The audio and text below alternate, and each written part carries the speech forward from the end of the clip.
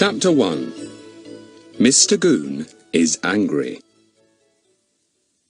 Mr. Goon, the village policeman, was in a very bad temper. He sat at his desk and stared at 3 pieces of paper there spread out before him. Beside them were 3 cheap envelopes. On each sheet of paper, separate words were pasted in uneven lines. "They're all words cut out of some newspaper," said Mr. Goon. "So's the writer's handwriting wouldn't give him away, I suppose. And what nonsense they make. Look at this one now. Turn him out of the Ivies. What does that mean, I'd like to know? And this one. Ask Smith what his real name is. Who's Smith?" He stared at the last piece of paper. "Call yourself a policeman? Better go and see Smith." "Gah," said Mr. Goon. "Better put 'em all into the waste paper basket." He took one of the envelopes and looked at it. It was a very cheap one, square in shape, and like the others, had only 2 words pasted on it. Mr. Goon. Each word was pasted separately, as if cut from a newspaper. Goon's surname had no capital letter, and he nodded his head at that. "Must be a fellow with no education that put my name with a small letter," he said. "What's he mean? All this business about some place called the Ivies, and a fellow called Smith? Must be mad. Rude, too. Call myself a policeman? I'll tell him a few things when I see him." He gave a sudden shout. "Mrs. Hicks, come here a minute, will you?" Mrs. Hicks, the woman who came to clean for Mr. Goon, shouted back, "Let me wipe my hands and I'll be there." Mr. Goon frowned. Mrs. Hicks treated him as if he were an ordinary man, not a policeman, whose frown ought to send her scuttling, and whose voice ought to bring her in at top speed. After a minute or 2 she arrived, panting as if she had run for miles. "Just in the middle of washing up," she began. "And I think I'd better tell you, Mr. Goon, you want a couple of new cups and a—" "I've no time to talk about crockery," said Mr. Goon snappily. "Now see here." "And me tea-cloth is just about in rags," went on Mrs. Hicks. "How am I supposed to wash up with—" "Mrs. Hicks, I called you in on an official matter," said the policeman sternly. All right, said Mrs. Hicks in a huff. "What's up? If you want my advice on that fellow who goes round stealing the vegetables off our allotments, well, I can give a good guess. "Be quiet, woman," said Mr. Goon fiercely, wishing he could clap her into a cell for an hour or 2. "I merely want to ask you a few questions." "What about? I've done nothing wrong," said Mrs. Hicks, a little alarmed at Goon's angry face. "Look, see these 3 letters you brought in to me?" said Goon, pushing the envelopes over towards Mrs. Hicks. "Well, where exactly did you find them? You said one was in the coal shed, on the shovel." "That's right," said Mrs. Hicks. "Set right in the middle of the shovel it was, and all it said on the envelope was Mr. Goon, and I brought it straight into you today." "And where did you say the others were?" asked Mr. Goon in his most official manner. "Well, one come in through the letterbox sometime," said Mrs. Hicks, "and you weren't in, so I put it on your desk. And the second one was on the dustbin lid, sir, stuck there with a bit of sticky paper. Couldn't help but see it when I went to empty the dustpan. And what I say is, it's pretty strange to have notes all—" Yes, said Mr. Goon. "Have you seen anyone sneaking about round the back? Somebody must have climbed over the fence to put the notes in the coal shed and on the dustbin." "I haven't seen no one," said Mrs. Hicks. "And what's more, if I had, I'd have taken my broom and given him a whack on the head. What's in the notes, sir? Anything important?" "No," said Mr. Goon. "It's probably all just a silly joke. You don't know of any place here called the Ivies, do you?" "The Ivies?" said Mrs. Hicks, considering. "No, I don't. Sure you don't mean the Poplars, sir? Now, a nice gentleman lives there, sir. I clean for him each Friday when I don't come to you, and he's ever so nice to me. "I said the Ivies, not the Poplars," said Mr. Goon. "All right, you can go, Mrs. Hicks. But keep an eye on the back garden, will you? I'd like to get a description of whoever it is leaving these notes about the place. I will that, sir, said Mrs. Hicks. And what about me getting you a couple more cups, sir? One broke in my hand and... Oh, get the cups, said Mr. Goon. And I don't want to be disturbed for the next hour. I've important work to do. So have I, said Mrs. Hicks. That kitchen stove of yours is just crying out for a good clean and... Well, go and stop it crying, snapped Mr. Goon, and heaved a sigh of relief as Mrs. Hicks disappeared in a huff. He studied the 3 notes again, puzzling over the cut-out, pasted-on words. What newspaper had they been cut from?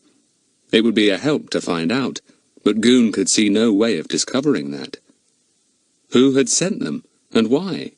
There wasn't any place called the Ivies in Peterswood. He took up a local directory of roads and houses again, and went through it carefully. Then he picked up the telephone receiver. When the phone was answered, he asked for the postmaster. PC Goon here, he said importantly, and at once he was put through to the right department. Postmaster, said Goon. I want a little information, please. Is there a house, possibly a new one, called the Ivies, here in Peterswood? The Ivies? Said the postmaster. Let me think. Ivies? No, there isn't, Mr. Goon. There's the Poplars, though. That might be... It is not the Poplars, said Goon. I'm also looking for someone called Smith, who... Smith? Oh, I can give you the addresses of at least 15 Smiths in Peterswood, said the postmaster. Do you want them now? No, I don't, said Mr. Goon desperately, and put down the receiver with a bang. He gazed at the 3 notes again. No address on them, no name at the bottom. Where did they come from? Who had sent them? Did they mean anything? Or was it a stupid joke? A joke? Who would dare to play a joke like that on him, P.C. Goon, representative of the law for Peterswood? An uneasy feeling crept over Mr. Goon as a vision of a big boy with a broad grin on his face came into his mind. That boy, Frederick Trottville, he said out loud. He's home for the holidays, and he won't have gone back to school yet. Gah! That toad of a boy. He'd think it was clever to send me notes like this, sending me off on a false trail, putting me on a wrong scent, deceiving me and making me look for houses called the Ivies. Gah! He sat down to do some work, but at the back of his mind was the continual thought that it might be Fatty Trottville playing a joke, and he found himself unusually slow with the making out of his reports. In the middle of his second report, Mrs. Hicks came running in, breathless as usual. Mr. Goon, sir, here's another of them notes, she said, panting as if she had run a mile, and putting another of the familiar square envelopes down on Mr. Goon's desk. He stared at it. Yes, his name was there as usual, pasted on the envelope. Mr. Goon. No capital letter for his surname, so it was obviously from the same sender. Did you see anyone? Where'd you find it? Demanded Mr. Goon, slitting it open very carefully. Well, I went to hang out my dishcloth, and a real rag it is, too, said Mrs. Hicks. And when I put my hand into the peg bag, there was this letter on top of the pegs. Was anyone about? Asked Mr. Goon. No, the only person who's been this morning is the butcher boy with your chops, said Mrs. Hicks. Butcher boy? Said Goon, starting up and making Mrs. Hicks step backwards in fright. Huh! Now we know where we are. Butcher boy. Did you see this boy? No, sir, I was upstairs making your bed, said Mrs. Hicks, alarmed at Goon's purple face. I just called out to him to leave the meat on the table, and he did because I found it there, and he went off whistling and... All right, that's enough. I know all I want to know now, said Goon. I'm going out, Mrs. Hicks, so answer the telephone for me till I'm back. And you'll be glad to know that's the last of these notes you'll find. Butcher boy. I'll butcher boy him. But Charlie Jones is a good lad, said Mrs. Hicks. He's the best boy the butcher ever had. He told me so. I'm not thinking of Charlie Jones, said Mr. Goon, putting on his helmet and adjusting the strap. Oh, no. I'm thinking of someone else. And that someone else is going to get a nasty shock. Mrs. Hicks was puzzled and curious, but not another word would Mr. Goon say. He strode out of his office, fetched his bicycle, and rode off. In his pocket were the 4 notes he had received. He thought over the 4th one as he rode down the street. 10 words, cut out from newspapers again, and pasted on the sheet. "You'll be sorry if you don't go and see Smith." It's that big boy, Frederick Tropville, I'm certain it is, thought Goon, pedalling fast. Ha! He disguised himself as a butcher boy again, did he? Well, he's done that before, and he's made a great mistake doing it again. I can see through you, you toad of a boy. Wasted my time with idiotic notes. I've got you this time. You just wait. He turned in at Fatty's gate and rode up the drive to the house. At once, a small Scotty raced out of the bushes, barking gleefully at the policeman's ankles. "You clear off!"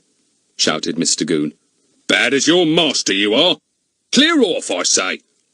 "Hello, Mr. Goon," said Fatty's voice. "Come here, Buster. You can't treat your best friend like that. You seem in a hurry, Mr. Goon." The policeman dismounted, his face red with pedalling so furiously. "You keep that dog off me," he said. "I want a word with you, Frederick Tropville. In fact, I want a long talk. Ha! You thought you were very clever, didn't you, sending all those notes?" "I really don't know what you're talking about," said Fatty, puzzled. "But do come in. We'll have a nice, cosy chat together." Chapter 2. A new mystery, perhaps. Fatty took Mr. Goon in at the side door, and then into the sitting room. "Is your mother in, or your father?" asked Goon, thinking that it would be good for them to see their wonderful son properly ticked off by him. "No, they're out," said Fatty. "But Larry and the others are here. I'm sure they would be interested to hear your little tale, whatever it is. We've been a bit dull these holidays so far. No mystery to solve, Mr. Goon. I suppose you haven't one that you want any help with." "You'd talk the hind leg off a donkey, you would," said Mr. Goon, glad to get a word in. "So those friends of yours are here, are they? Yes, you bring 'em in. Do them good to hear what I've got to say." Fatty went to the door and gave such a loud shout that Mr. Goon almost jumped out of his skin. It made Buster come out from under a chair and bark madly. Mr. Goon glared at him. "You keep away from me, you pest of a dog," he said. "Frederick, can't you send that animal out of the room?" "No," said Fatty. "Buster, sit." There was the sound of feet coming down the stairs, and Larry, Daisy, Pip and Bets rushed in, eager to know why Fatty had yelled so loudly. They stopped short when they saw the stout policeman. "Oh, hello, Mr. Goon," said Larry, surprised. "What a pleasant surprise." "So you're all here, are you?" said Mr. Goon, glaring round.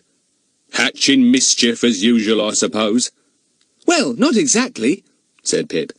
"Fatty's mother is having a jumble sale, and we're turning out the attic for her to see what we can find. Have you got any jumble to spare, Mr. Goon? A couple of old helmets that don't fit you, perhaps? They'd sell like hotcakes." Bets gave a sudden giggle, and then retreated hurriedly behind Fatty as Goon looked sternly at her. "Sit down, all of you," commanded Mr. Goon. "I've come here about a serious matter. I thought I'd see what you've got to say about it before I report it to headquarters." "This sounds very, very interesting," said Fatty, sitting on the couch. "Do sit down too, Mr. Goon. Let's all be comfortable and listen to your bedtime story." "It won't do you any good to be cheeky, Frederick, I can tell you that," said Mr. Goon, seating himself majestically in the biggest armchair in the room. "No, that it won't. First of all, why weren't you upstairs in the attic with the others?" Fatty looked astonished.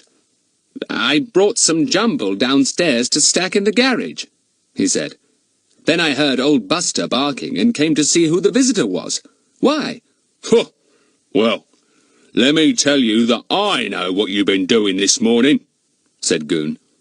You've been putting on that butcher boy disguise of yours, haven't you?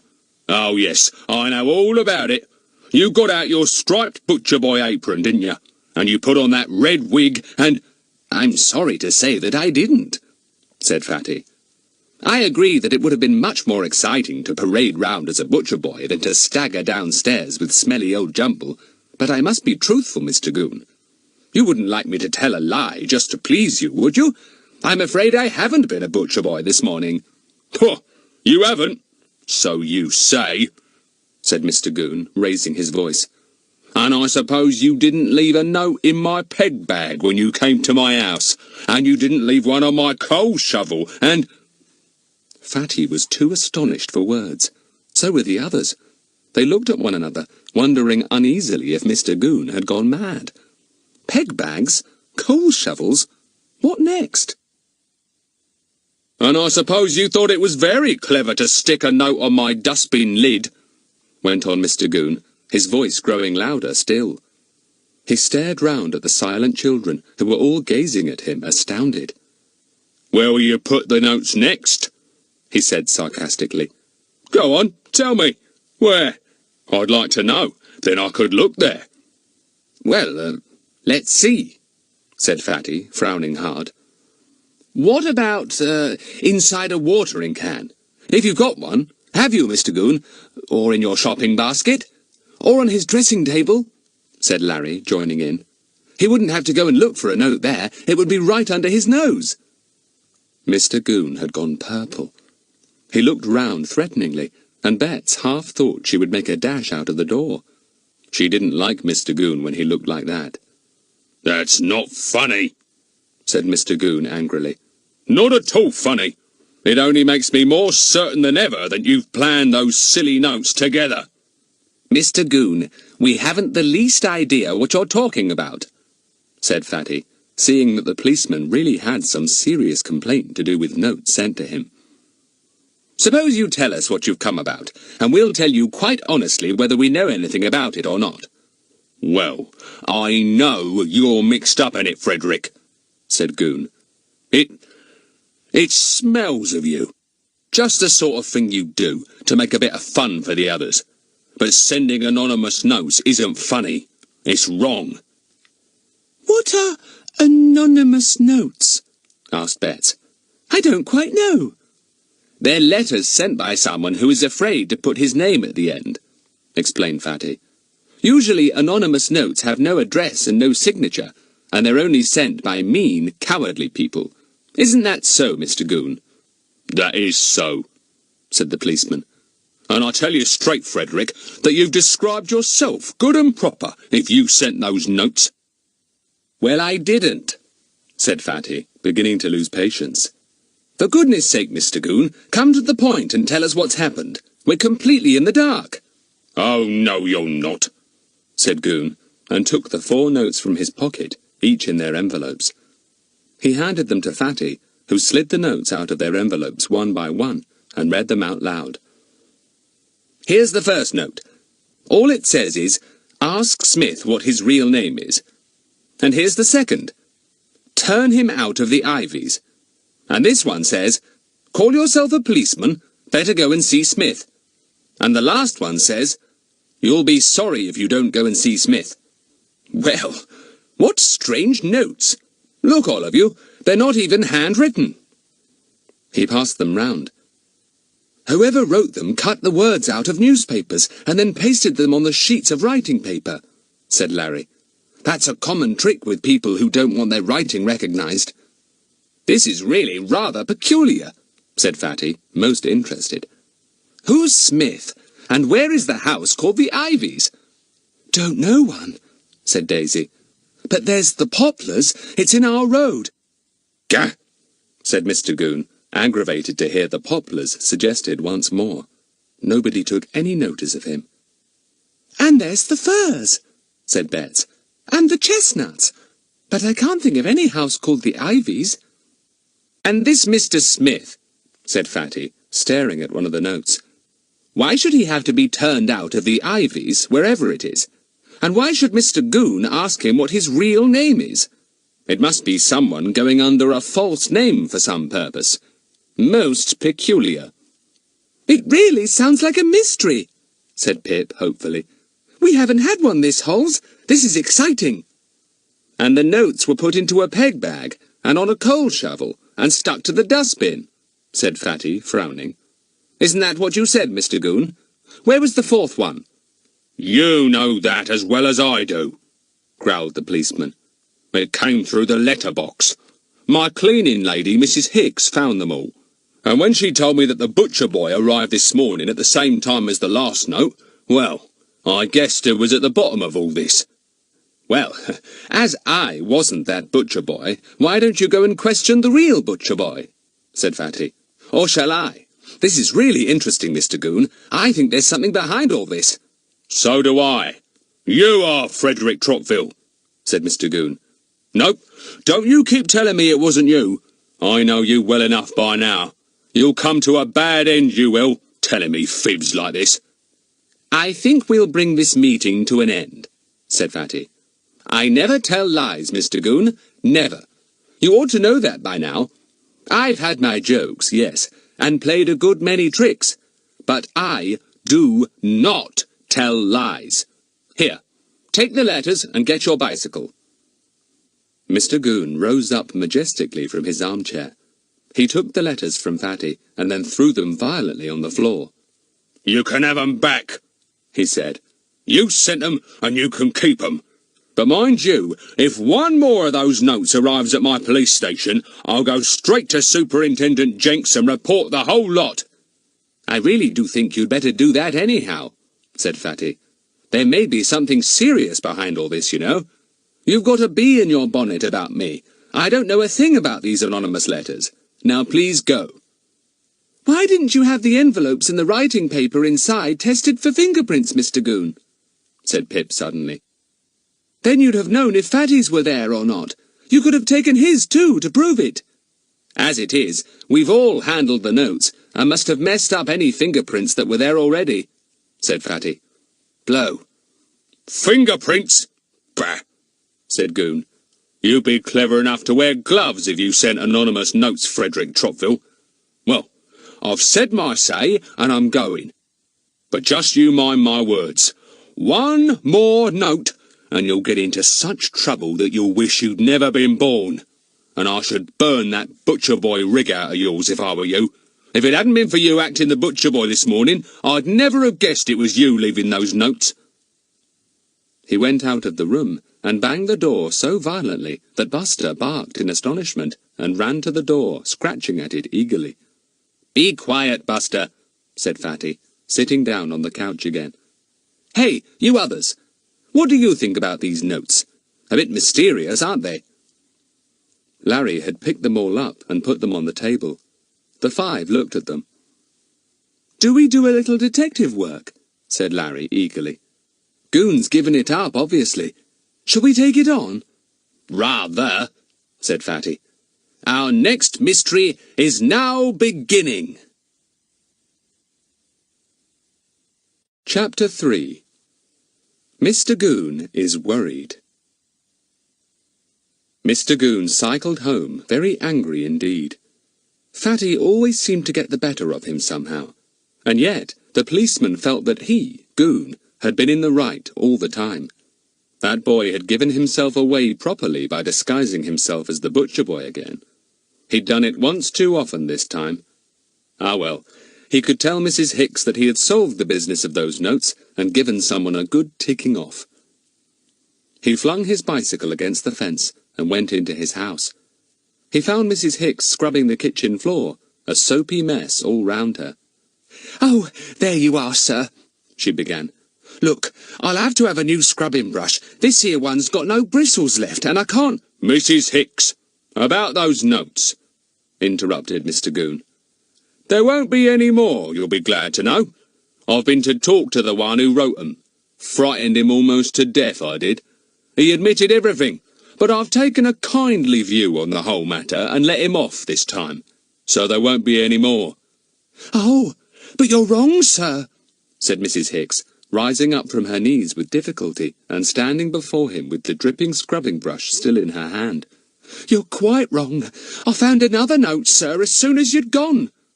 "You couldn't have," said Mr. Goon, taken aback. "Oh, but I did, sir," said Mrs. Hicks.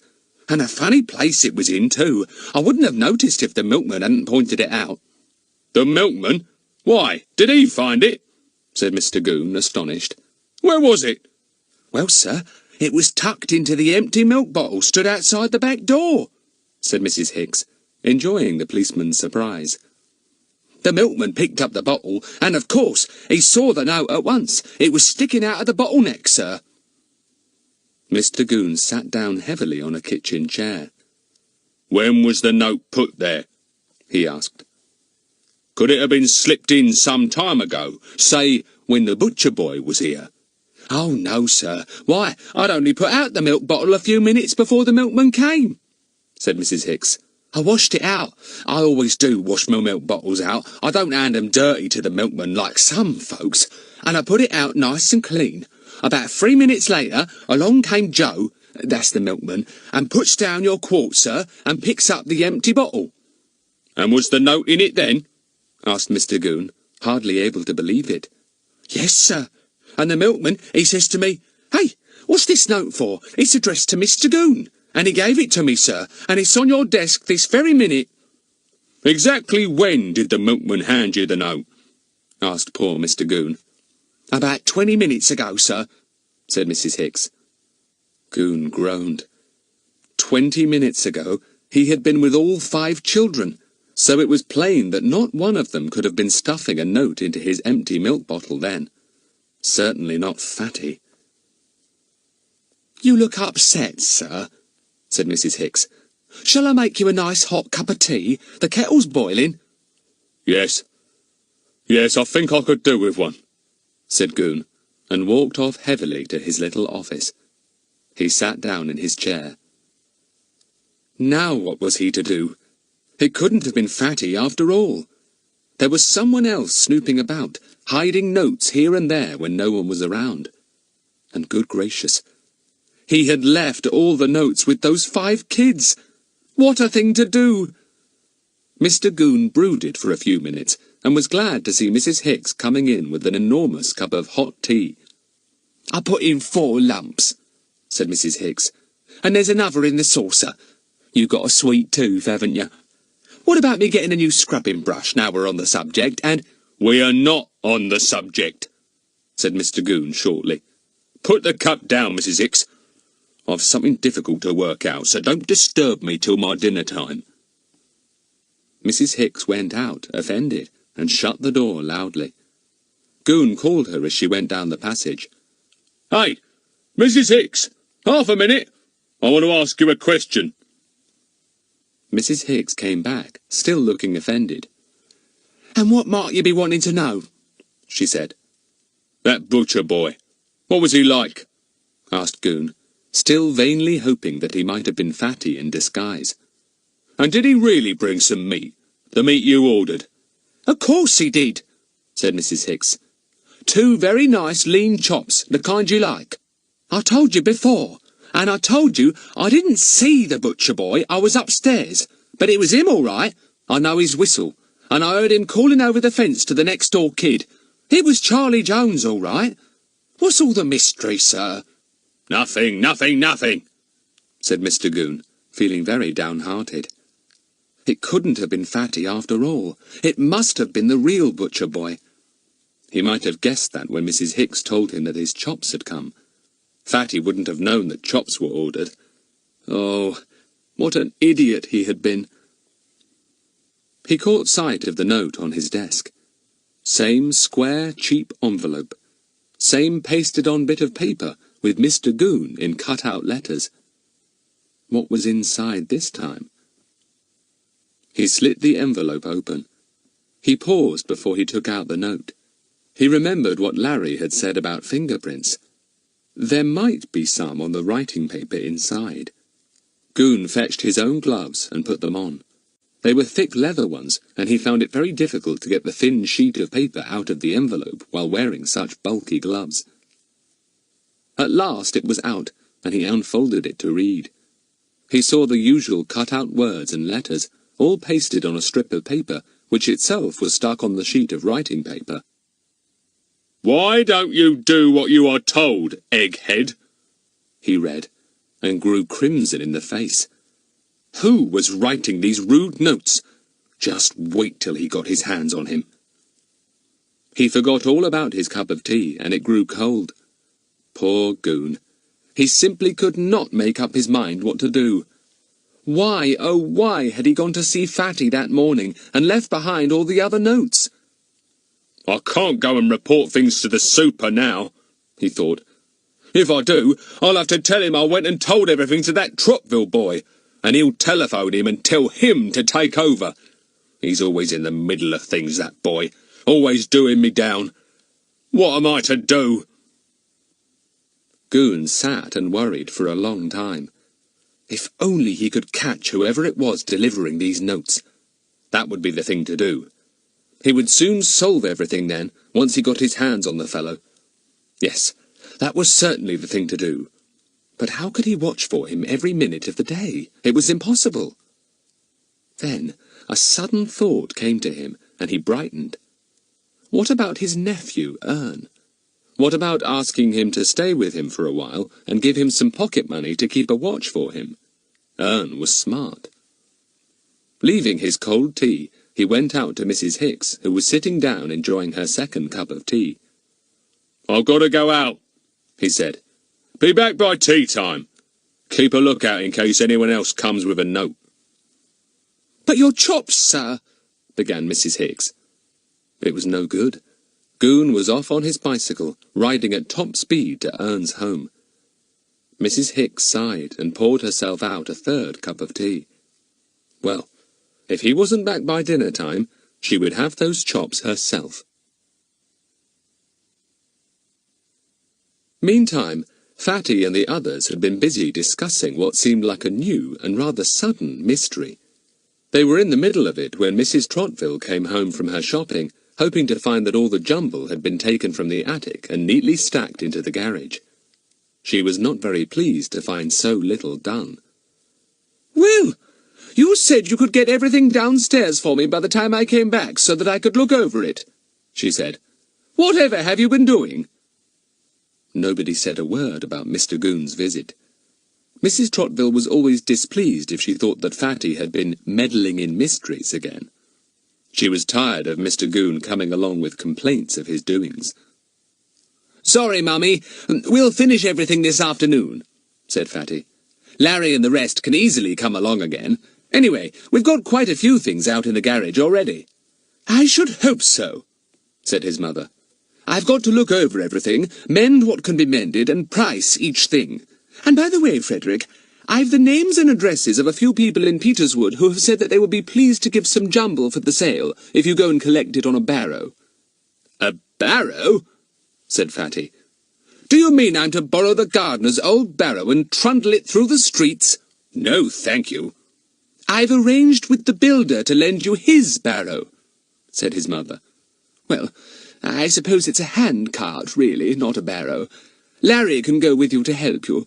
It's for a good cause, so you can do your bit, surely." "You have an awful lot of good causes, Mummy," said Fatty.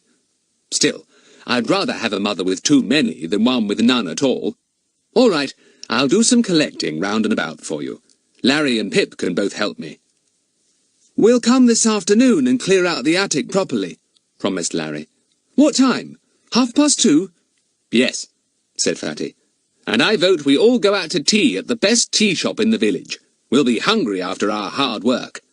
"Well, I'll pay for a good tea," said his mother, laughing.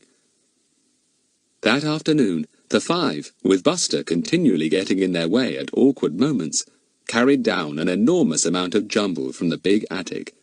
And, just as they were in the very middle of it, a piercing whistle was heard coming up the attic stairs. "Whoever's that?" said Fatty, startled. He looked down the steep little flight of stairs. "Gosh! It's Ern! Ern, what on earth are you doing here?" "Come on down," said Ern. "I've got something to tell you. I'm staying with me uncle. He fetched me this morning." "Staying with Mr. Goon?" said Fatty disbelievingly. "But you detest him. Half a mo, we'll all be down and hear what you've got to say. My word, Ern, this is a surprise. We'll be down in a tick." Chapter 4. Ern's New Job. Everyone was amazed to hear that Ern had suddenly come to stay with Mr. Goon.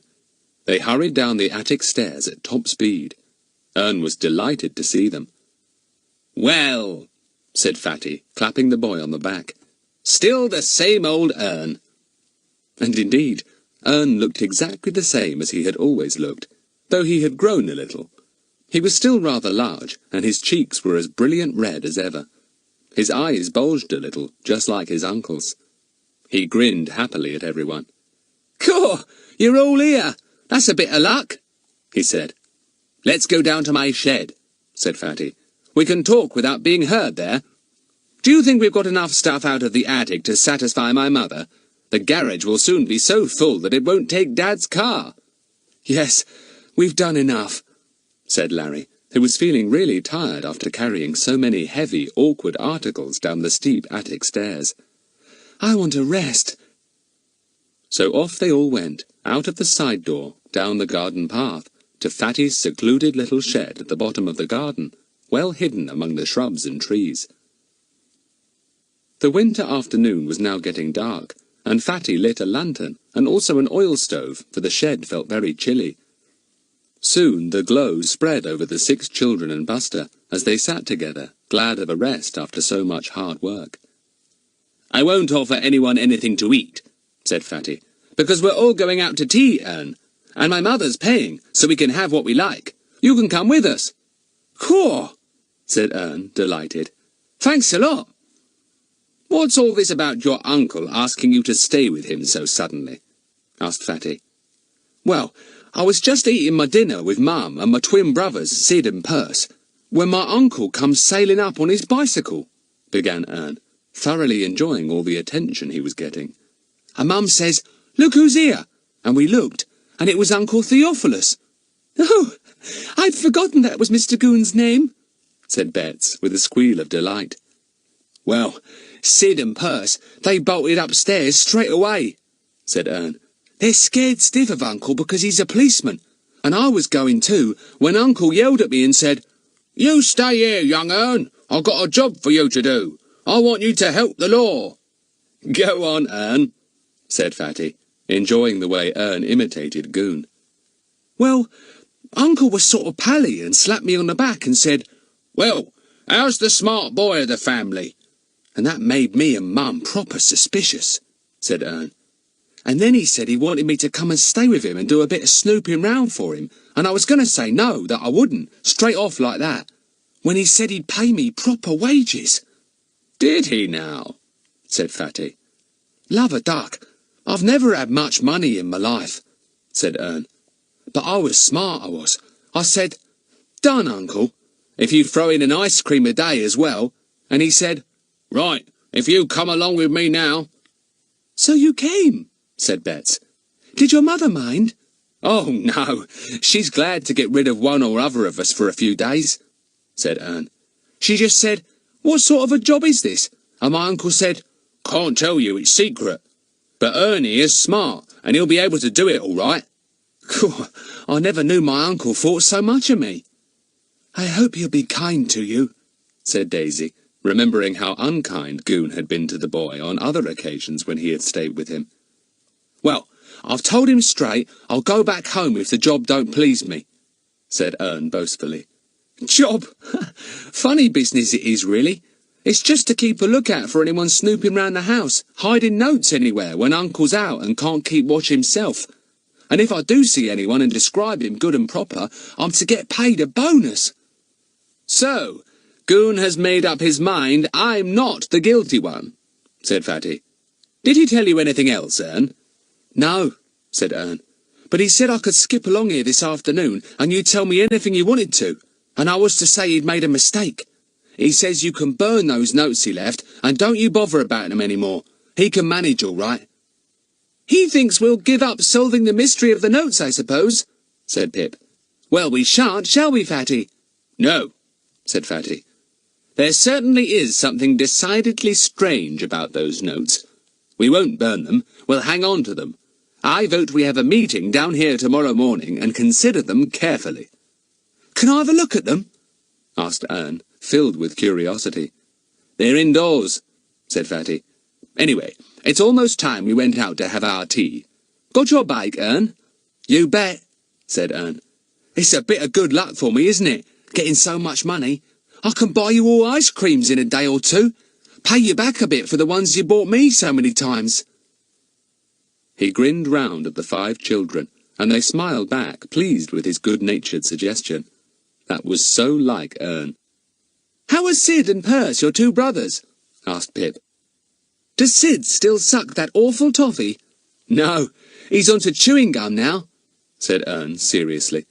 He got into trouble at school over that toffee. Couldn't spit it out soon enough when the teacher got onto him about it. So now he buys chewing gum. It's easier to manage, he says. Perce is all right too. You should have seen him and Sid scoot upstairs when Uncle arrived this morning. Atom bombs couldn't have gotten him up quicker. They all laughed.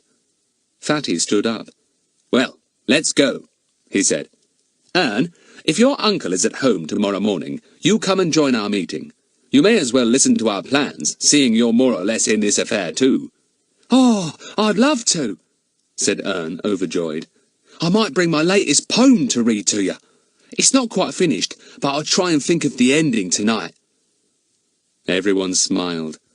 Ern and his poems. He did try so hard to write them, but nearly always got stuck in the middle. They all went out of Fatty's shed, and he locked it behind him carefully. No grown-up was allowed to see what treasures he had there. All his many disguises, his make-up, his false teeth and moustaches and whiskers. Mr. Goon's eyes would have fallen out of his head if he had seen them. They switched on their bicycle lamps and rode off to the tea shop, Buster in Fatty's bicycle basket. They left their bicycles outside the shop and went in, Buster keeping close to heel. "A table for 6, please," said Fatty politely. Soon they were all sitting down enjoying a truly marvellous tea.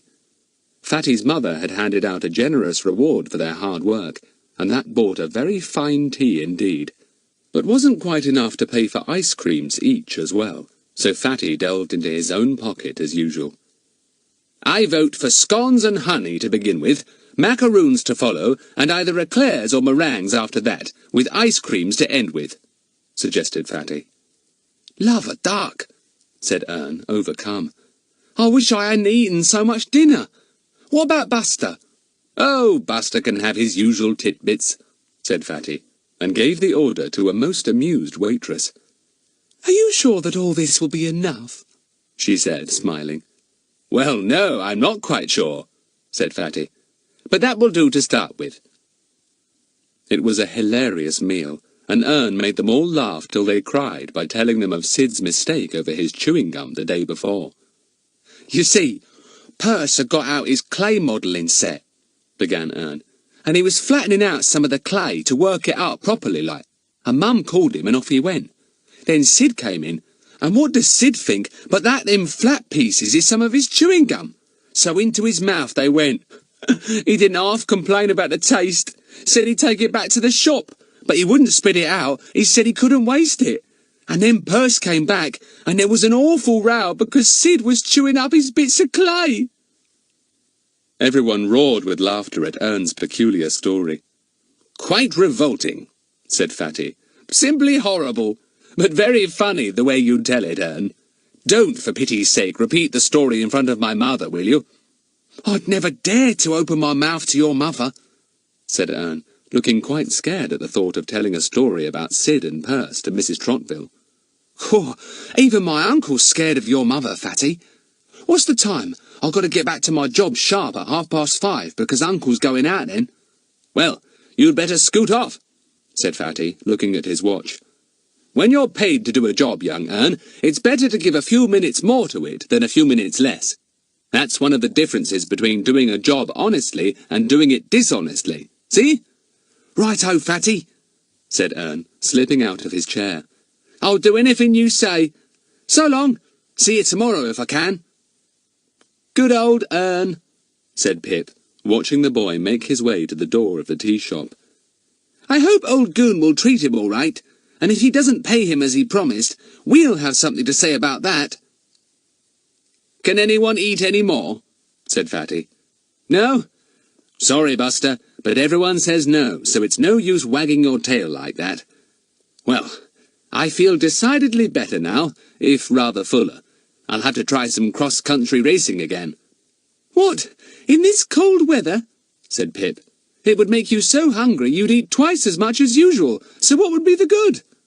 I hoped you'd say that, Pip, old thing, said Fatty with a chuckle. Well, we'll get home. Tomorrow at 10:30, all of you. I've got a little job to do tonight before I go to bed. What's that? Asked the others. I'm going to use my fingerprinting powder and see if I can find any unusual prints on the sheets of paper those messages were pasted on, said Fatty. And so, all by himself in his shed, Fatty tested the sheets for strange fingerprints, feeling very professional indeed. But it was no use. The sheets were such a mass of prints that it would have been quite impossible to decipher a strange one. There are Mr. Goon's prints, and all of ours, groaned Fatty. I do hope Mr. Goon doesn't mess up any new notes. He ought to test for prints as soon as he gets one. Well, I hope this is a mystery boiling up. It certainly has the smell of one. Chapter 5. A Meeting and the First Clue.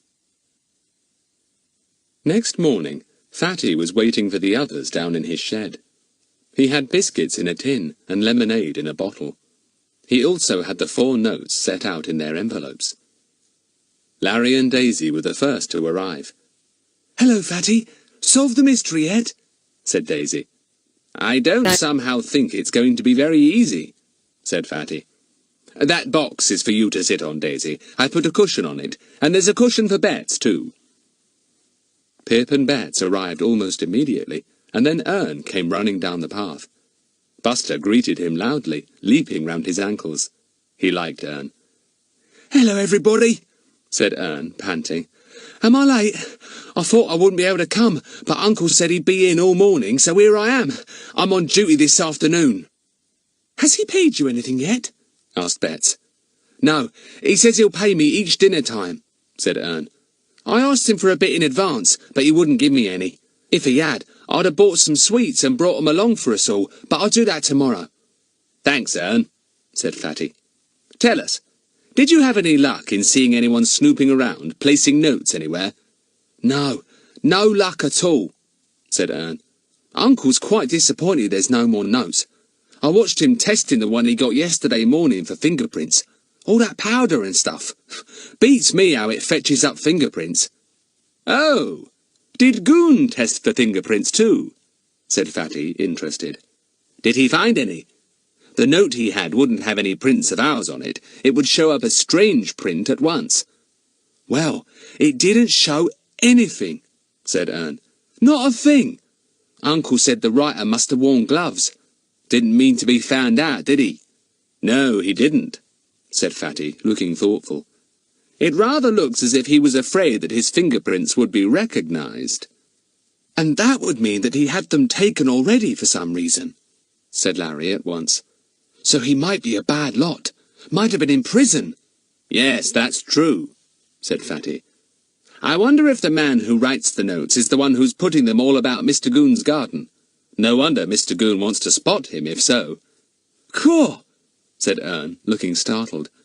Do you think he might be dangerous? Do you think he'd shoot me if he saw me spying for him? Oh, no, I shouldn't think so, said Fatty. I don't think you will spot him, Ern. He'd be very careful indeed. I wish I knew what he meant by these notes, though. And why does he go to so much trouble cutting out letters and words from the newspapers and putting them laboriously on strips of paper and then sticking the strips on writing paper? Why couldn't he just disguise his writing? It's easy enough to do. It might be easy for you, Fatty, but not for most people, said Daisy. You say you saw and heard nothing at all to make you think anyone was around, and that no note was found this morning, said Fatty to Ern. I wonder if that was because you were there. Who is in the house when Mr. Goon is out? Only Mrs. Hicks, the woman who comes in to clean, said Ern. She's not there all the time anyway, and I don't believe she'd notice anyone around unless they rang the bell or banged on the knocker. Why, she never even noticed the boy next door when he hopped over the fence to get his ball. The boy next door?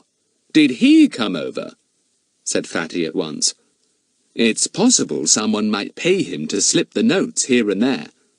Well, I watched him like anything, said Ern. I was peeping out of the bedroom window, see? And I saw two kids playing ball next door, and suddenly their ball came over the fence. And then the boy climbed over, got his ball and went back, looking all round in case my uncle came rushing out. He didn't have any note. He just picked up his ball and ran for his life. He doesn't sound suspicious, said Fatty, and the others nodded in agreement. Still, you've got to suspect anyone who comes, Ern. Righto. I'll even give the next-door cat the once-over if he comes, said Ern, grinning. Now, let's consider these notes carefully, said Fatty, and spread them out in a row on the table. I'll read them all out again. Listen, everyone. You too, Ern, because you haven't heard them before. Fatty picked up the first one. Number 1. Ask Smith what his real name is. Number 2. Turn him out of the Ivies. Number 3. Call yourself a policeman. Better go and see Smith. Number 4. You'll be sorry if you don't go and see Smith. And I can tell you number 5, said Ern eagerly. It was on Uncle's desk when he was doing the fingerprint test, and I saw it. It said, "Why don't you do what you're told, egghead?" Everyone laughed. Ern grinned. Uncle didn't like that, he said. Well, said Fatty, what does anyone gather from these notes? There's a house called the Ivies somewhere, said Bets. And a man called Smith lives in it, said Daisy. And it's not his real name, it's a false one, said Larry. And if he's using a false name, there must be some reason for it, added Pip. And possibly it means that at one time or another he's been in trouble and doesn't want people to know his real name now. But why should the writer of these notes want him turned out of the Ivies? Said Fatty, frowning. And what reason would there be to turn him out? Well, until we find the Ivies, it's impossible to do anything. To find a house called the Ivies must be our very first step. I suppose we can't find the writer of the notes, can we? Suggested Daisy. It might be a help if we knew who he was. How can we? Asked Larry. He doesn't give a thing away, not a thing. Not his handwriting, not his fingerprints, nothing. He's so very careful that he's spent ages and ages snipping printed letters or words out of newspapers and pasting them on the sheet. I wonder if we could find anything out about him from these little snippings, said Fatty, gazing at them. Newspapers are printed on both sides. There might be a guide to us in something on the other side of the snippings. I rather think the man is using only one newspaper. The letters all seem to be the same type of printing. But goodness me, we can't unpaste the letters from the sheets, said Bets.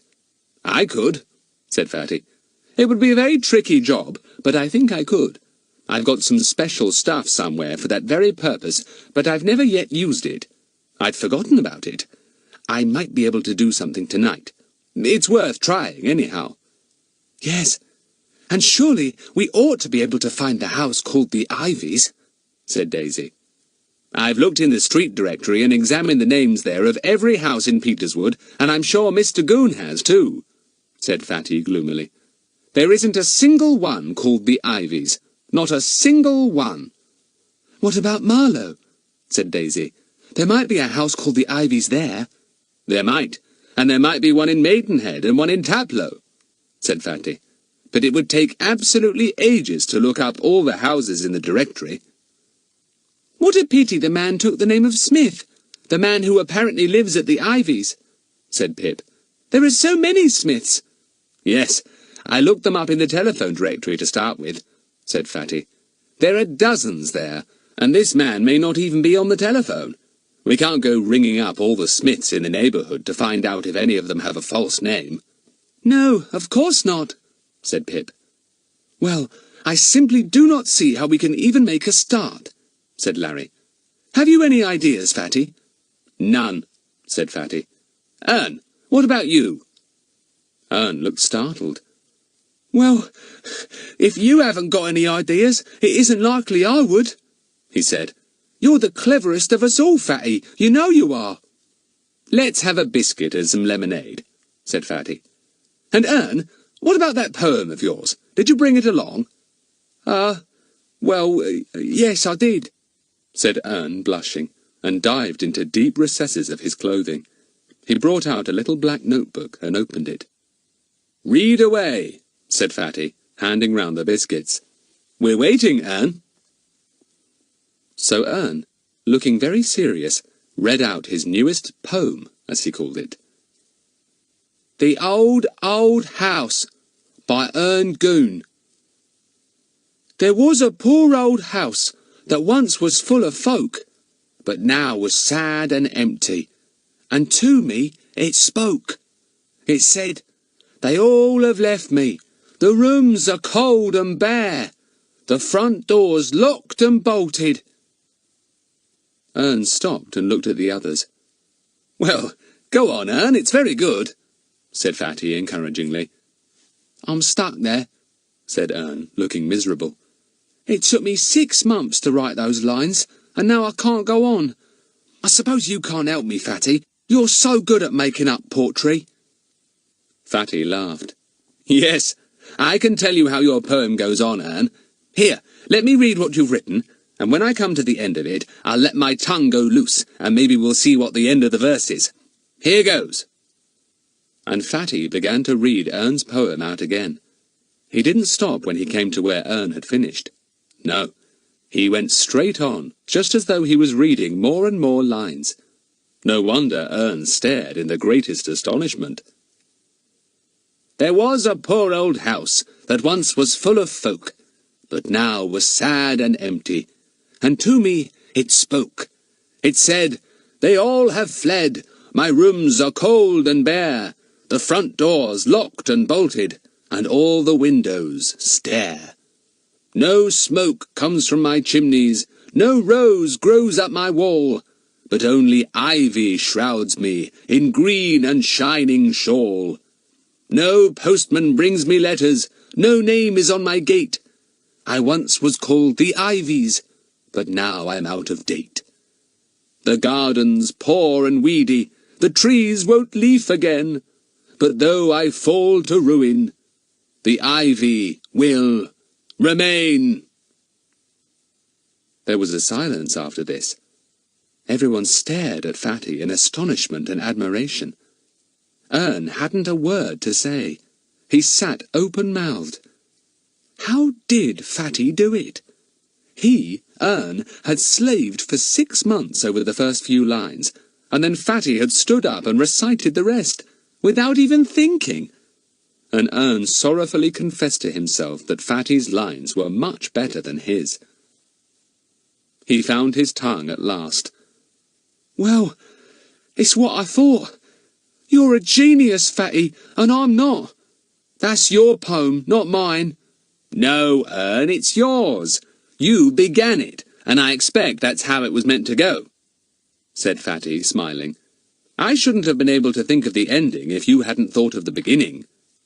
"It beats me, it really does," said Ern. "Hey, fancy you putting in that bit about the ivies too, and the ivy growing up the wall. Well, even if it had no name on the gate, like you said, anyone would know it was still the Ivies because of its green and shining shawl. Oh, that's a lovely line, Fatty. You're a real poet, you are." But Fatty wasn't listening to Ern's last few words. He stood still, staring into space, and Bets felt quite alarmed. Was Fatty ill? "What's the matter, Fatty?" she said. "Well, don't you see?" said Fatty, coming to himself again. "What I said in the verses. Even if there's no name on the gate, even if the house hasn't got a name, it must still have got the ivy that gave it its old name. Why don't we go out and look for a house covered with ivy? We can easily cycle all round and about. We might find the very house we want." "Love a duck," said Ern in awe. "You're a one, Fatty. You really are. You make up a poem and it gives us the first clue. I never knew anyone like you. Honest, I didn't." Chapter 6. Looking for Ivy. The 6 children began to talk about Fatty's sudden brainwave. Of course! Any house once called the Ivies must certainly be covered with ivy, or there would be no point in giving it such a name. "But why wouldn't it still be called the Ivies?" asked Daisy. "It's an old-fashioned sort of name," said Larry. "Maybe it's owned now by someone who just prefers a number for their house. The house opposite ours used to be called 4 Towers, but now it's simply number 17, with the 17 written out in full."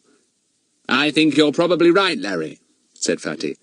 "Well, the thing to do is to go round looking for houses covered with ivy. I don't imagine that anyone would have the ivy pulled up if they bought the house, because it clings to the wall so tightly and sends its little tiny rootlets into every nook and cranny. The ivy will still be there." "A green and shining shawl," quoted Ern, who still hadn't recovered from Fatty's ending to his poem. "Caw, Fatty, you're a wonder. To think of you standing up there and—" "Forget it, Ern," said Fatty. "You could do it too if you let your tongue just go loose. Practice is all you need. Now, let's get on with the discussion. We're all agreed then that the next thing to do is search for an ivy-covered house with just a number, since we know there isn't a single house in Peterswood called the Ivies." "It might have another name," said Bets. "Yes, you're right, Bets," said Fatty. "It might. The people who called it the Ivies might not be there now. They might have moved." "Still, we know that people called Smith lived there, if what those peculiar notes say is true," said Daisy. "So, whenever we find a house covered with ivy, we have to try and find out if the people in it are called Smith," said Larry triumphantly. "I really feel as if we're getting somewhere now." "I bet my uncle won't think up anything as clever as this," said Ern, thoroughly enjoying himself. "He didn't hear Fatty's verses," said Pip. "If we hadn't heard them either, we'd not have thought of that clue. Looking for an ivy-covered house that wasn't called the Ivies. Fatty, when can we go and look for this house?" "No time like the present," said Fatty. "Got your bike, young Ern? Then you can come with us." "Suppose my uncle asks me what I've been up to this morning," said Ern. "Shall I tell him I haven't seen you?" "Certainly not," said Fatty, shocked. "Any untruths of that sort from you, Ern, and you don't come to any more meetings. You ought to know by now what we think of people who don't tell the truth." "I'm sorry, Fatty," said Ern humbly. "But I just didn't want to give anything away. My uncle's bound to ask me to tell him everything we said, and I don't want him to worm things out of me. I just thought it would make it easy like, to say I hadn't seen you." "Never you take the easy way out, if it means being dishonest or untruthful," said Fatty.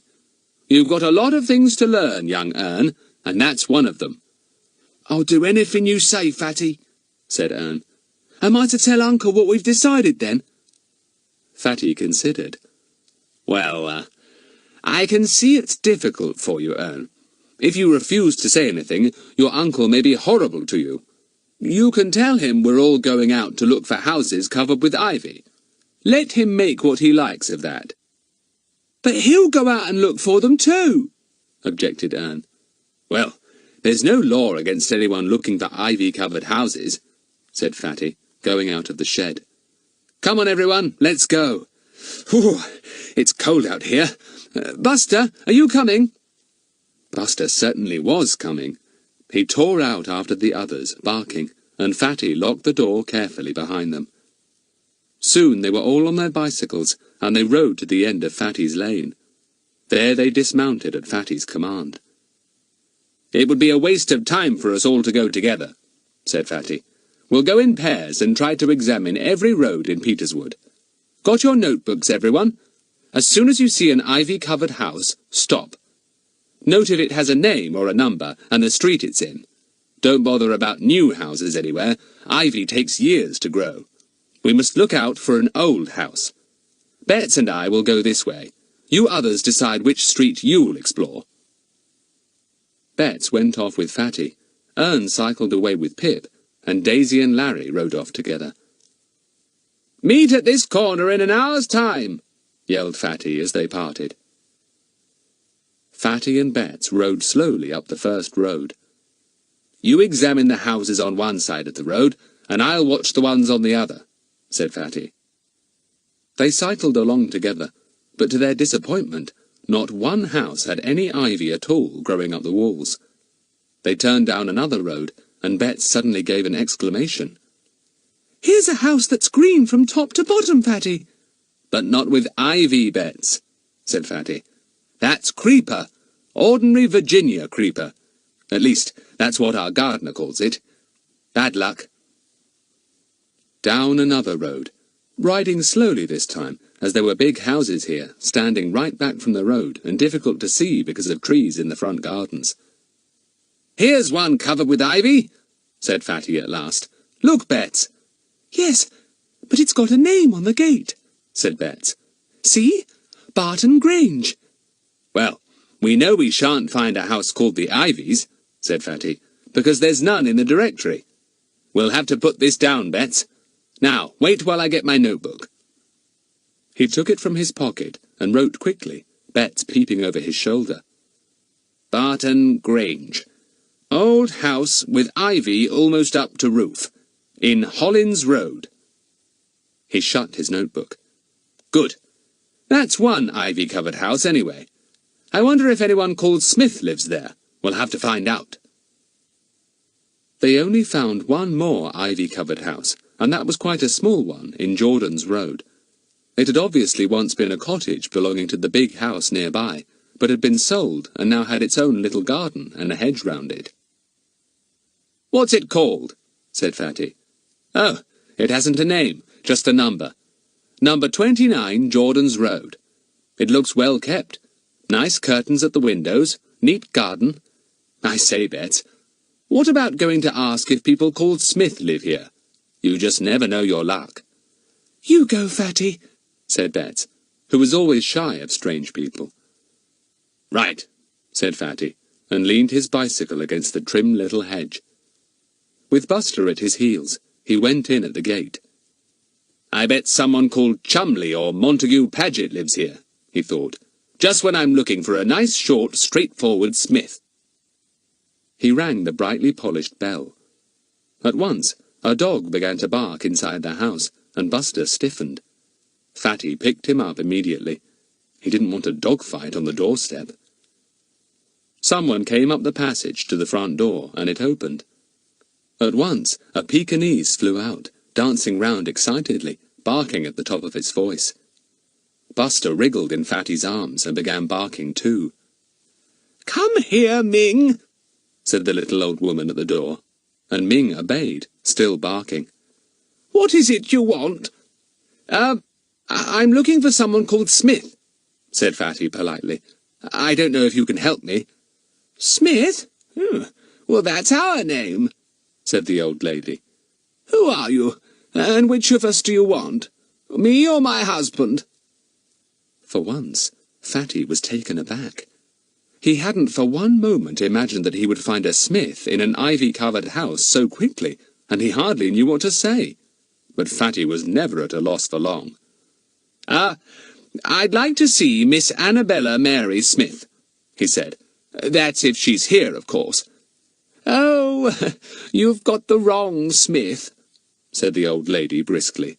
"There's no Miss Smith here, only a Mr. and Mrs. Smith, my husband and myself. Wait, my husband's here. He may know of another Smith somewhere near. John, come here a minute, will you, dear?" A nice old man appeared with a wrinkled, kindly face and twinkling eyes. Fatty liked him at once. His wife repeated what Fatty had said. "Miss Annabella Mary Smith," he said. "No, I don't know anyone of that name in this road, anyway. We used to live in the big house next door, you know, and knew everyone in the district. but the place was too big for us, and we moved into this little place. Used to be our gardener's cottage, and very cosy it is, too." "Was it ever called the Ivies?" asked Fatty hopefully. Mr. Smith shook his head. "No, it was just called the cottage," he said. "Sorry I can't help you." "I'm very sorry to have bothered you," said Fatty, pleased to have met such a nice old couple. He went back to Bets and told her what had happened. "I felt rather mean bothering such nice people," he said, putting Buster down. "Well, although their name is Smith and they live in an ivy-covered house, they can't be anything to do with the Smith in those notes. That little place used to be called the cottage, not the Ivies. Come along, on with the search, Bets. I wonder how the others are getting on." Bets and Fatty were astonished to discover that there were no more houses with ivy in the roads they rode along. "Ivy must have gone out of fashion," said Bets. "There are plenty of houses with roses on the wall, and clematis, and wisteria, and creeper, but no ivy. Well, I must say ivy is a dark, rather ugly thing to cover a house with, when you can get so much prettier things to grow up the walls. What's the time, Fatty?" "Time to meet the others," said Fatty, looking at his watch. "Come on, let's see how they've got on. Better than we have, I hope. Certainly we found an ivy-covered house, and people called Smith, but not the ones we want." They cycled off to the corner where they were to meet the others. Larry and Daisy were there already, waiting patiently. Ern and Pip arrived soon after, Ern grinning all over his face as usual. "Any luck?" asked Fatty. "We're not quite sure," said Pip. "Let's go to your shed, Fatty. We can't talk here. We'll all compare notes and see if we've got anything useful." Chapter 7. Pip and Ern have some news. Soon all six, with Buster running round busily, were sitting once more in Fatty's shed. He produced some chocolate biscuits, and Buster sat up and begged at once.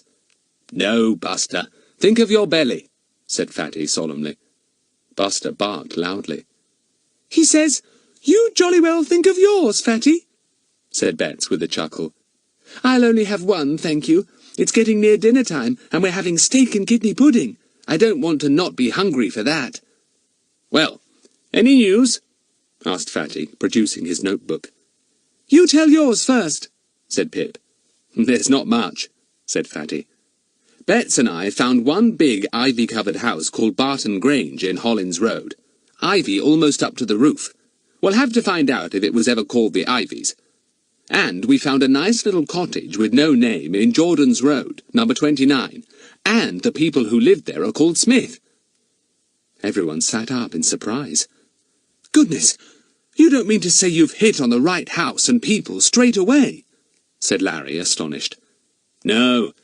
Apparently the house once belonged to the gardener of the big place next to it, and was called the cottage, not the Ivies," said Fatty. "And the Smiths weren't the right Smiths either. Most disappointing. We'll have to rule it out, I'm afraid. Well, what about you, Larry and Daisy?"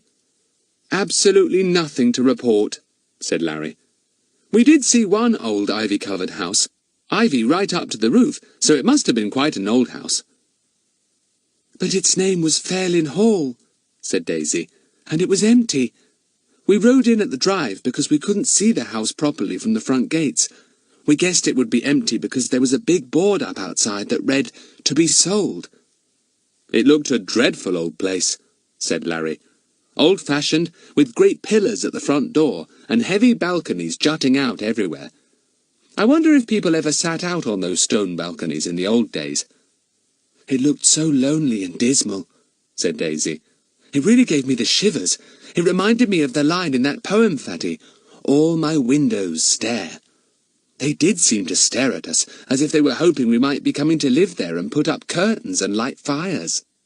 "But we ruled it out because it was called Fairlin Hall and was empty," said Larry. "No Smith there." "Quite right," said Fatty. "What about you and Ern, Pip?" "We found 2 ivy-covered houses," said Pip. "And one really might be worthwhile looking into, Fatty. Ern and I agreed that it might be the one." "Ah, this is better news," said Fatty. "Out with it, Pip." Well, Ern found the first one, said Pip, seeing that Ern had taken out his notebook and was looking hopefully at him, eager to enter into the debate. It was called Dean Lodge and was in Bolton Road, said Ern, in a very businesslike voice, flicking over the pages of his notebook as he had seen his uncle do. Ivy covered to the roof.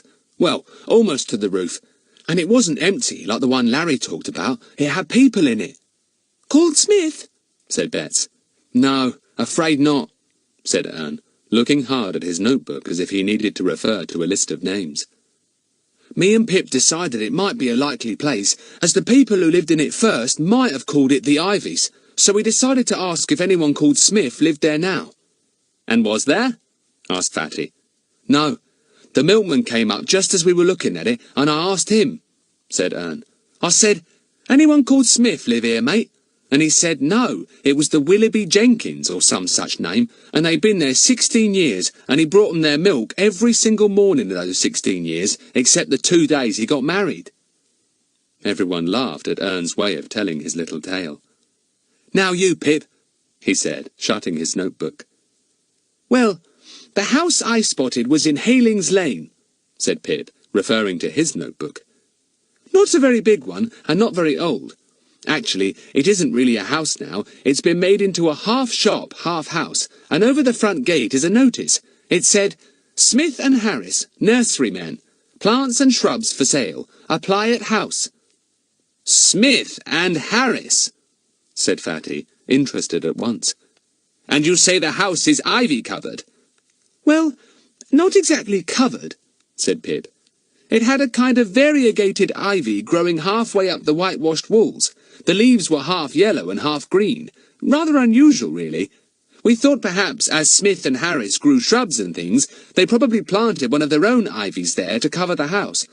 But the place wasn't called the Ivies, it was just called Halings Nursery. After the lane, I suppose. I told you it was in Halings Lane. Yes, said Fatty thoughtfully. I can't help thinking that your house is the most likely one, Pip. Ivy up the walls, owned by Smith and Harris, and it might have been called the Ivies before they took it over. Well, what shall we do next? Said Ern eagerly. Love a duck. Whatever would my uncle say if he knew what we'd been doing this morning? Let's quickly run over the ivy-covered houses we've all discovered, said Fatty, and make up our minds which are definitely no good, and which are worth inquiring into. I'll take Bets's and mine first. He ran over them quickly. Barton Grange, Hollins Road. Ivy-covered. Well, I suppose we'd better find out if people called Smith lived there, and if it was ever named the Ivies. Then there was the house we found in Jordan's Road, but we've ruled that out already because it was never called the Ivies. Then there's the house called Fairlyn Hall that Larry and Daisy found, but it's empty, so that's no good. So that only leaves Halings Nursery, owned by Smith and Harris, said Pip. I vote we inquire into that. If that's no good, we'll find out a bit more about Barton Grange in Hollins Road, the one you and Bets found, Fatty. I wonder if my mother knows who lives in Barton Grange, said Fatty. She's lived in Peterswood so long she knows practically everybody. I'll ask her. Gosh, look at the time, and there's our dinner call. Hurry up, all of you, you'll get into a row. Oh, my goodness, said Ern in a panic. What will Uncle say if I'm late? And he's supposed to pay me my first wages at dinner time. Goodbye, all. He raced off to get his bicycle, and Larry and the others rode away at top speed too. I'll phone you later, Fatty shouted after them, and ran indoors to his own lunch. How the time flew when there was detective work to be done. He washed his hands, slicked back his hair, and went into the dining room to find his mother just about to sit down herself. So sorry I'm a bit late, Mummy, said Fatty, sliding into his seat. It will be a nice surprise for me when you decide to be punctual, Frederick, said his mother. What have you been doing this morning? Oh, just messing about with the others, said Fatty truthfully. We did a bit of cycling. Mummy, can you tell me something? Who lives at Barton Grange, the big house in Hollins Road? Barton Grange, let me think now, said his mother. First, the Fords lived there, Then the old man died, and his widow went to live with her daughter. Then the Jenkins came there, but they lost all their money and left. Then the Georges came. Now, what happened to them? I know they left very hurriedly indeed. There was some trouble. And then did the Smiths come? Asked Fatty hopefully. The Smiths? What Smiths? Said his mother in surprise. Oh, I don't really know, said Fatty. Anyway, who's there now? It wouldn't be people called Smith, would it? No, nothing like Smith, said his mother decidedly. Yes, I remember now. It's old Lady Hammerlet. I don't know her at all. She's bedridden, poor old thing. But why are you so interested in Barton Grange, Frederick? Well, I was, but I'm not now, said Fatty, disappointed to find that no Smiths lived there. Mummy, I suppose you don't know any place that was once called the Ivies, do you? Frederick, what is all this? Asked his mother suspiciously. You're not getting mixed up in anything peculiar again, are you? I don't want that unpleasant Mr. Goon here again complaining about you. Mummy, he's got nothing to complain about, said Fatty impatiently. And you haven't answered my question. Was there ever any house called the Ivies in Peterswood? Its name will have been changed by now. We've heard of one, but nobody seems to know of it now. The Ivies, said Mrs. Trotbill. No, I don't think I've ever heard of it. I've lived in Peterswood for 19 years, and as far as I remember, there has never been any place called the Ivies. Why do you want to know? Fatty didn't like the way his mother was questioning him. He wasn't going to tell any fibs, and yet he couldn't give away the reason for his questions, or his mother would at once complain that he was getting mixed up in something peculiar again. He reached out for the salt, and upset his glass of water. Oh, Frederick, said his mother, vexed. You really are careless. Dab it with your napkin, quick. Fatty heaved a sigh of relief. The subject was certainly changed now. Sorry, Mummy, he said.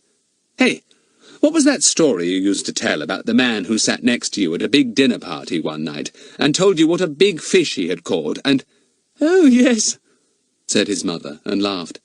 He stretched out his arms to show me how big it was, and said, You should have seen the fish, and knocked a whole dish of fish out of the waiter's hand all over himself. He certainly saw a lot of fish then. Clever old Fatty. No more awkward questions were asked about the Ivies after that. His mother happily related a few more amusing stories, to which Fatty listened with great enjoyment. In the middle of them, the telephone rang. You answer it, said his mother. It's probably your father to say he'll be late tonight. But it wasn't. It was Ern, and he sounded very upset indeed. That you, Fatty? I say, my uncle's in an awful temper with me because I wouldn't tell him all we did this morning. He won't pay me my wages, and he says I'm not to go home, I've got to stay here. What shall I do? Shall I scoot off home? I don't want to, because it's so nice to be in the middle of a mystery with all of you. I'll come up and see Mr. Goon, said Fatty, sorry for poor old Ern. You stay put. I'll be up in half an hour's time.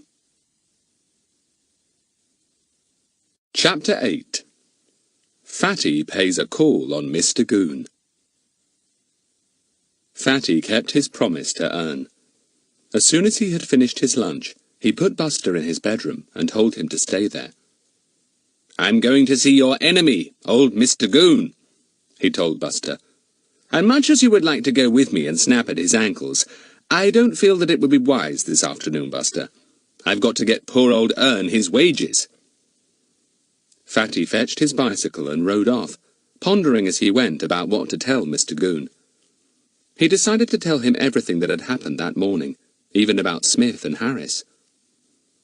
If the Smith of Smith and Harris is the man written of in those notes, and he's using a false name to cover up some misdeed or other, I suppose it would sooner or later be a job for Mr. Goon to take over, Fatty thought. He'd have to find out what the fellow had done, and why he should be turned out of the Ivies, if that's the place that is now called Haling's Nursery. Anyway, I can't let poor old Ern get into trouble. He arrived at Goon's house, and knocked vigorously at the door. Mrs. Hicks arrived in her usual breathless manner. "There now," she said. "I've just been reading the tea leaves in my after-dinner cup of tea, and they said there would be a stranger coming to the house." "How remarkable," said Fatty politely. "Tell Mr. Goon that Frederick Trottville wishes to see him, please." Mrs. Hicks left him standing in the hall and went into the policeman's office. He scowled at her. "Bring that boy in," he said, before she could speak. "I saw him through the window. I've got something to say to him." Fatty walked in and nodded to Mr. Goon. He knew that the policeman would not ask him to sit down, so he sat down at once without being asked. He wasn't going to stand in front of Mr. Goon like a schoolboy called in for a talking to. "Ah, Mr. Goon," he said in an amiable voice. "I felt I should like to see you for a few minutes. About Ern." "Ern? I'm tired of Ern," said Mr. Goon. "Thinks he can come here and eat me out of house and home, go out when he wants to, solve mysteries and cheat me in the bargain, and expects me to pay him for all that." "But didn't you promise to pay him?" asked Fatty in a surprised voice. "I must say that Ern has done very well so far. Where is he?" "Upstairs, locked in his room," said Mr. Goon in a surly voice. "And I'd like to tell you this, Frederick Trottville. I haven't time to waste on you. I've business to do this afternoon, see?" "Right, Mr. Goon," said Fatty, standing up at once. "I only came to tell you what Ern and the rest of us have been doing this morning. I thought you'd like to know." "But that's what I asked Ern, and all he said was that you'd gone hunting for houses covered with ivy," said Mr. Goon, almost exploding with wrath. "Telling me tales like that, making fun of me. I ticked him off properly for telling me untruths. Then he had the cheek to ask me for his money." Fatty looked sternly at Mr. Goon. "Ern was quite right, Mr. Goon. He told you the absolute truth. We did go searching for ivy-covered houses, and if you were half as bright as that young nephew of yours, you'd guess at once why we decided to do such a thing." Mr. Goon stared at Fatty in surprise. Ern had told him the truth, had he? But why go after ivy-covered houses? Then it all dawned on poor Mr. Goon at once. Of course. They were looking for houses that might have been called the Ivies at some time or another. Why hadn't he thought of that? "Well, I'll go now," said Fatty politely. "I wouldn't punish Ern, Mr. Goon. He was telling you the truth. But obviously you don't want to hear any more about the matter, so I'll go." "No, no, sit down," almost shouted Mr. Goon. "You tell me about these here ivy-covered houses." "I wouldn't dream of holding up your work," said Fatty, and began to walk out of the room. Mr. Goon knew when he was beaten. "Here, you come back, Frederick," he called. "I've made a mistake. I see it all now. I'd like to hear everything you've got to say." "Fetch Ern down, then," said Fatty. "He's in on this. He did some very good work this morning. You ought to be proud of Ern, not disbelieve him and lock him up and refuse to pay him. The work he did this morning was worth a lot." Mr. Goon began to wonder if he had made a great mistake about Ern. According to Fatty, Ern was much cleverer than he had thought him. Oh, Ern could be smart, he knew that. But to hear this boy, Frederick Trottville, talking about him, you'd think Ern was really brainy. "Well, I'll get Ern down," he said, and got up heavily from his chair. He went upstairs, and Fatty could hear him unlocking Ern's door. Ern shot out at once and came down the stairs 2 at a time and ran into the office. "I heard your voice, Fatty," he said gladly. "Caw, you're a real brick to come. How did you make my uncle let me out?" "Listen, Ern, I'm going to tell him quite shortly about this morning," said Fatty quickly, hearing Mr. Goon treading heavily down the stairs. "But I want you to tell him about the house that you and Pip discovered. Haling's nursery, run by Smith and Harris, see? I've decided that he'd better know about it." Ern just had time to nod before Mr. Goon came into the room. He sat down and cleared his throat. "Well," he said, "I hear that the tale you told me wasn't far off the mark, young Ern. If you'd told me a bit more, I'd have listened." But you wouldn't listen, Uncle, said Ern. You just roared at me when I asked for more money and rushed me upstairs and— Well, I'm sure your uncle is quite willing to pay you now, said Fatty. I've told him you were a great help this morning. In fact, I think he should pay you double. You and Pip were the most successful of us all.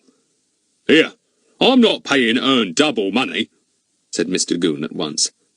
In that case, I shall not say any more, said Fatty, and stood up.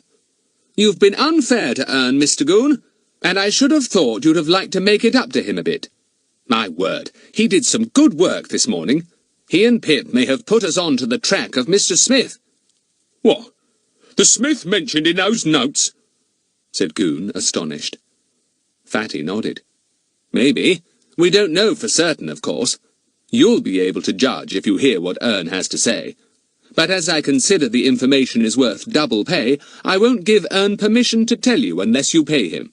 And pay him now in front of me. Ern's rather bulging eyes bulged even more when he heard Fatty talking to his dreaded uncle in such a cool, determined voice. He gazed at Fatty in awe and admiration. What a friend to have! Mr. Goon's eyes bulged too, not with admiration, but with wrath and annoyance. He glared at Ern and Fatty. But again, he knew he was beaten. That toad of a boy! He was somehow always just a little bit ahead of him. Mr. Goon heaved a great sigh and delved into his trouser pocket. Ern's eyes brightened as he heard the clink of coins. Goon brought out the money. He put it on the table beside Ern. Here you are, he said. But mind, if I think you don't deserve it, back it comes.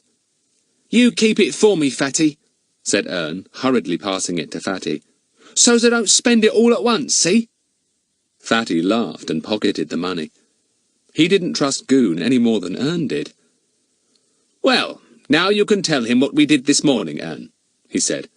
He knows that we went out hunting for ivy-covered houses. You told him that, and he didn't believe you. But he knows it's true now, and he knows why we went. I'll just say, Mr. Goon, that we found a fair number of ivy-covered houses. Not one of them called the Ivies, of course, or it would be in the directory. But that we decided that the only one worth looking into was the one that Ern and Pip found together. Now you do the talking, Ern. Ern told his story well. He described Haling's nursery, half shop, half house, well covered with variegated ivy, and told about the board outside, Smith and Harris. And we were going to find out if the Mr. Smith was the one mentioned in the notes, Ern finished. But I decided that perhaps that was your job, not ours, Mr. Goon, said Fatty. If it is the Mr. Smith, then, according to the notes, it's a false name, and you can probably easily find out what his real name is by making a few inquiries into his past. Said Goon, most interested. Yes, I can. And you've been wise to come to me about this, Frederick. This is a job for the police, as you said. I'll take this over now. You keep out of it. I think there's no doubt that the Smith in Smith and Harris is the man who's going under a false name. A criminal who's been in prison, probably. Well, if so, there'll be a record of his fingerprints, and we'll soon find his name. How will you get his fingerprints? Asked Fatty with much interest. Oh, I have my own ways of doing that, said Goon, putting on a very cunning expression, which Fatty didn't like at all. Well, it isn't by any means certain that this fellow Smith is anything to do with those notes, you know, said Fatty, getting up. Better be a bit careful, in case he isn't, Mr. Goon. You don't need to give me any instructions, said Goon, annoyed.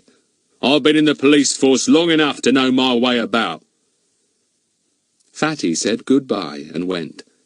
Ern was told to go and keep his usual watch from his bedroom window, in case anyone turned up with another note. Goon finished some reports, and then decided to go and interview Mr. Smith of Smith and Harris. Ha! Good thing that big boy had had the sense to tell him about it. And fancy young Ern discovering the house.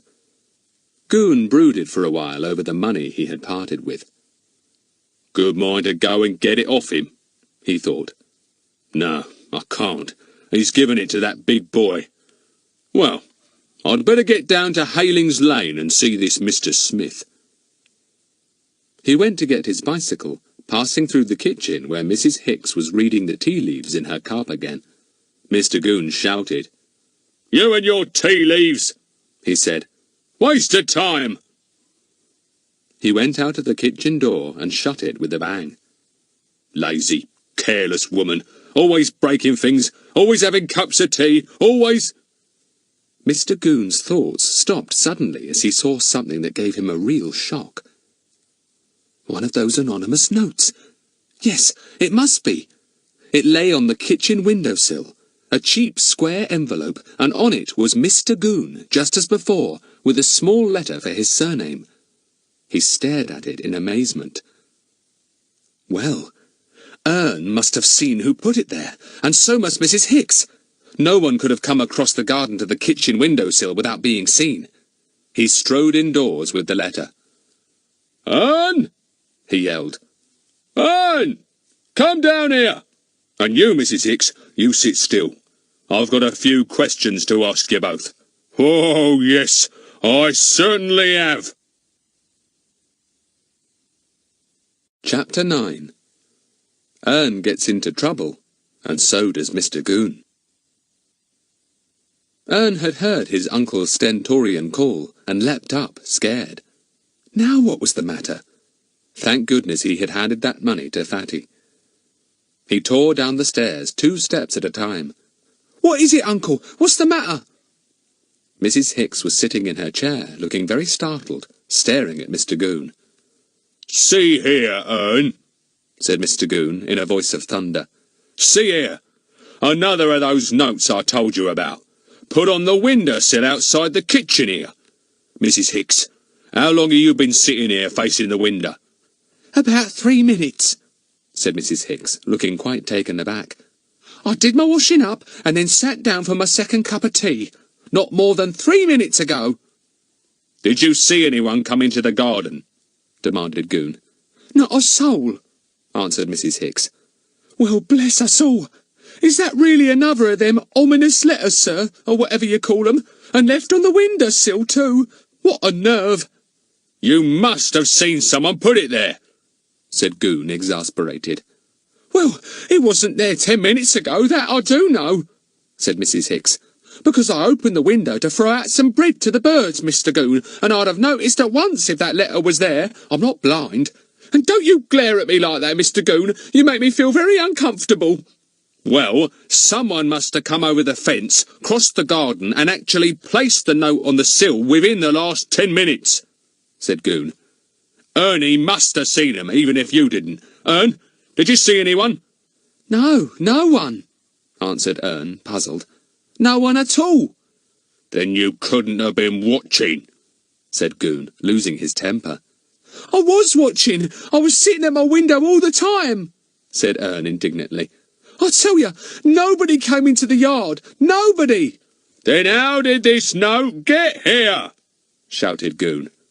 There's Mrs. Hicks here in the kitchen, and you upstairs at the window, and yet someone steals into the yard under your very eyes, leaves the note on the sill, and goes away again. Well, I dunno, said Ern, bewildered. If I didn't see anyone, and Mrs. Hicks didn't either, there couldn't have been anybody, unless he was invisible. Now, don't you cheek me, said Mr. Goon. Invisible indeed. I don't suppose Mrs. Hicks would see anything under her nose except tea leaves and...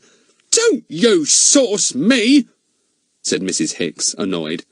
And as for Ern here, he must have been reading one of those comics of his, said Goon. Ern, tell the truth. You weren't watching. I was, Uncle, I was, said poor Ern, retreating as his uncle came forward towards him. I do honest work. You pay me to watch, and I do watch when I'm up there. I tell you, nobody came into that garden since you sent me upstairs. Goon shook his fist at him, but Ern ducked, and the policeman's fingers caught the edge of a table. He danced round in pain. Ern tore out of the house at top speed. He snatched up his bicycle and rode off on it. He wouldn't stay with his uncle 1 more hour. Disbelieving him like that. Mrs. Hicks hadn't seen anyone. Well, if she hadn't, how could he have seen anybody? Mr. Goon tore open the square envelope, then saw Mrs. Hicks staring open-mouthed and stamped back into his office. The note was in message form again, made with cut-out letters as before. Goon read it. It was even more puzzling than the others. When you see Smith, say secrets to him. Then watch him show his heels. Gah! Said Mr. Goon in disgust. What's it all mean? Secrets now? What secrets? All right, I'll say secrets to this Mr. Smith at Hayling's nursery when I see him. I'm getting tired of this. That boy Ern, sitting upstairs like that and letting the fellow who writes these notes come and put one on the windowsill under his very nose. And I paid him double. He was just going out again to get his bicycle when he stopped. Hadn't he better telephone that big boy and say another note had arrived, and tell him how badly Ern had behaved? Very dishonest of Ern it was to take his money and then not do his job, and most ungrateful too. So Goon telephoned a rather surprised Fatty and told him about the new letter and what it contained. Fatty noted it down at once. When you see Smith, say secrets to him, then watch him show his heels.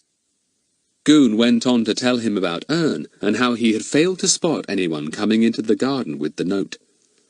Reading his comics, that's what he was doing, instead of paying attention to his job, as he was paid to do, grumbled Goon. Can't let Ern get away with behaviour like that, you know.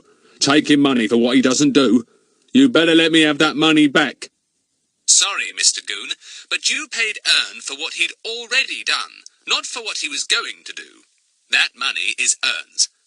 What are you going to do now? Go and see Smith and Harris? Yes, but about that money. If Ernie comes up to you, you tell him I want half of it back, see? Fatty put down the receiver, cutting off any more remarks from the angry Goon. He felt sorry that Ern had failed to see anyone coming into the garden with another note, in full daylight too. The messenger certainly had a nerve to do a thing like that.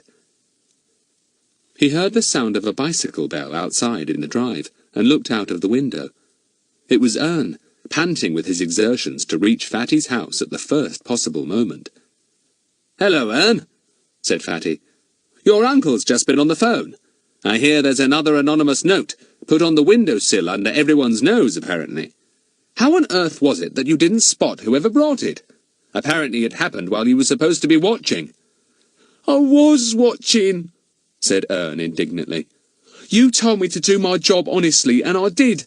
I tell you, Fatty, as soon as Uncle sent me upstairs to watch, I sat at my window and glued my eyes on the yard. I did, really.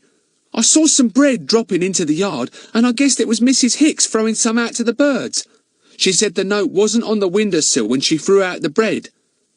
"And after she threw it out, you still kept your eyes glued on the yard below?" asked Fatty doubtfully. "Didn't Mrs. Hicks see anyone either?" "No, no one." "Well, if she had, I'd have seen him too, wouldn't I?" said Ern, half angry. "She was sitting opposite the window. She could almost have reached out and touched it. Well, if she didn't see anyone, how could I? I just don't understand it, Fatty. The note must have been there when Mrs. Hicks threw out the bread, and she didn't see it. That's the only explanation." "I suppose it is," said Fatty.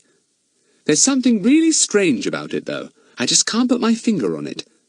Well, I expect your uncle will cool down again, Ern. You can stay here for tea, though, if you like. I don't think there's much point in your going back to do any more watching.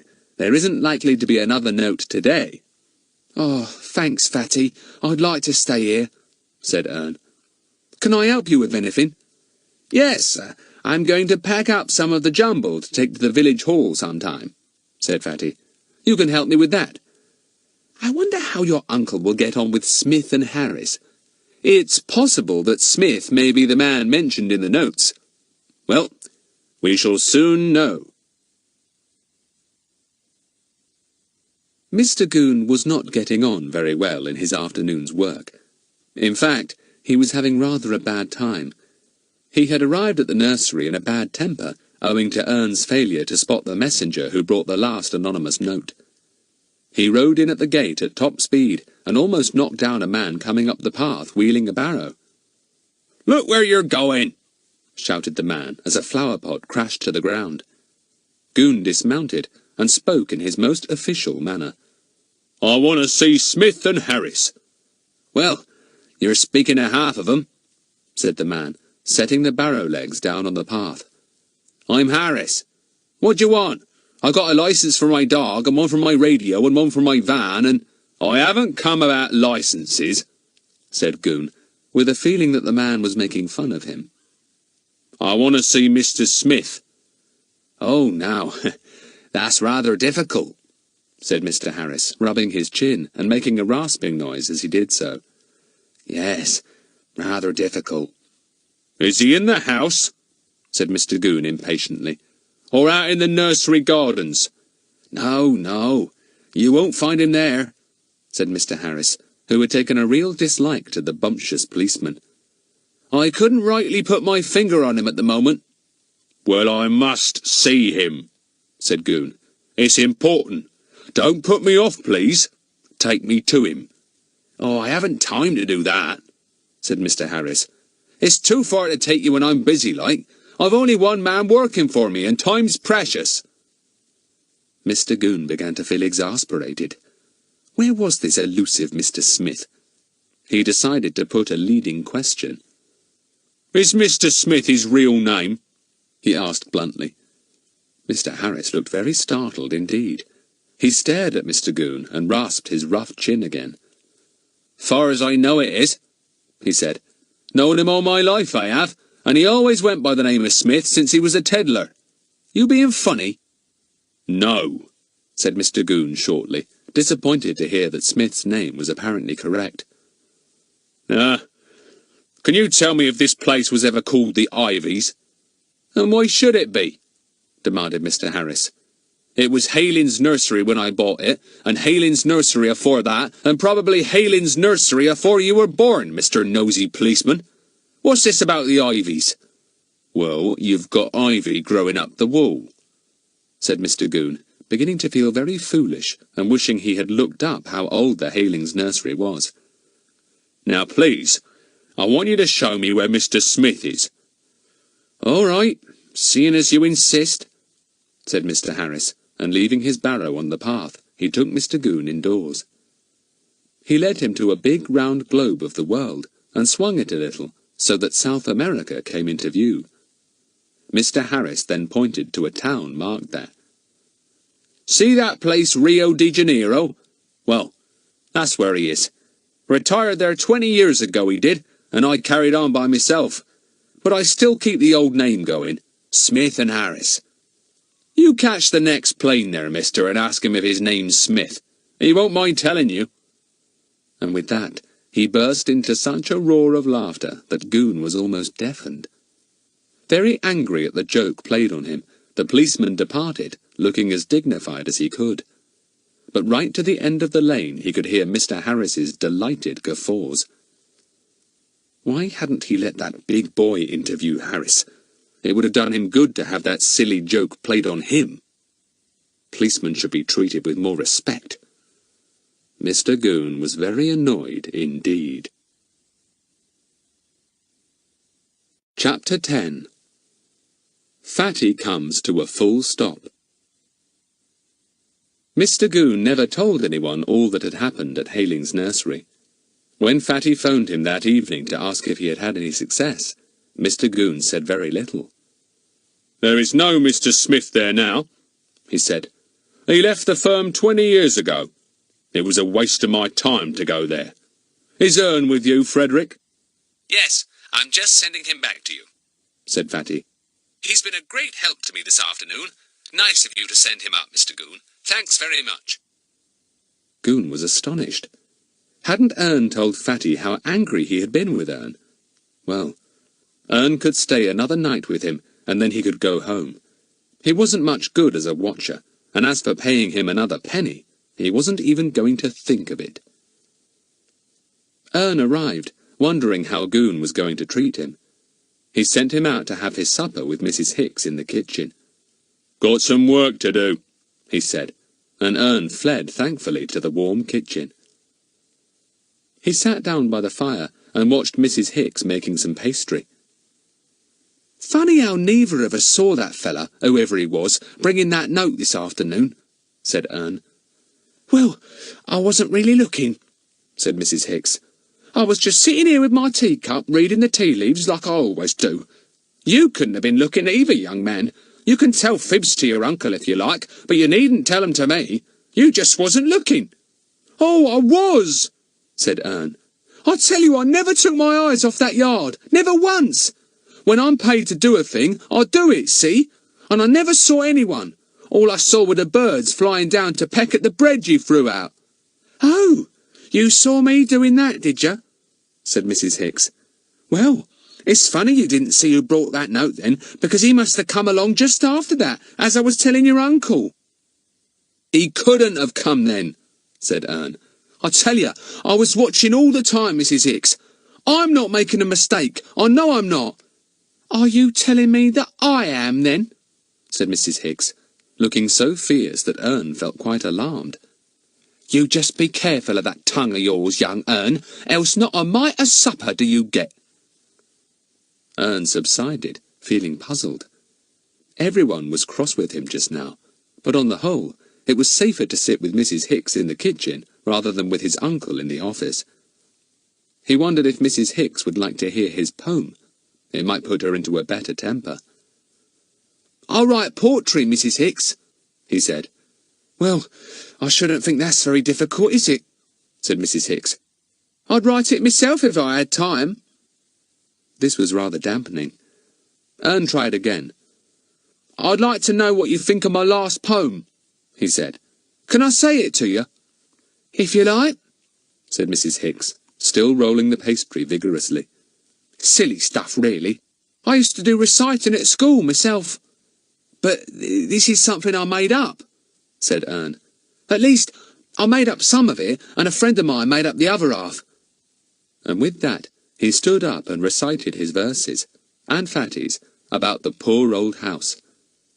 He didn't see Mr. Goon at the kitchen door, standing amazed at Ern's recital. He almost jumped out of his skin when he heard his uncle's voice at the end. "Have you taken to poetry writing again, Ern?" said Mr. Goon. "How many times have I told you it's a waste of time? Do you remember that rude poem you wrote about me once? Well, I haven't forgotten it, see? And what's all that about the Ivies in that poem? Don't you go putting secret information like that into your poems. You give me that notebook of yours and let me see what other poems you've got there."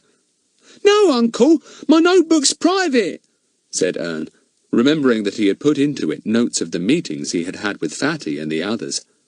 "Now look here, young Ern," said Goon, advancing on him, and Ern promptly fled out of the back door. He saw a black shadow moving before him and yelled, "Uncle, there's someone out here! Quick, Uncle!" Mr. Goon rushed out at once, and ran straight into Mrs. Hicks's washing line, which was hung with overalls, 2 sheets, and a dark blanket. The line broke, and Mr. Goon gave a yell as the blanket folded itself around him. Poor Ern. He really had thought that the washing blowing in the darkness on the line was somebody in the yard. When he saw his uncle staggering into the kitchen with the washing dragging behind him on the broken line, he knew there was only one thing to do, and that was to rush up to his bedroom and lock himself in.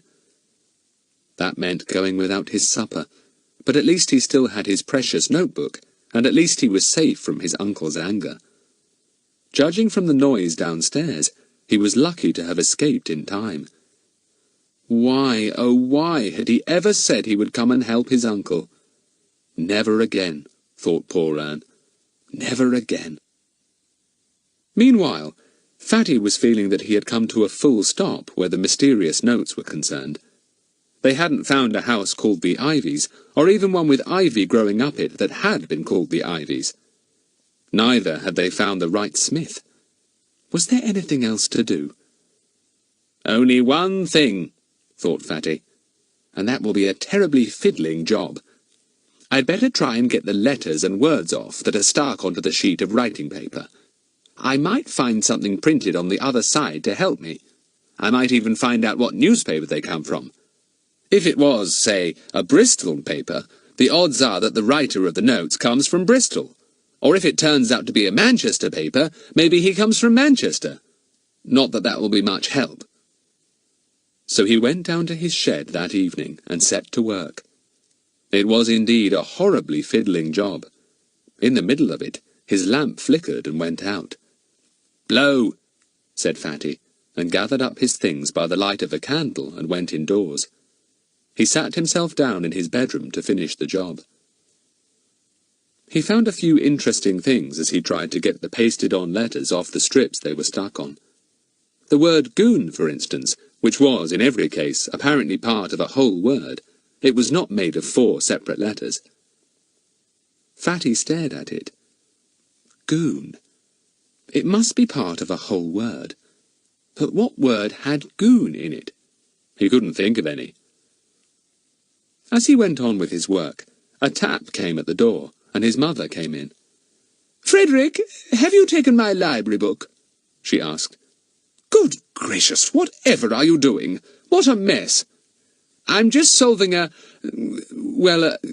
kind of puzzle, really," said Fatty. His mother picked up the cut-out piece of paper he had just put down, the bit with Goon on. "Goon?" she said. "What a funny puzzle, Frederick. Is this part of Rangoon or something?" "Rangoon," said Fatty. "I never thought of Rangoon. It's about the only word ending in goon, isn't it, Mummy? Has Rangoon been in the papers much lately? Has anything happened there? Would the name be printed a lot in our papers?" "Well, no, I can't remember seeing anything about Rangoon," said his mother. "Oh, Frederick, you have got my library book. Really, that's too bad of you." "Gosh, sorry, Mummy. I must have brought it up by mistake," said Fatty. "It's almost exactly like mine, look." "Would you like me to stay and help you sort out this puzzle?" asked his mother. "I like puzzles, as you know." "Oh, no, Mummy, thank you. I wouldn't dream of bothering you," said Fatty hastily, afraid of some awkward questions as to where he had got the puzzle from. "It's hopeless, really. I expect I'll have to give it up." And that is exactly what poor Fatty had to do after struggling with it for at least 2 hours. There was nothing on the other side of the pasted-on letters that could help him to identify any newspapers. Only odd letters that might have come up from any part of any paper. It was very disappointing. "That idea's no good, then," said Fatty, putting the bits and pieces back into the envelope. "Waste of 2 hours. I'm at a dead end. Can't find any clues at all. And even when there was a chance of actually seeing that fellow who delivers the notes, Ern doesn't see him. He must have had 40 winks. He couldn't have failed to see him if he was really awake. Blow. Where do we go from here? I'll call a meeting tomorrow morning, and we'll see if anyone has any ideas." So, next morning, at 10 o'clock sharp, everyone was at Fatty's, including Ern. Ern was feeling a bit happier. His uncle had had a nice letter from Superintendent Jenks that morning about some small case that Goon had apparently handled quite well, and the big policeman had beamed all through breakfast. He read the letter to Ern 3 times, very solemnly.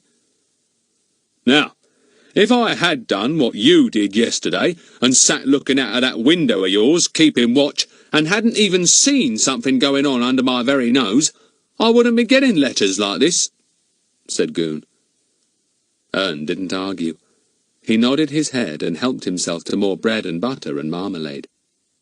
He made up his mind to go up to Fatty's immediately after breakfast and tell him he was going home.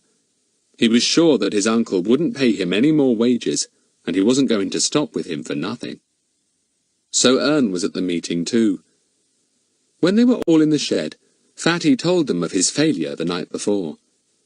"Mummy came up and offered to help me," he said, "but I was afraid she'd ask me awkward questions. She did say that she thought the word Goon, with the small letter instead of the capital one, might be part of Rangoon, and it might, though I can't think how it could help us. I gave up trying to find a clue by unpasting the letters in the messages, and now I don't really see what else we can do." "Well, there's only one thing left," said Daisy, "and that's that place that Larry and I found. What was it called now? Fairlin Hall. The place that was empty. I just wondered if it might be worthwhile finding out if it had ever been called the Ivies. But you said it was empty, said Fatty.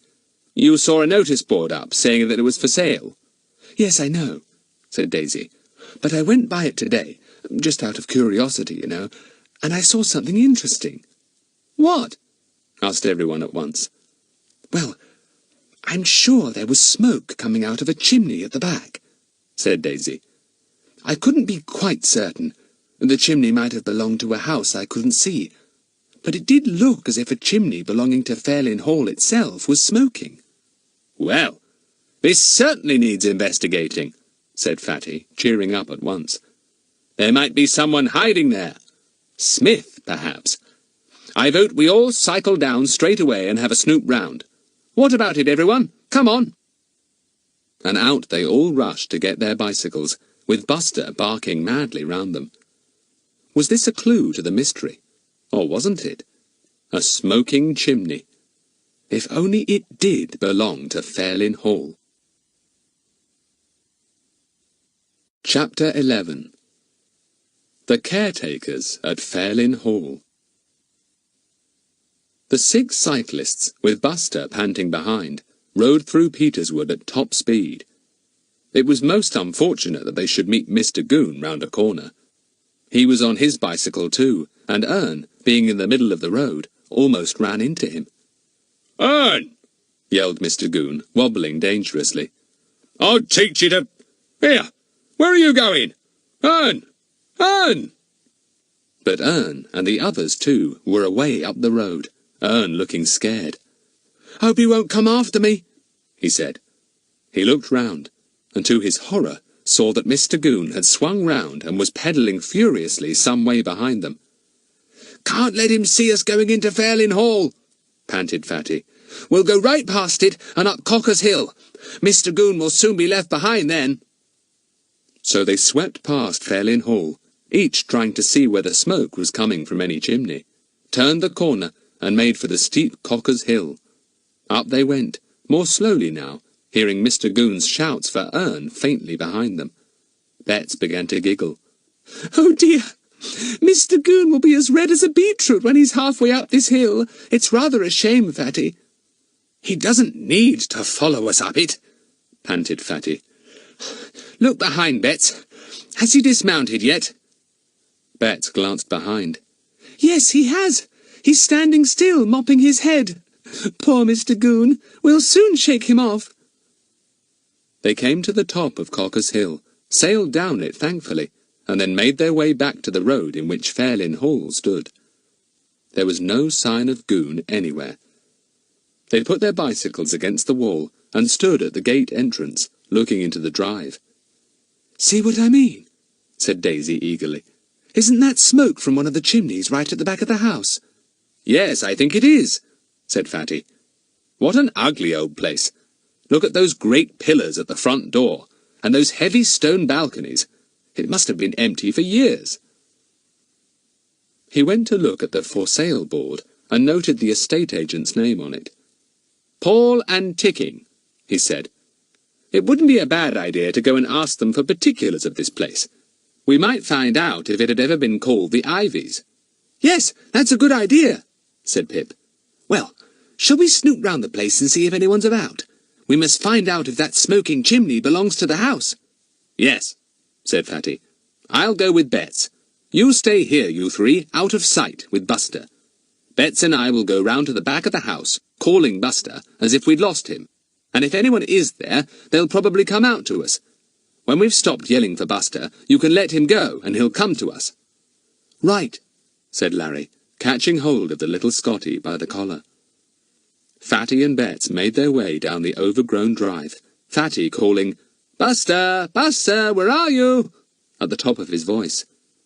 Buster nearly went mad trying to follow, and was extremely angry with Larry for hanging on to his collar. He almost choked himself trying to get away. Fatty peeped into the windows he passed.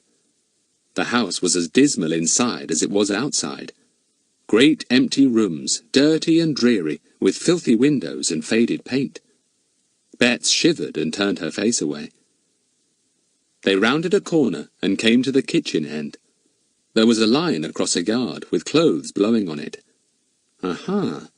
There was certainly someone here then. Fatty nudged Bets and glanced upwards. Bets did the same and saw a chimney above smoking. Daisy had been right. "Buster! Buster!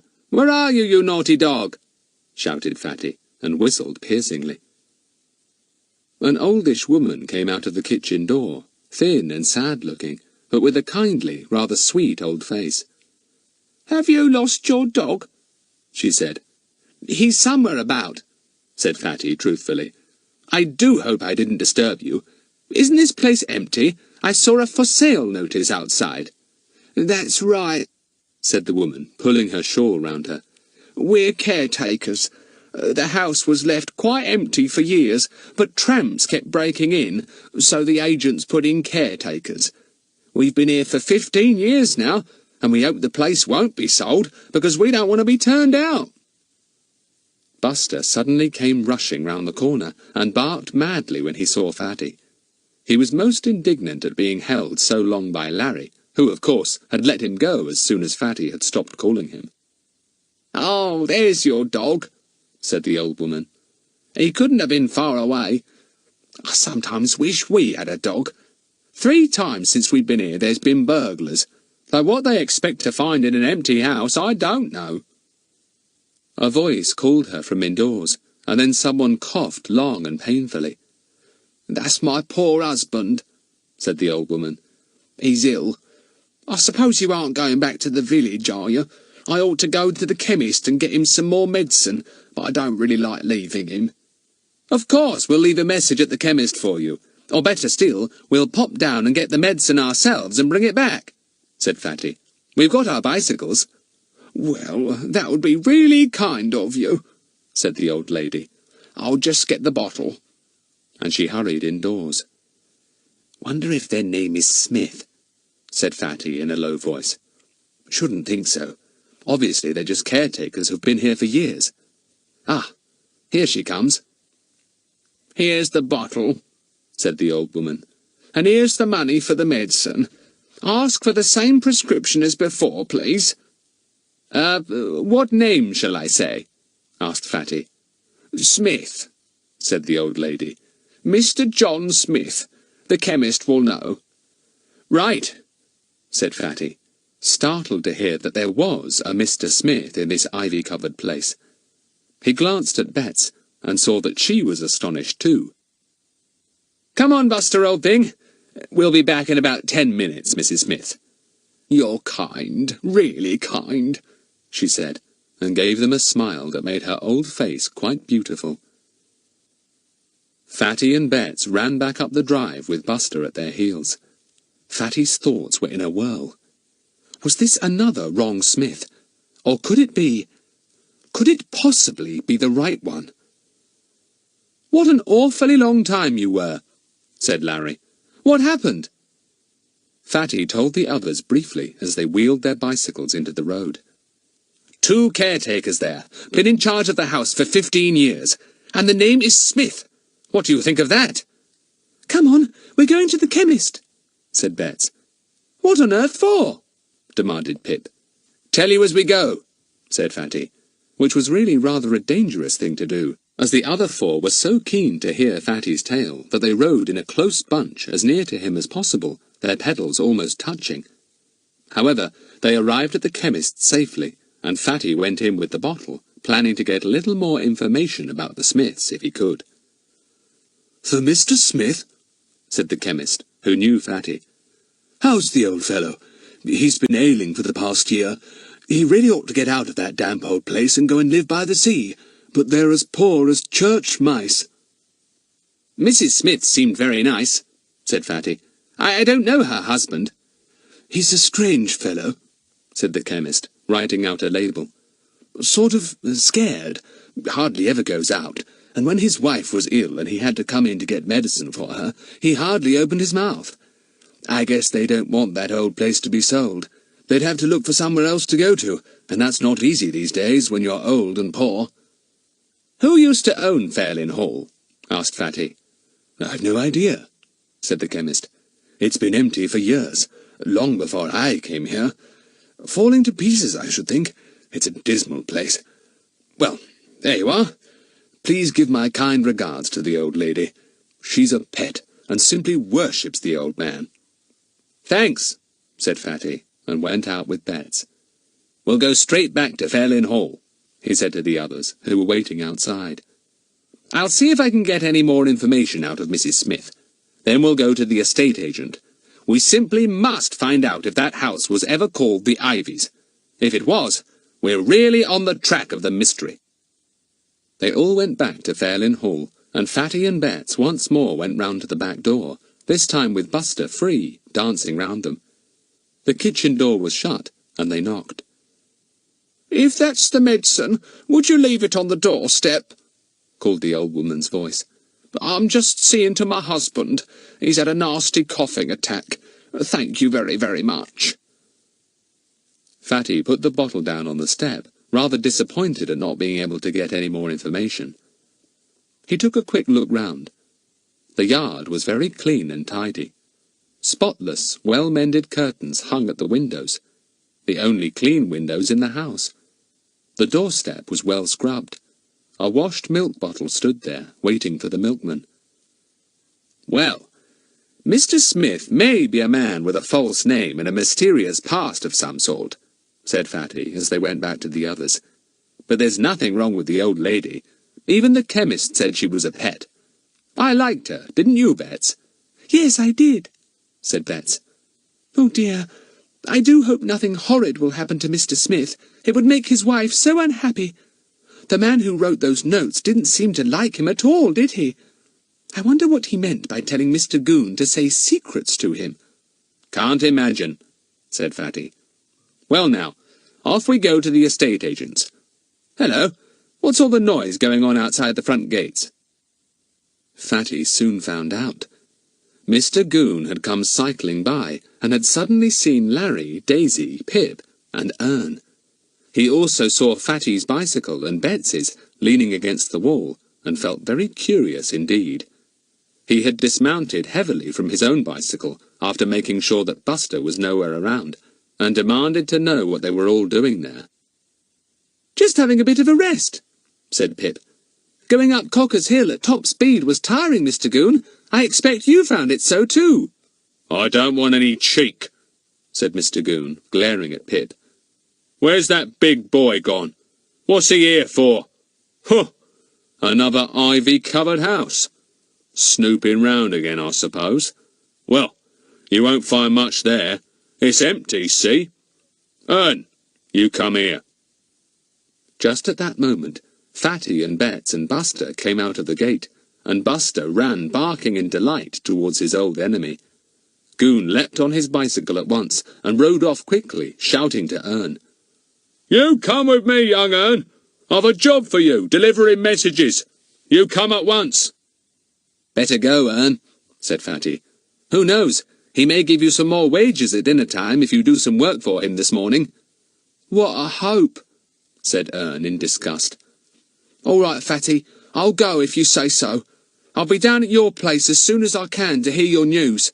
So long." And away he went after his uncle, looking so doleful that the others couldn't help laughing. "Now to the estate agents," said Fatty, mounting his bicycle too. "I feel we're getting somewhere now." Chapter 12. Mr. Grimble Talks.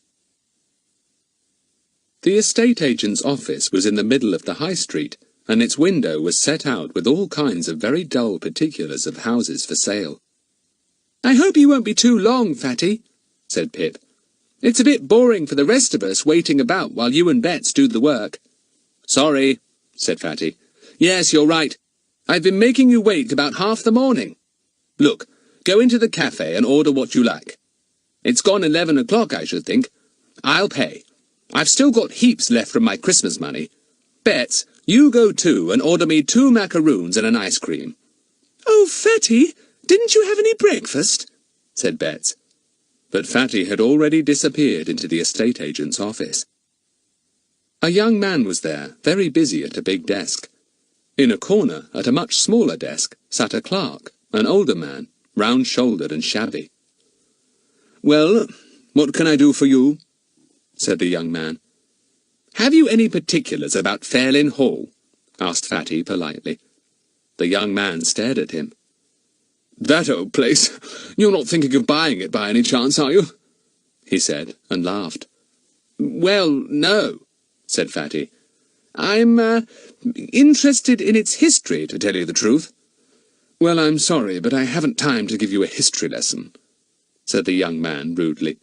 "The place has been empty as long as I can remember, since before I was born. We're hoping to sell it as a school of some sort, but it's in such bad condition nobody will buy. It's got no history as far as I know." The phone rang at that moment, and the young man picked up the receiver. "Mr. Paul here," he said. "Oh, yes, Mrs. Donning. Yes, of course. No trouble at all. Do give me all the particulars."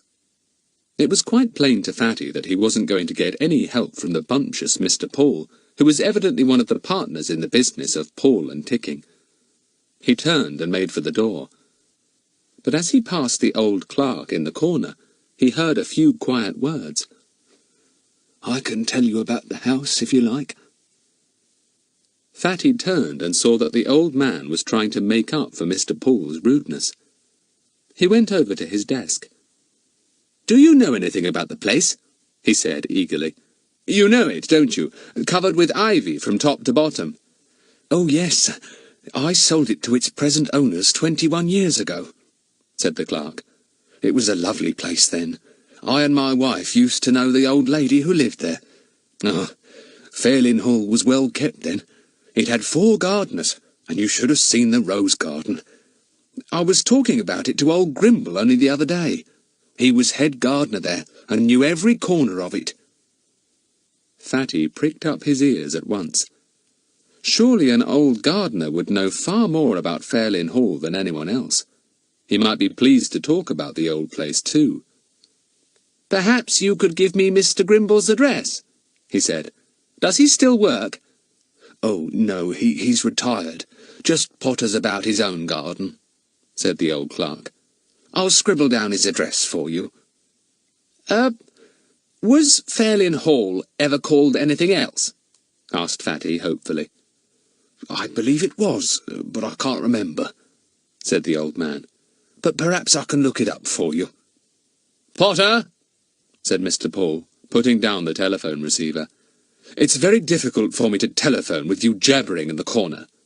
"Sorry, Mr. Paul," said poor old Potter, and hastily pushed a piece of paper over to Fatty, who shot out of the office before the rude Mr. Paul could admonish him too. Ugh! Fancy that old clerk having to put up with young Mr. Paul's rudeness all the time. Fatty glanced down at the piece of paper he had been given. "Donald Grimble," he read. "Primrose Cot, Burling Meadows. Gardener." He ran across the road to the cafe, where all the others were now sitting round a table eating macaroons. Buster greeted him loudly as usual, barking as if he hadn't seen Fatty for at least a month. "You haven't been long, Fatty," said Bets. "I've only taken 2 bites of my macaroon. Have one. They're lovely and fresh, all gooey." "Did you find out anything?" asked Larry. Fatty told them about the rude Mr. Paul and the nice old man in the corner who seemed so scared of him. Then he showed them the piece of paper. "Donald Grimble used to be head gardener at Fairlyn Hall," he said, "and apparently knew every corner of the place. He's retired now, but I bet he can tell us plenty about it. If only we could find out if it has ever been called the Ivies. I can't help thinking that old Mr. Smith, whose medicine we got this morning, must be the Smith referred to in those anonymous notes." "We've got time to go and see Mr. Grimble this morning," said Bets. "But what excuse can we make? He'll wonder why we're so interested in the old place. He might think we were making fun of him or something." "I know. Let's buy a pot with some unusual plant in at the florist's," said Daisy, "and go and ask him to tell us what it is. Then we can get talking." "Daisy, that's a very bright idea," said Fatty approvingly, and Daisy went red with pleasure. That will mean we can all go, instead of most of you waiting about outside. I'll have another macaroon, please. I suppose you're counting, Fatty, said Pip, handing him the plate. You've had 3 already, and they're expensive, you know. Even your Christmas money won't last long if you empty plates of macaroons at this rate. Have an ice cream, Pip, said Fatty, and stop counting how many macaroons I eat. Bets, aren't you going to have an ice cream? You'd better feed yourself up, because I'm going to make you take the pot plant into old Mr. Grimble. Oh, no, said Bets. Why can't one of the others? Because you have a very nice smile, Bets. Enough to melt the crabbed old heart of even a fierce head gardener, said Fatty. Bets laughed. All right, I'll do it for you. Shall Daisy and I go and buy the plant now while you others are finishing? We can't eat another thing. Yes, here's the money, said Fatty, but Daisy pushed it away. Oddly enough, I have some Christmas money left too, she said. Come on, Bets, let's leave these guzzlers and go to the flower shop. They were back again with a small plant just as the 3 boys and Buster came out of the cafe, looking rather well fed. Please, Mr. Grimble, said Bets, looking up at Fatty with a smile. Could you tell me what this plant is? Fatty laughed. Fine, Bets. But be sure to get us into the picture somehow, so that we can come and listen, and so that I can ask questions. They went off to Burling Meadows on their bicycles. Primrose Cot was a small cottage standing by itself in a beautiful little garden. Not a weed showed in the smooth grass lawn, nor was there a weed in any of the beds either. The hedges were trim and neat. Early snowdrops showed their little white bonnets under a tree, and yellow aconites wore their pretty green frills just beside them. That must be old Mr. Grimble sawing logs at the bottom of the garden, said Fatty, seeing a sturdy old man there, a battered hat at the back of his head, and the dark blue apron of a head gardener over his corduroy trousers. Let's go into the field nearby and speak to him over the hedge. So they went down a side path into the field that skirted the bottom of Mr. Grimble's garden. Bets called to him over the hedge. Please, are you Mr. Grimble? Yes, I am, answered the old fellow, peering over at Bets. What do you want with me?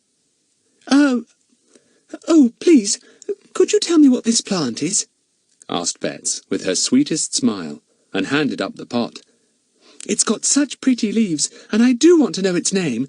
You know the names of every plant, don't you, Mr. Grimble? Grimble beamed down at her. Well, I know a tidy few, dear. This here plant is a young coleus, but if you want to take it home and keep it in the warm, it don't like cold air. Have you ever grown coleuses? Asked Bets. Oh, aye, thousands, said old Grimble. I used to work at that old place, Fairlin Hall. I were head gardener there for years, and I always kept one corner of the heated greenhouse for them coleus. Pretty things they are, with their patterned leaves, all colours. Oh, Fatty, he used to work at Fairlin Hall, called Bets, anxious to bring the others into the conversation. Wasn't that the place we saw this morning? You know, where that old woman lives, whose husband we fetched medicine for. Fatty came up at once, pleased with Bets. The others followed, amused at her little performance. Good morning, said Fatty politely. Yes, we did go into the front drive and round to the back this morning. We didn't see much of the garden, though. It's a terrible place now, said Grimble sadly. I worked there, man and boy, for years, and was made head gardener. You should have seen my roses. 'Twas a show place, my rose garden. I never go down that road now. Can't bear to see my old garden gone to ruin. The house is absolutely covered with ivy now, said Pip, putting in a word himself. Even the chimneys are green with it. Was it covered with ivy when you were there, Mr. Grimble? Oh, yes, but not as thick as it is now, said Grimble. My father planted the ivy, so he told me. It weren't called Fairlin Hall then, you know. It were called the Ivies. This welcome bit of news came so suddenly that all the children had quite a shock. So they were right. Fairlin Hall was once the Ivies. It was the house spoken of in those anonymous notes. But how strange that the writer didn't know that it had a different name now. It had been called Fairlin Hall for years and years. "Why was the name changed?" asked Fatty. Grimble looked at him and said nothing for some 20 seconds. Then he spoke in a curiously sad voice. "The Ivies got a bad name," he said. "Something happened there. My master and mistress, Colonel and Mrs. Hasterley, couldn't bear their home to be pointed at. It were in all the papers, see, and they sold up and went. And when new people bought the place, they changed the name. Yes, it were once the Ivies, but that's a long time since." The children were silent for a minute or two, and the old gardener began his sawing again, looking sad and far away. "What happened?" ventured Fatty at last. Was it something bad that your master did?" "Nay, he were as good a man as ever lived," said old Grimble. "It were his son, Wilfred, that brought shame on the old place, and on his parents too." And to the children's horror, tears gathered in the old man's eyes and dripped onto his saw. "Let's go," said Fatty at once. "Come on, let's go." Chapter 13. Mr. Goon is pleased with himself. The 5 murmured a quiet goodbye to old Mr. Grimble, who took no notice at all. He was evidently lost in far-off memories, which were still powerful enough to upset him. They all felt very sorry to have made the old fellow weep. Bets felt tears in her own eyes. "We shouldn't have asked him questions, Fatty," she said. "I feel dreadful about it." "Well, we couldn't tell that he would take it like that," said Fatty, feeling rather uncomfortable himself. "My word, though, we were right. Fairlin Hall was the Ivies. I wonder what dreadful thing Wilfred Hasterley did to bring the house such shame and notoriety, enough to make its name known all over the country and force his parents to sell it." "We'd better find out," said Larry. "How can we?" "I almost think I'd better ask Superintendent Jenks about it," said Fatty. "If he can tell us what the shocking happening was, it might make all this business of the anonymous notes a bit clearer. It's plain that the writer wants old Smith to be cleared out of Fairlin Hall, and it's also plain that he, the writer, must have been away for a good long time if he doesn't know that the name has been changed for 20 years or more. It's a proper mystery, this." "You'd better telephone the super when you get home, Fatty," said Larry. "Gosh, it's almost 1 o'clock. Daisy, come on, we'll be late for lunch." Fatty went home thinking hard. There were a great many questions in this mystery that had no answers. Who was the writer of the notes? How did he keep putting them where Mr. Goon could find them, and yet never be seen himself? Why didn't he know that the Ivies was now Fairlin Hall, and had been for years? Why did he want Smith sent out of Fairlin Hall? And why did Smith apparently have a false name? "Too many mysteries this time," said Fatty, cycling home fast. "Well, the time has come to tackle the super about it. I'll telephone immediately after my lunch." He went to the telephone at 2 o'clock, hoping that the super might have finished his own lunch. Alas, he was away in the north of England. His deputy, who knew a little about Fatty's amateur detective work, was sympathetic, but not very helpful. "You could go and see Mr. Goon, the constable in your village," he suggested. "He might be able to help you. In fact, Frederick, I think that is the thing you should do. I believe we have had information from Mr. Goon that some rather peculiar anonymous notes have been arriving at his house, and if you know anything that ties up with those, it's your duty to inform him. I'll tell the super when he comes back, but I don't expect him for some days." This was extremely disappointing. Fatty put down the telephone with a groan. Blow! Now he'd have to go to Mr. Goon. The super would not be at all pleased with him if he held up his information just because he wasn't friendly with Goon. He sat down and considered the matter. "Well, it's no good. I'd better get it over," thought Fatty. "I'll cycle down to Mr. Goon's house now. How cock-a-hoop he'll be to think I'm passing on my information to him. Well, I jolly well won't tell him how I got it." Fatty fetched his bicycle and went off to Goon's, feeling decidedly down in the dumps. He knew quite well that Goon would pretend to the super that he had found out most of the information himself, and give no credit to Fatty and the others. He came to Goon's house and knocked at the door. Mrs. Hicks opened it, breathless and panting, as if she had been running a mile. "Mr. Goon's not in," she told him. "But Ern is. Do you want to see him? He's up in his room watching out the window. We had another of them ominous notes this morning." Fatty was interested. He went up to Ern's room and found the boy sitting close to his window, his eyes glued on the yard below. "I heard your voice, Fatty," he said, without turning round. "I'm on the watch again. We've had another note this morning. Pegged to the washing line it was." "What? Right in the middle of the yard?" said Fatty, astonished. "I must say the writer's bold. Nobody saw him, I suppose?" "No," said Ern, "but nobody was watching. Funny note it was. It didn't say the Ivies this time. It said Fairlin Hall. Ask Smith at Fairlin Hall what his real name is. That's what it said." "Oh-ho! So the writer has at last found out that the Ivies has changed its name," said Fatty. "I suppose this means that your uncle has gone racing round to Fairlin Hall, Ern?" "Yes," said Ern. "He wasn't half pleased about it either, getting in on Mr. Smith like that. He doesn't know that you saw old Mrs. Smith this morning and found out so much." "Poor old Mr. Smith," said Fatty. "I wouldn't like to be in his shoes when old Mr. Goon asks him questions. He'll be pretty beastly to the poor fellow. I think I'll stay here till he comes back, Ern. He may have some news. Gosh, to think we've all been working so hard to find out if Fairlin Hall was once the Ivies, and now Mr. Goon's been lucky enough to have the information handed to him in one of those notes." A scream came suddenly from downstairs and made Fatty and Ern jump. "That's Mrs. Hicks," said Ern, and they both ran downstairs. Mrs. Hicks was lying back in the kitchen armchair, fanning herself with the dishcloth. "What's the matter?" cried Ern. "Another note," wailed Mrs. Hicks.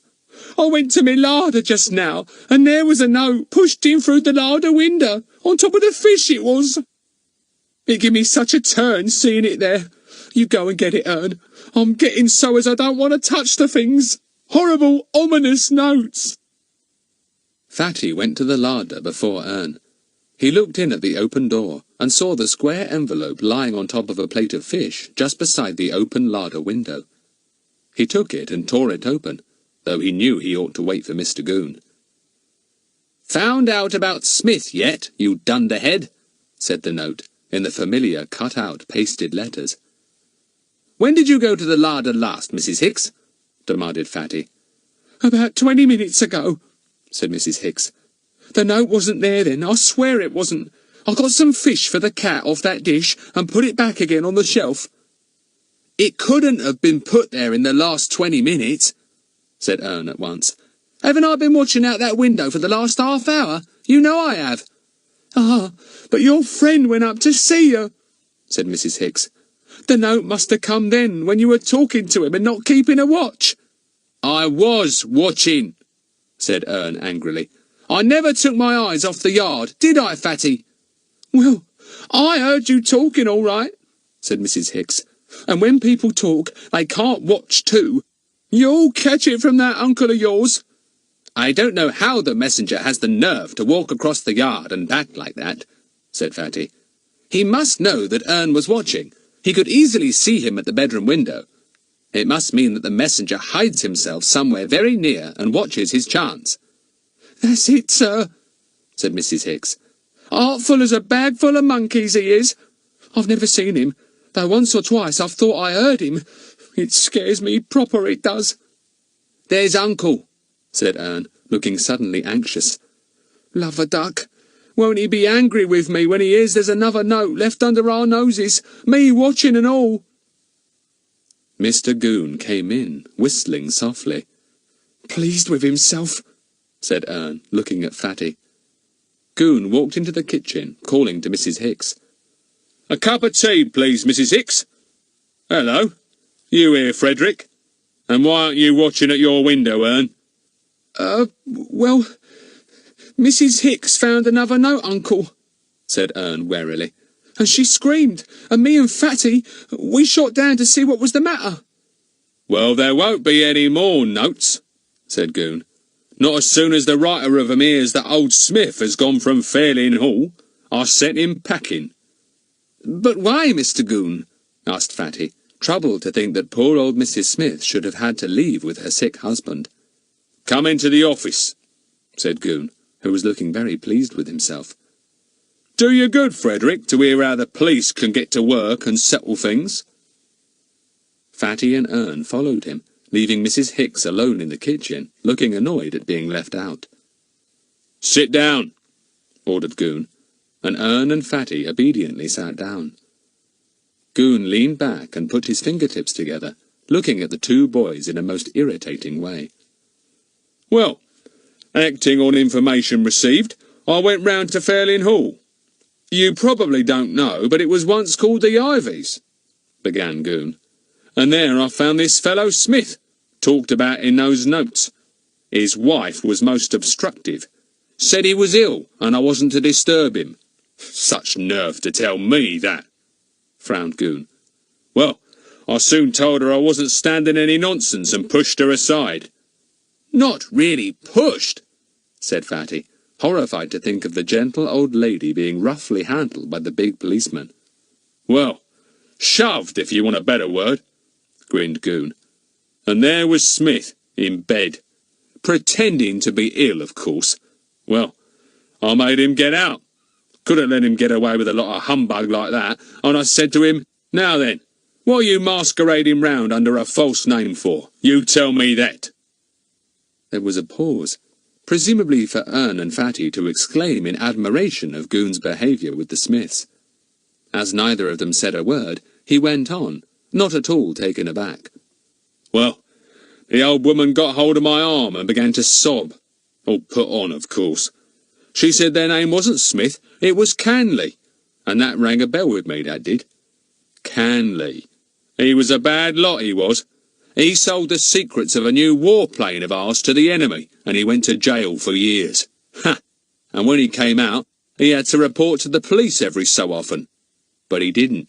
He just took a false name and disappeared, helped by that wife of his, of course.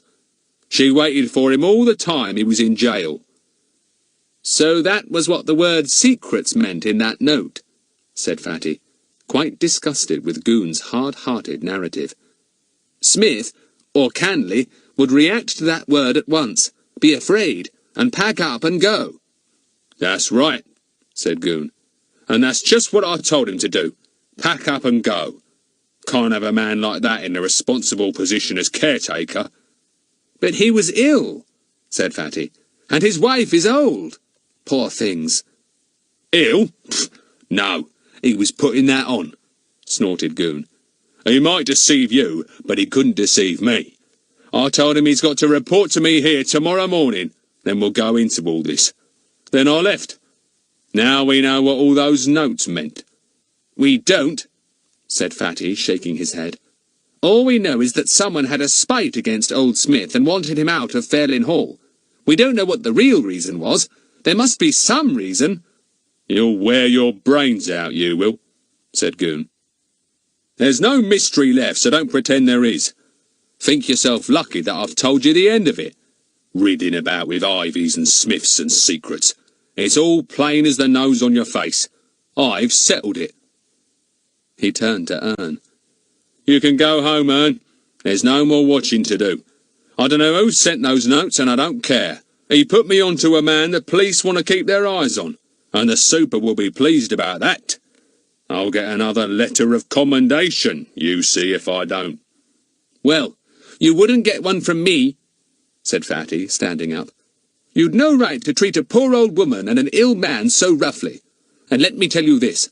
You think you've solved this mystery, but you haven't. You'll never wear your brains out, Mr. Goon. You don't use them enough. Chapter 14. Fatty is a great help. Fatty stalked out of Goon's office, paying no attention to his snorts of anger. "Go and get your things, Anne," he said. "You needn't go home just yet. You can come with me. Whatever Mr. Goon says, this mystery isn't settled. There's a lot more to it than hounding old Smith out of Fairlyn Hall." "Caw, Fatty, can I really come with you?" said Ern, overjoyed. He shot upstairs and was soon down again with his small bag. He didn't even say goodbye to his uncle. "We'll call a meeting at once," said Fatty. "I'll telephone. No, I don't think I will. There's something else more urgent. Ern, the Smiths may still be at Fairlyn Hall, packing up to go, arranging for their bits and pieces of furniture to be moved. Let's go down there and see." "Right, anything you say," said Ern, giving Fatty a worshipping look. Love a duck! Fatty was worth 10 Mr. Goons any day, the way he always knew what to do. In a few minutes they had cycled to Fairlyn Hall and went round the back to the kitchen quarters. As Fatty had thought, the Smiths were still there, but they were not packing. Mr. Smith was lying on the floor, and the old lady was kneeling beside him, weeping and wiping his forehead with the damp cloth. "John," she was saying. "John, I'm here. I'm going to get the doctor, dearie. Open your eyes. I'm going to get the doctor." She didn't even hear the two boys open the door and come in. Fatty had looked through the window and had seen what was happening.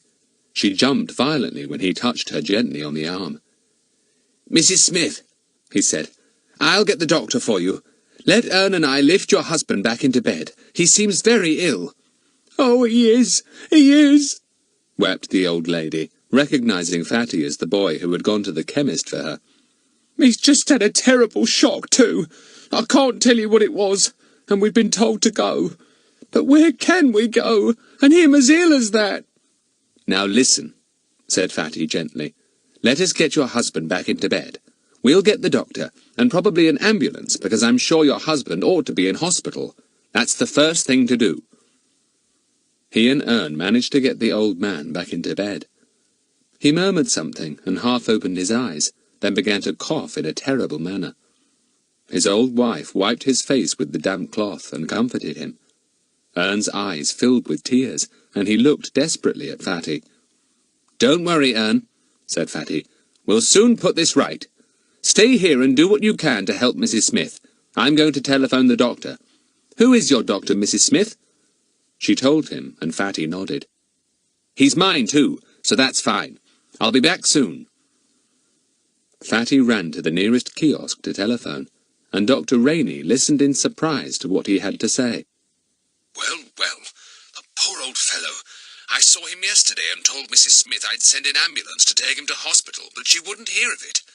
I'll get one along at once and arrange for a bed for him in the cottage hospital here. See you later. Fatty raced back to Fairlyn Hall. The old fellow looked a little better, now that he was in bed again. "But where shall we go?" he kept saying to his wife, who was fondling his hands. "Mary, where shall we go? Oh, what a lot of trouble I've brought on you. I've always been a trouble to you, always." No, you haven't," said the old woman. "I've been the trouble, having that dreadful illness all those years ago and being such an expense. You'd never have sold those secrets to pay the doctors, never have gone to prison if it hadn't been for me." She turned to Fatty and touched his sleeve. "You're kind," she said. "Don't judge my old man hardly, whatever he says to you. He's paid for what he did, paid over and over again. But I was so ill, you see, and we needed money to get me better, and it was because he loved me that he did wrong." "Don't worry about anything," said Fatty, touched by the old woman's confidence in him. "He'll soon get better in hospital. The ambulance will be here in a few minutes." "When he came out of prison, we changed our name, you see," said Mrs. Smith, weeping again. "People point their fingers when you done something wrong. We tried to hide ourselves away, but always somebody found out who we were. Then kind old Mrs. Hastily let us come here to caretake the house." "Mrs. Hastily?" said Fatty, surprised. "Is she still alive? She owned this place when it was the Ivies, didn't she?" "Yes, She's an old, old woman now," said Mrs. Smith. "Older than I am. You've heard of Wilfrid Hastley, her son, haven't you? He planned the biggest diamond robbery ever heard of, and got away with it too, though nobody ever knew where he hid the diamonds. He went to prison for it and died there, and broke his father's heart. His mother never got over it either, and she sold this house at once. My, every newspaper in the kingdom had a picture of this house in it then. The Ivies, it was called." "It was changed to Fairlyn Hall after that, wasn't it?" said Fatty, listening with great interest. "Yes, but somehow it never got sold," said Mrs. Smith. "It had a bad name, you see. Poor Mr. Wilfrid. He had some wicked friends. He wasn't really the bad one, he was just weak and easy-going. The other two were the clever ones. One went to prison with Mr. Wilfrid, and the other was never caught. He fled away abroad somewhere, to Burma, I did hear say. Prison's a dreadful place, young sir. Think what it's done to my poor old husband." "I think I can hear the ambulance, Ern," said Fatty, raising his head. "Go and see, will you? Ask them to come as far down the drive as they can." The old fellow opened his eyes. "Mary," he said hoarsely. "Mary, what will you do? Where will you go?" "I don't know, John, I don't know," said his old wife. "I'll be all right. I'll come and see you in hospital." Ern came in at the door. "There's 2 men in a stretcher," he said importantly, "and an awfully nice nurse. The doctor couldn't come after all, but the nurse knows all about it." A rosy-cheeked nurse looked in at the door and took everything in at a glance. "Is that my patient?" she said in a cheery voice to Mrs. Smith. "Don't you worry, dear. We'll look after him for you. Here, Potts, bring the stretcher right inside." Everything was done very swiftly indeed. It took less than a minute to get Mr. Smith into the ambulance. He couldn't say goodbye because he had another fit of coughing, but his old wife held his hand to the very last moment. Then the ambulance door was shut, and the big van trundled up the drive and out of the gate. "I can't pack and go tonight," said Mrs. Smith, looking dazed. "I feel exhausted, and I've got nowhere to go." "Stay here tonight, then," said Fatty. "I'll arrange something for you tomorrow. My mother will know what to do, but you're too upset and tired to bother about anything. The only thing is, I don't like to think of you staying here all alone at night, Mrs. Smith." "I'll stay here with her," said Ern suddenly. The whole affair had touched him as nothing else in his life had done. Ern longed to do something to help. He didn't care what it was.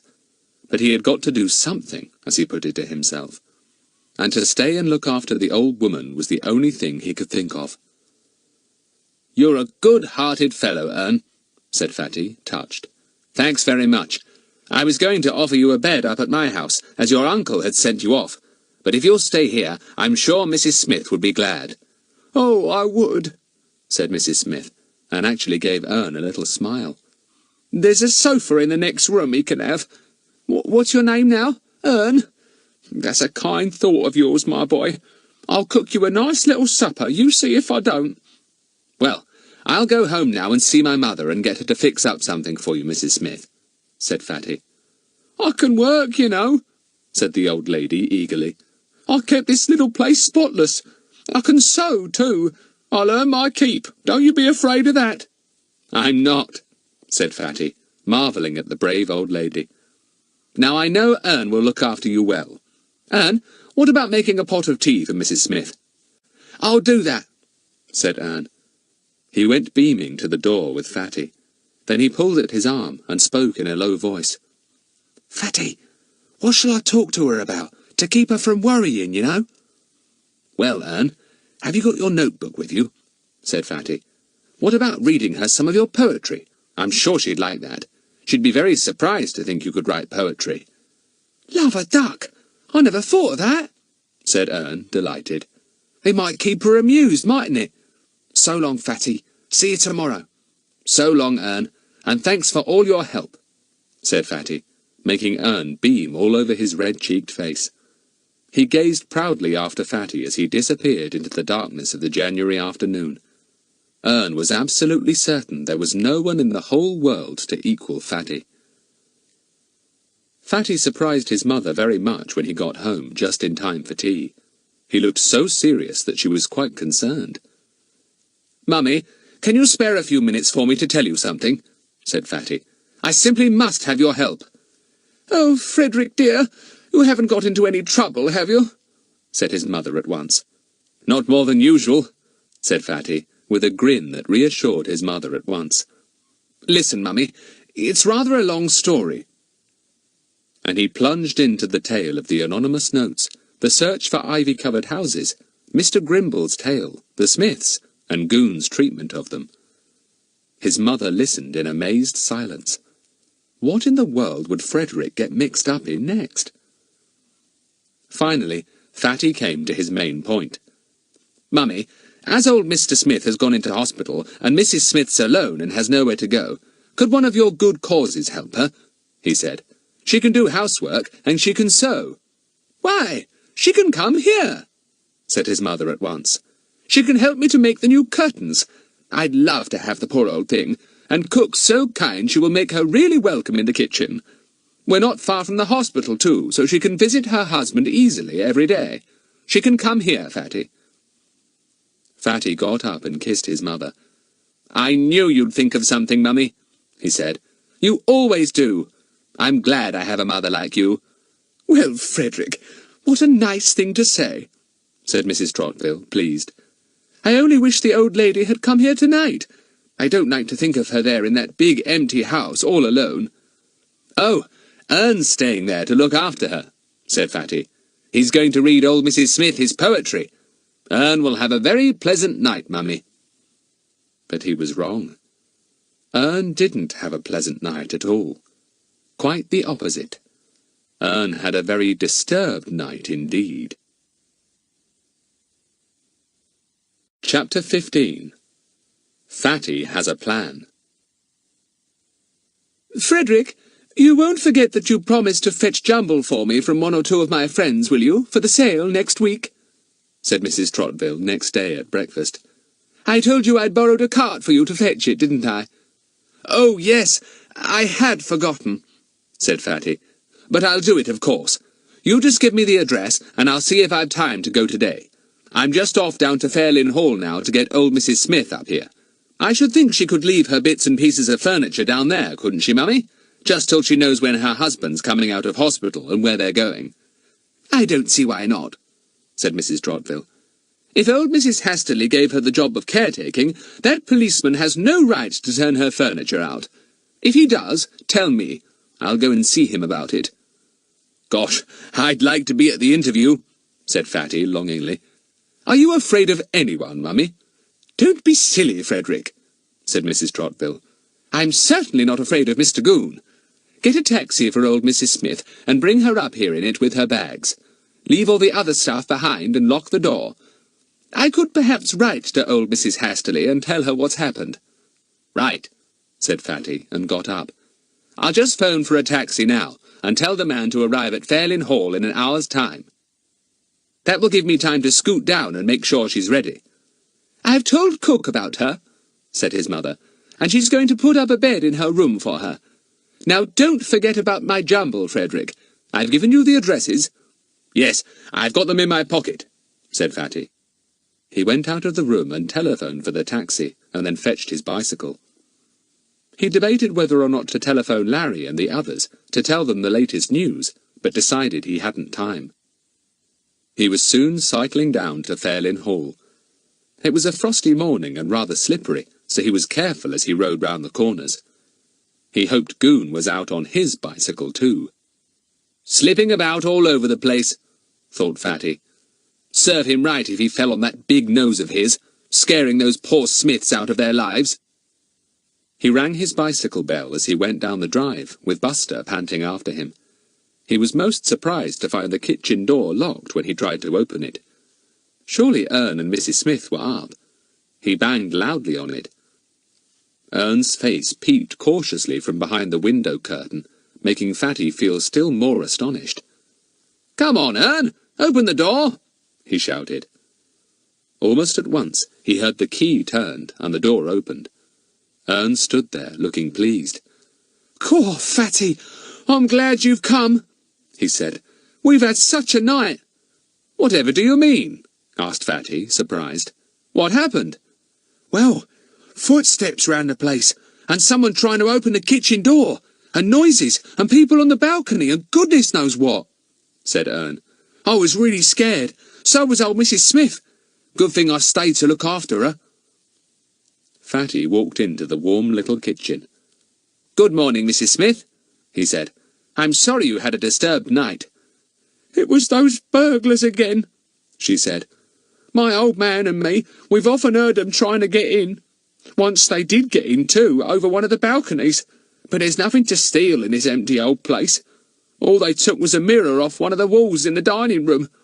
I was glad of Ern here last night, I can tell you. Real brave he was." "They did all they can to get in," said Ern. "Mrs. Smith says the house is pretty well burglar-proof now, except the kitchen part, but as she and Mr. Smith were living in these few rooms, the burglars avoided them. Not last night, though. Look, they broke this window, but they couldn't undo the catch." "Good thing you were here, Ern, or they might have bashed the door in and wrecked the place," said Fatty. "Perhaps it was tramps looking for shelter. It was a cold, bitter night." "They went when I shouted," said Ern proudly. "And I pretended there was a dog here, didn't I, Mrs. Smith? You should have heard me yapping. Like this." And Ern broke into such realistic yaps that Buster looked at him startled, and then began to bark himself. "That was a jolly good idea, Ern, to pretend there was a dog here," said Fatty, and Ern beamed. "Well, Mrs. Smith, do you think you could get your bits and pieces together? My mother says she would be very glad if you could come and help her with her new curtains. You said you could sew, didn't you? We've put up a bed for you already." "I never knew there were such kind folk in the world," said Mrs. Smith. "Never. I've packed already. I can't do anything about my furniture. It'll have to stay here till I can send someone for it. I don't think Mrs. Astley will mind. I'd be glad to help your mother. If she's anything like you, it'll be a pleasure to work for her. I'll be able to see my old man, won't I, though?" "Oh, yes, the cottage hospital is quite near," said Fatty. "You'll be able to go every day. My mother will ring up the hospital when you arrive and get the nurse to tell you how Mr. Smith is." "Such kindness," said the old lady, overcome. "And this boy, Ern here, he was such a comfort last night. And the poetry he read me. Well, I reckon he's a genius. I do, really." Ern blushed. He knew he was no genius, but it was very, very pleasant to be thought one. He helped Mrs. Smith out with her things, ready for the taxi. "You go with Mrs. Smith in the taxi, Ern," said Fatty. "I've got my bicycle and Buster. Go down to my shed and wait for me when you get there. You'll find some biscuits in the tin." "Oh, thanks, Fatty," said Ern. He had been afraid that he would be sent home. Perhaps he would have yet one more day with Fatty. The taxi came, and Ern put all Mrs. Smith's things into it. He helped her in, and then climbed in himself. He felt rather important. "First time I've been in a taxi," he said. "Love a duck, I'm getting grand." "I'll lock the back door and take the key," said Fatty. "I'd better return it to the estate agent, and I'll warn them that burglars came again." He went back into the kitchen. It still had the Smiths' things there. Rather poor bits of furniture, a carpet, worn and old, the curtains. They could really go on a cart, thought Fatty, and suddenly remembered that he had promised his mother to fetch her jumble. He locked the door and walked to where he had left his bicycle. Then he and Buster went to the front gate. A man was standing there, hands in pockets. Buster barked at him, and he kicked out. Fatty felt rather suspicious. Why should the man be hanging about outside an empty house? Was he one of the men who had tried to break in the night before? Had he watched Mrs. Smith and Ern leaving in a taxi? Fatty rode off to the estate agent's, wondering. He walked into the office, and was relieved to find that the young and conceited Mr. Paul was not there. Only the older man was present, sitting in his corner. He recognized Fatty at once, and smiled. "I've brought you the back door key of Fairlyn Hall," said Fatty. "There were caretakers there, as you probably know, and they've left. Their furniture is still there, though." "Well, that's nice of you," said the old clerk. "but you'd better keep the key in case the Smiths want to fetch their things. Were they given notice or something? We haven't heard anything from Mrs. Hastily." Mr. Smith fell ill and has gone to hospital," said Fatty, thinking that was the best thing to say. "And by the way, burglars tried to break in there again last night." The old clerk tut-tutted and shook his head. "Bound to get tramps and rogues trying to get in when a house has stood empty for years," he said. "We've tried to make it burglar-proof, but what it wants is people living in it, filling the house. By the way, it's a funny thing, but some people came in to inquire about it this morning. 2 men. Said they might like to buy it for a boys' prep school." "Did you give them keys?" asked Fatty at once. "Yes, and I told them that a couple of old folk were there caretaking," said the man. "I didn't know they'd gone." Mr. Paul arrived at that moment, and Fatty at once went, in case the old fellow should be admonished for wasting his time talking to him again. Fatty was very thoughtful as he rode home.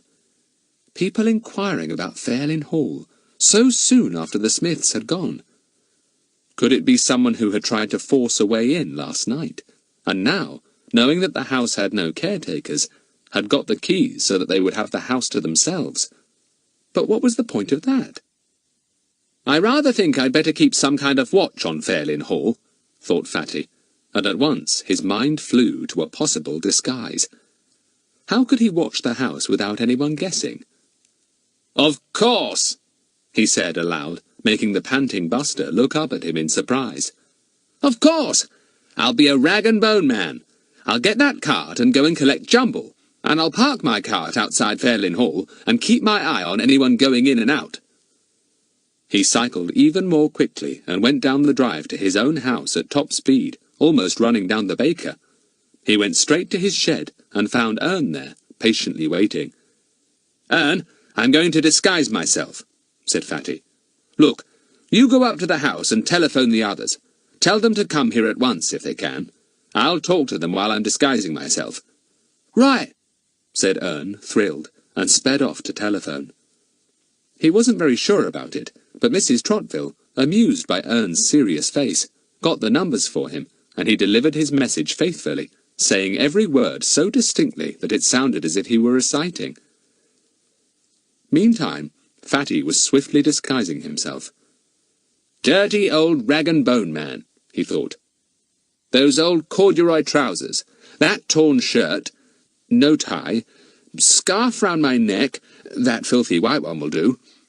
Awful old boots, now, where did I put them? A cap, and that awful overcoat I found left behind a hedge one day." He got out his make-up box, and in 10 minutes had transformed himself from a boy in his teens to a wrinkled, dirty, slouching fellow with protruding teeth, shaggy eyebrows, and a ragged moustache. Ern watched in unbounded admiration. "Love a duck," he kept saying. "Love a duck, Fatty! How'd you do it? You are a one, you are. My word, my uncle'll chase you out of Peterswil if he sees you." Fatty laughed. "Here come the others," he said, as Buster barked. "Let them in." And in they all trooped, to stop in astonishment at the sight of the dirty old rag-and-bone man. "Fatty!" squealed Bets. "It's you! Fatty, you look awful! What are you going to do? Quick, tell us! What's up? Has something happened?" Chapter 16. Rag-a-bones, rag-a-bones. Everyone crowded round the dirty old rag-and-bone man, thrilled.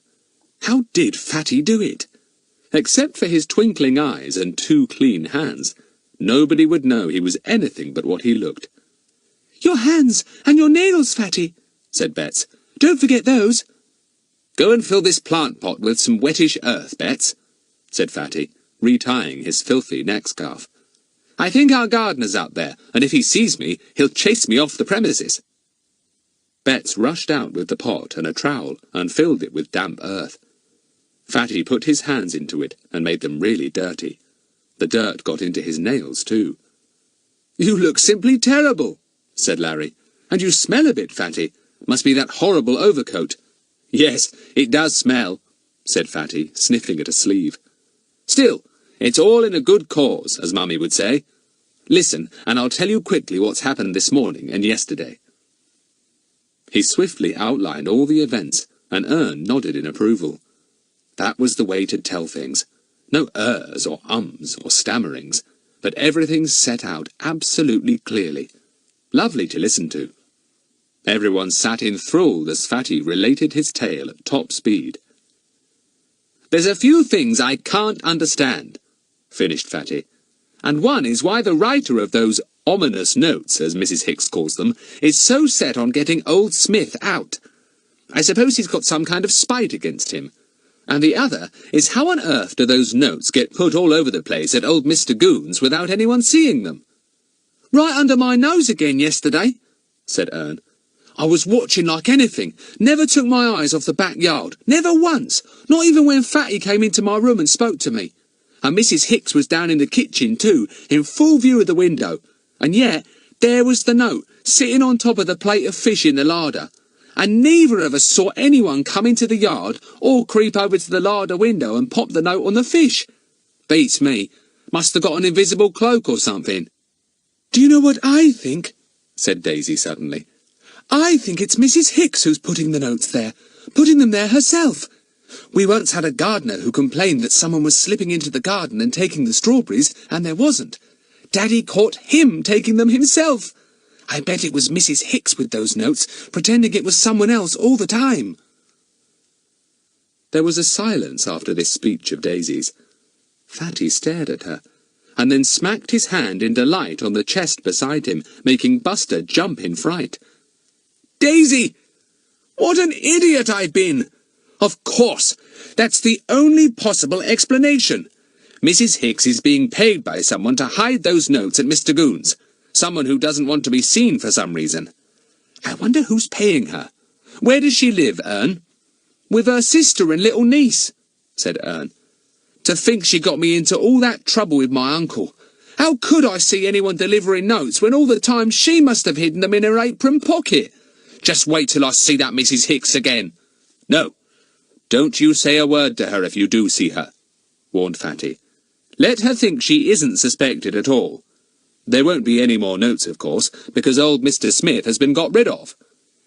"Maybe that's the end of the whole thing, then," said Pip. "I don't think so," said Fatty. "No, I certainly don't think so. Though Mr. Goon does, of course. There's something more behind those notes than just spite against an old man. Well, I must go. Ern, you go and see how Mrs. Smith is getting on, and ask my mother if you can do any jobs. She'll like that." "Can we come with you, Fatty?" asked Bets longingly. "Could we walk a little way behind you, just to watch you being a rag and bone man? You do look exactly like one. In fact, you look so awful that I'm sure Mummy would send you off at once if you came to our house." "I haven't overdone it, have I?" said Fatty anxiously, and looked at himself in the glass. "Do these false teeth that I put over my own stick out too much?" "Oh, no, they're fine," said Larry. "And I love the way your shaggy eyebrows go up and down. I do hope you meet Mr. Goon." "Well, I don't," said Fatty. "If I do, I shall put on a foreign accent, or stammer or something, so that Mr. Goon can't get any sense out of me. Well, so long. I'm going to get the cart now." He looked out of the shed window to make sure that the gardener was nowhere near, and then went rapidly to the garage. The cart was there, together with a good deal of jumble taken from the attics. Fatty piled some on, and then set off to Fairlyn Hall. Perhaps he could catch sight of those men who had got the keys.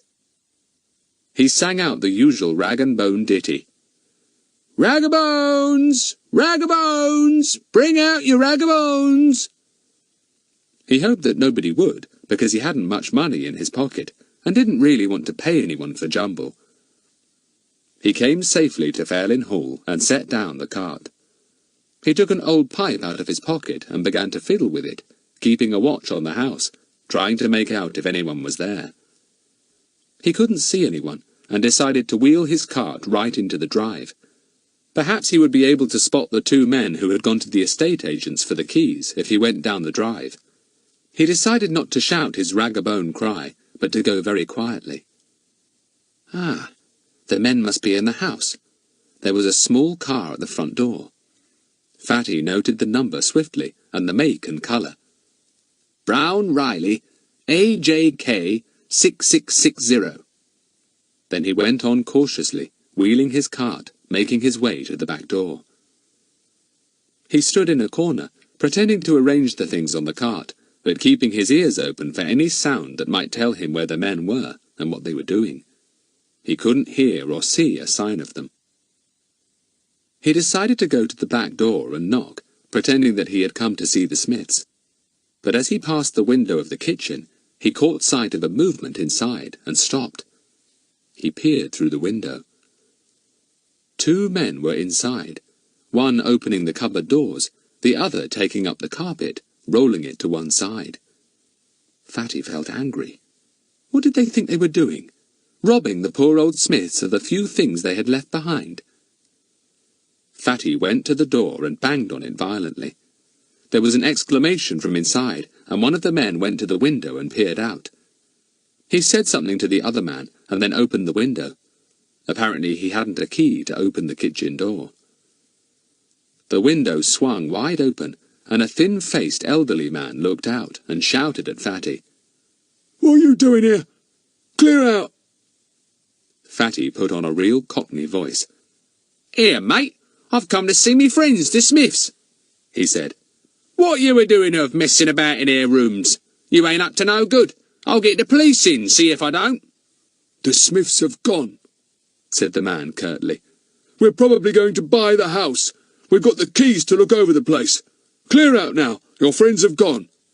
"Well, what you a doing of then, with their things?" shouted Fatty. "What you rolling up that bit of carpet for? What you—" Now, what's all this?" said a familiar voice, and to Fatty's surprise and annoyance, Mr. Goon marched up to the window. "That your cart in the drive, fella? Take it out then. And who's this in the house?" "Constable, remove this man," said one of the men indoors. "He says he's a friend of someone called Smith, but it's my belief he knew they were gone and came to steal their bits of furniture. We got the keys to look over the house, and suddenly saw this fellow at the back door." "Oh, so that's it, is it?" said Goon roughly, and turned on Fatty. "You clear off, my man, or I'll march you off to the police station. What's your name?" Fatty pretended to be scared. He stammered, while Goon still glared at him. "Well, go on, get it out," commanded Goon, taking out his notebook. "Name and address." "Fred," said Fatty. "Fred," said Goon, writing it down. "Fred what?" stammered Fatty, looking absolutely agonized. All right, said Goon, shutting his notebook. "I've got more important things to do than stand here and listen to you. You go and get your tongue seen to, and take that cart out of this drive. If I set eyes on you again today, I'll run you in." "Right," said Fatty, and shot out of the drive with his cart, grinning. He stood at the front gate, wondering what to do. He had seen those two men, and noted what they looked like. He had got particulars of their car. He had watched them examining the Smith's kitchen and the things in it, goodness knew what for, and he had had a successful few minutes with Goon. What next? He moved on down the road, shouting, "Ragabones!" at intervals, and then he saw someone he knew hurrying along the pavement. "It's Mrs. Hicks," he thought, and his interest quickened. "I suppose she's got the morning off. Where's she going in such a hurry?" He decided to follow her. If she really had been the one to hide those notes, then someone must have given them to her, and presumably she was being paid for hiding them at Mr. Goon's. Goon, of course, was the only person who had the power to turn the Smiths out, so that was why the notes had been sent to him. It would be very, very interesting to find out who the sender was. It might throw quite a lot on the mystery. Fatty trundled his cart after Mrs. Hicks. Round the corner she went, and round the corner went Fatty. Down a little hill, and round another corner. And Mrs. Hicks turned in at a gateway and vanished. Fatty trundled his cart along the gutter, and came to a stop outside the gate. He pretended to fiddle with his pipe again, examining the house as he did so. It was a fairly big one, well kept, and looked comfortable. From between the curtains, he could see what looked like a gleaming brass ornament. The name on the house was Kuntan. Who lived there? Was it someone who had given those notes to Mrs. Hicks? He decided to go to the back door and ask for anything old and done for. Even if he had to give up all his money for junk, it would be worth it if he could find the sender of those anonymous notes. He went cautiously down the side entrance and came to the back door. Beside it were piled wooden crates with foreign words printed across them. Empty crates, evidently unpacked and then thrown out for firewood. One was already half chopped up. Fatty looked at them, and then one word made him stare in excitement. Just one word, stamped across each crate in big black letters. The name of the place the crate had come from. Rangoon. Chapter 17. A Very Lucky Find. Fatty stared at the name on the crate, remembering how hard he had tried to think of a word with Goon as part of it, when he had tried to fathom why Mr. Goon's name should have been spelt each time with a small letter G. Mr. Goon with a small g, not Mr. Goon with a capital G, had been on each of the envelopes containing those anonymous notes. When I asked Mummy if she knew of any word with the 4 letters Goon in it, she suggested Rangoon, thought Fatty, remembering. And here's a crate with Rangoon stamped across it. Can it be just chance? Just a coincidence? Or is it a real clue? A clue pointing to the man who sent those letters to Mr. Goon? He stared at the crate again. A man lives here who has friends in Rangoon, that's certain. Friends who send him crates of something. Well, he might have Rangoon newspapers sent to him too. He might have cut out words and letters from them and taken Goon from the title of the newspaper. Rangoon Times, it might be, or something like that.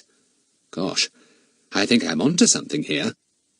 He was still staring at the crate when the back door suddenly opened and made him jump. He turned in fright and saw Mrs. Hicks there being ushered out by a small Asian man. Burmese, thought Fatty at once, recognizing the man's Burmese eyes, the brown complexion and black hair. And Rangoon is in Burma! Is this the fellow who sent those notes? Mrs. Hicks caught sight of him at once and frowned. Rag o' bones, rubbish, jumble, anything bought, said Fatty at once. Good price paid. Do you want to get rid of any rubbish? Asked Mrs. Hicks, turning to the Burmese man. This feller'll take it for you. Your yard looks pretty cluttered up. I can deal with him for you if you like. What about those crates? He'd buy 'em for firewood. I see you've already got plenty chopped up. Yes, Mrs. Hicks, said the Burmese man, and nodded. You do business with this man. Much rubbish here. And with that he shut the door. Mrs. Hicks beamed. What a bit of luck. Now she could sell these crates and keep the money herself. You can have the crates, she said, and I'll have a peep in the shed and see if there's any rubbish there. She disappeared into a small shed, and Fatty followed her. It was stacked with old junk, just as his mother's attic had been, but Burmese junk. A big brass tray, green with neglect, stood on its side in one corner. A broken gong was near it, and a pair of small Burmese idols in brass. Other curiously shaped ornaments were thrown here and there. You could have some of these if you liked, said Mrs. Hicks. Cheap, too. You could sell 'em for a good bit to a dealer. Take what you like. Nobody wants junk like that, said Fatty, knowing that he must bargain. Funny stuff, this. Where's it come from? Does it belong to that gentleman there? And he nodded his head towards the house. Yes, said Mrs. Hicks. Burmese he is, but he married an English wife. I do sewing for her, but she's too stuck up for me. Her husband's all right, though, and so are his two friends. Free with their money, and that's what I like." "What are the friends like?" asked Fatty, poking about among the junk. "Burmese too?" "No, English," said Mrs. Hicks. "One's been in Burma for years, but the other's a close one. Don't know where he's from, I'm sure. Never opens his mouth. Well, what about this stuff? Give me a good price and you can take what you like." "I can't sell trays and gongs," said Fatty, giving the tray a kick with his foot. "Now, those crates out there, I could take some of those. And newspapers, old newspapers if you got any. I can sell those to fishmongers and butchers. But this brass stuff, nah, I wouldn't get a penny for it." "Go on," said Mrs. Hicks disbelievingly. "Well, I'll give you something for this ornament," said Fatty, picking up a hideous little brass figure. "For 4 of those crates, and any old newspapers you got." "What? Newspapers and hardly anything for that there lovely brass ornament?" said Mrs. Hicks. "You're crazy." "No, I'm not. I know what I can sell and what I can't," said Fatty, fingering the ornament with his dirty hands. He looked at Mrs. Hicks from under his shaggy false eyebrows and smiled, showing his awful protruding teeth. "Go on, missus. You let me buy what I can sell. 4 of those crates and as many old newspapers as you've got, and 1 ornament." "All right," said Mrs. Hicks. "You put 4 of those crates onto your barrow while I fetch the newspapers. There's plenty stacked in the kitchen cupboard." Fatty grinned at her, showing his revolting false teeth again, and took the little ornament and the crates to his cart. He waited there for Mrs. Hicks. Out she came with a vast number of newspapers, which she dumped in the cart. "There you are," she said. "But you're a robber, that's what you are," said Mrs. Hicks. She took the money and put it into her pocket. Just as she did so, a car drew up at the house, and 2 men got out. The very 2 that Fatty had seen at Fairlyn Hall. Fatty noted the car at once. Aha! Brown Riley, AJK 6660. So those 2 men were staying here. They must be the 2 friends that Mrs. Hicks spoke of, one who had come from Burma, and the other whom she said never opened his mouth. Fatty took a good look at them. Things were beginning to fit together nicely. Rangoon, Mrs. Hicks and the notes, the 2 men who were staying here. Was it one of them who had paid her to put the notes round and about Mr. Goon's house and yard? And now they had been to Fairlyn Hall. They wanted to get the Smiths out because they wanted to take it, or to find something there, thought Fatty, with a surge of excitement. And what could they want to find there? Could it possibly be the diamonds that were never found after the robbery? Phew! Everything's boiling up at once. My word! He wheeled his cart away slowly, gazing at the men as they walked up to the front door of the house. He was longing to get out his notebook and write down their descriptions. He set off down the road with his cart, feeling quite in a daze. He suddenly caught sight of the name of a house on the other side of the road. "Gosh, that's one of the houses that Mummy asked me to collect jumble from," he thought. "Well, as I'm so near, I'd better collect it. Let's see, it was Mrs. Henry's, wasn't it?" Still in rather a daze, trying to sort out everything in his mind, Fatty pushed his cart up the drive of the house. He went to the front door, quite forgetting that he was disguised as a dirty old rag-and-bone man. He rang the bell. Mrs. Henry came to the door and stared. "The back door is round there," she said, pointing. "But we've nothing for you today. Nothing at all." Well, my mother said you'd have some old clothes, Mrs. Henry," said Fatty politely. "For her jumble sale, you know." "Your mother?" said Mrs. Henry, staring in amazement at this awful, dirty old fellow with his shaggy grey eyebrows and filthy overcoat. "I don't know your mother. Who is she?" "She's Mrs. Trotville," said Fatty, and was most astonished when the door was banged in his face. Then he suddenly realised that he was in disguise, and rushed off down the drive with his cart. Good gracious! How could he have forgotten he was a rag-and-bone man? Whatever must Mrs. Henry have thought? "Why did I mention Mummy's name?" thought Fatty with a groan.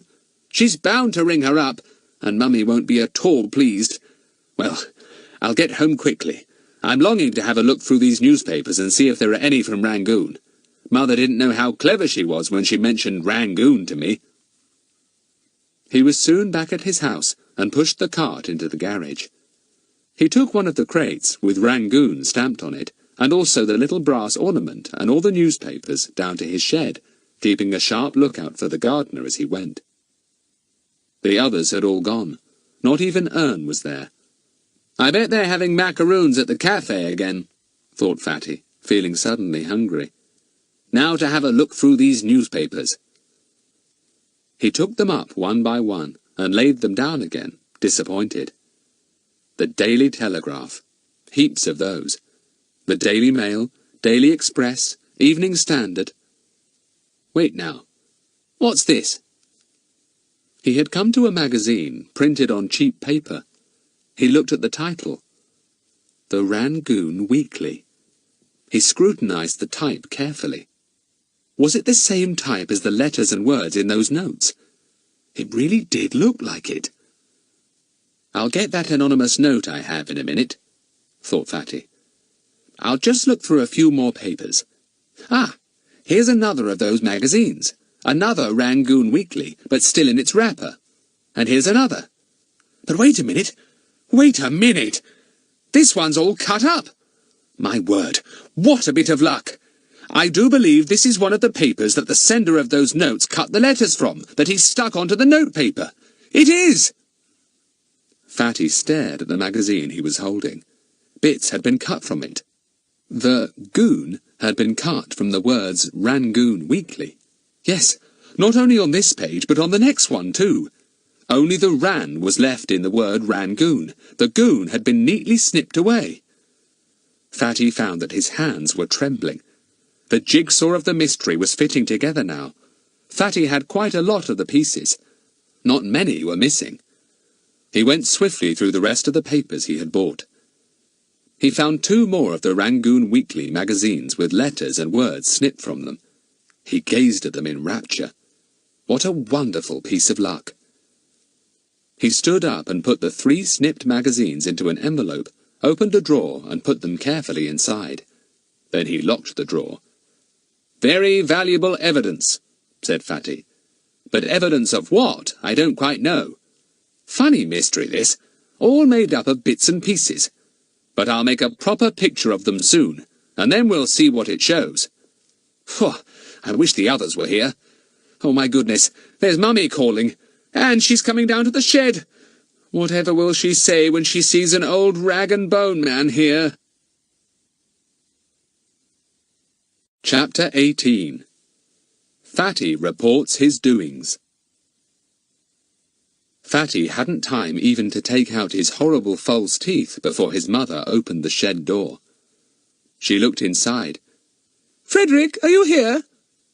Fatty stood with his back to her in the darkest corner of the shed. "Yes, Mummy. Did you want me?" "Frederick, Mrs. Henry has just telephoned me," began his mother. "Do turn round, dear. I'm speaking to you." I'm in disguise, Mummy," said Fatty, embarrassed. "Turn round," said his mother, and Fatty reluctantly faced her. She gave a horrified scream. "Frederick! Come here, into the light. How can you dress like that? Disguise, indeed.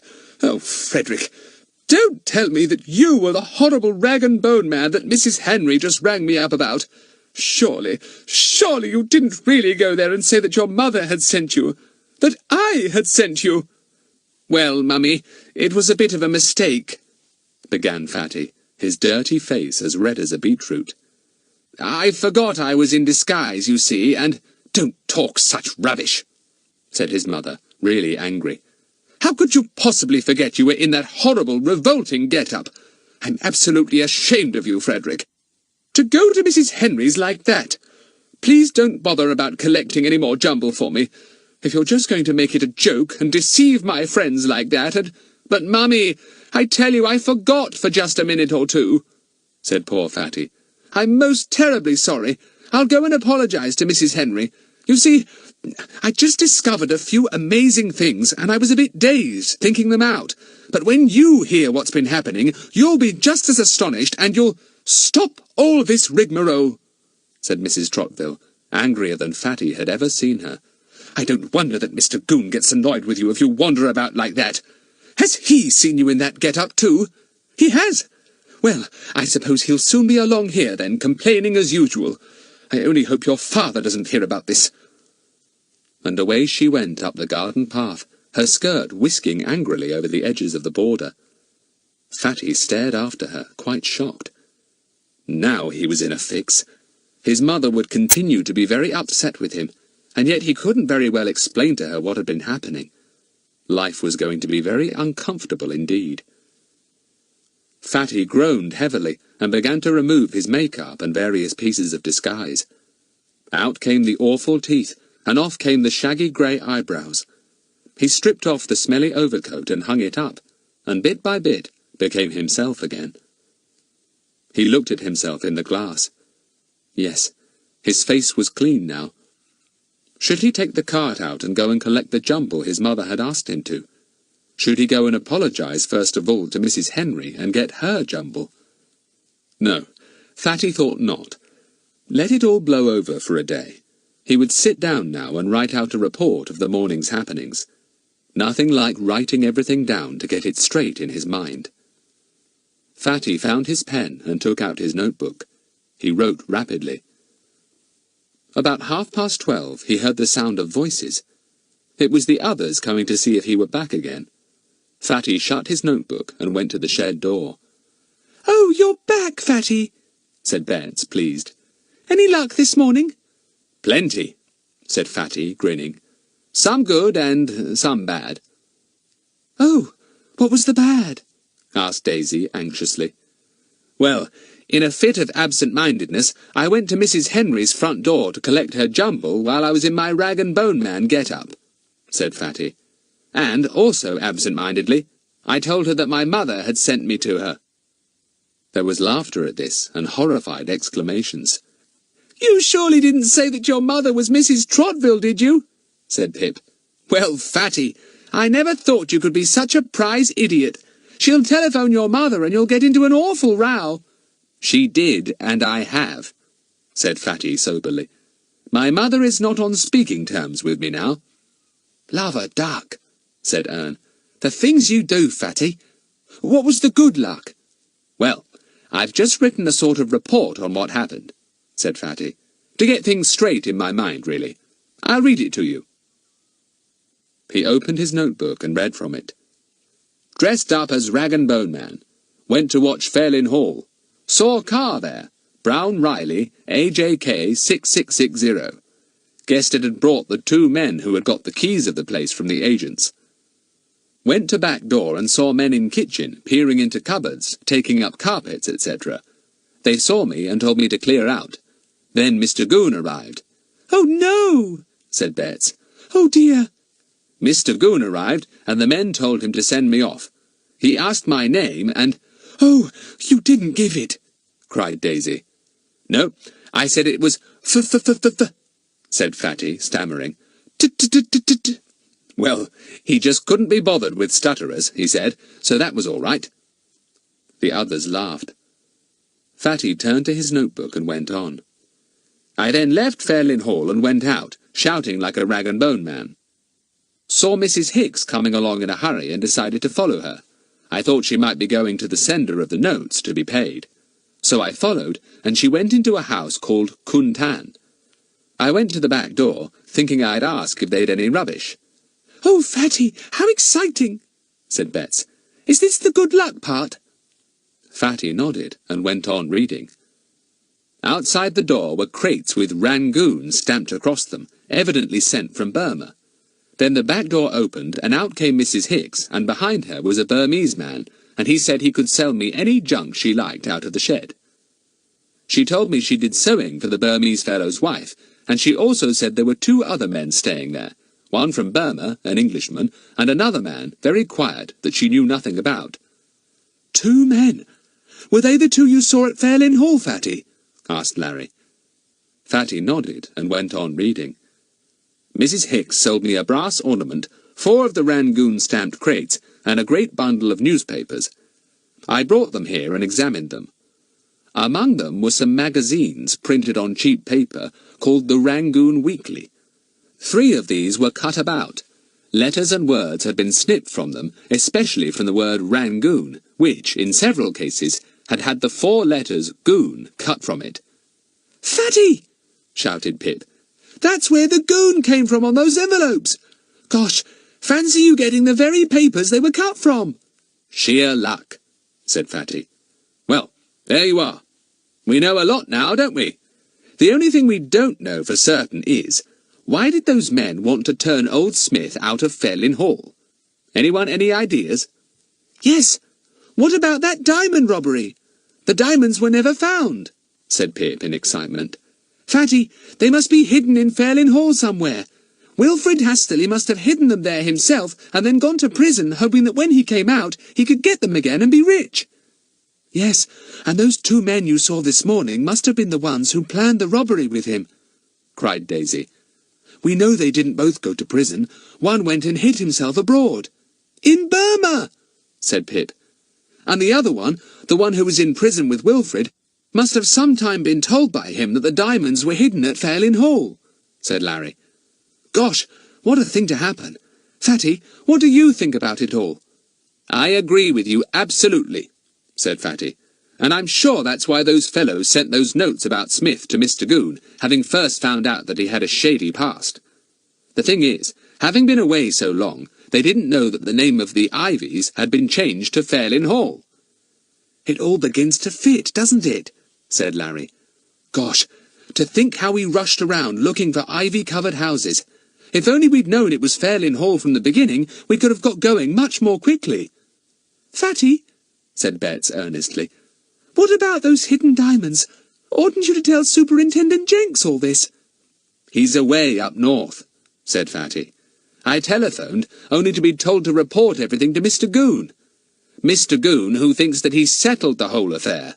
Why, we're still right in the very middle of it. I wish I could tell the super." "Can't you wait till he comes back before you do anything else?" said Bets. "What, and let those 2 men find the hidden diamonds?" said Ern, entering into the discussion for the first time. "Caw, Fatty, let's you and me go and hunt for 'em. I'll bet those men'll be there as often as they can, searching everywhere." "I rather think the diamonds must be in the kitchen quarters," said Fatty. "Otherwise, why try so hard to turn out the poor old Smiths?" "I suppose the Smiths wouldn't know anything about the diamonds, would they?" said Pip. "No, of course they wouldn't. But would they know of any secret place, Fatty, do you think? You know, a trapdoor leading downwards, a secret cavity in a cupboard. Mrs. Smith kept the place really clean, you said, and she probably knows every corner of it." "That's quite an idea, Pip," said Fatty, considering it. "She's here, you know, helping my mother with the new curtains. I could easily have a word with her.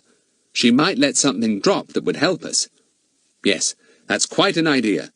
But we've got to be quick if we're going to do any hunting ourselves, because now that the Smiths are out of the way, those 2 men will lose no time in getting the diamonds if they can." "When do you think of going then, Fatty?" asked Larry, feeling excited. "This afternoon?" "I don't see why not," said Fatty. "I've got the back door key. Yes, let's. But we'll have to keep a good look-out for the men. Gosh, it's time for lunch. I must go because I don't want my mother to be any more annoyed with me than she already is. Look, will you all be at the corner with your bikes at 3 o'clock? "You bet," said Pip, thrilled. "What about Ern?" "Fatty's cook has asked me to the kitchen for dinner," said Ern proudly. "Mrs. Smith said some nice things about me, that's why. I'll be there at 3 too, with Fatty." "So long," said Fatty, shooing them all out, and locking his shed hurriedly. "Look here, Ern. As you'll be chatting with Mrs. Smith over your dinner, you try to get a few hints about possible hiding places, see?" "Caw, yes, Fatty," said Ern, delighted. "I'll do my very, very best. Love a duck. This isn't half a lark, is it?" Chapter 19. A disappointing afternoon. Fatty and Ern were at the corner before the others, waiting there with their bicycles. Buster was safely shut up in Fatty's bedroom. "Well, did you enjoy your dinner, Ern?" asked Fatty. "Oh, yes," said Ern happily. "Made quite a fuss of me, they did, especially Mrs. Smith. She told your cook and Jane all about my poetry." "You don't mean to say you read them any?" said Fatty, amused. Ern went red. "Well, they kept on and on about it," he said. "So I read them 1 or 2 poems. They liked the one about the Ivies, Fatty, but I told them you wrote half of it. I wasn't going to let them think I'd written those good lines. Poor Fatty, I don't know how you let your tongue go loose, like you say, and spat out poetry by the yard, rhymes and all." "You do it like this, Ern, as I've told you before," said Fatty, and rested his bicycle against the fence. He stood up and opened his mouth. Ern waited breathlessly. Fatty began to declaim at top speed. "Oh, every time you want a rhyme, then let your tongue go loose. Don't hold it tight, or try to bite. That won't be any use. Just let it go, and words will flow from off your eager tongue, and rhymes and all will lightly fall to make a little song." "There you are, Ern. That's how you do it," said Fatty with a chuckle. "You try it when you're alone. Just think of the first line, that's all, then let your tongue go loose."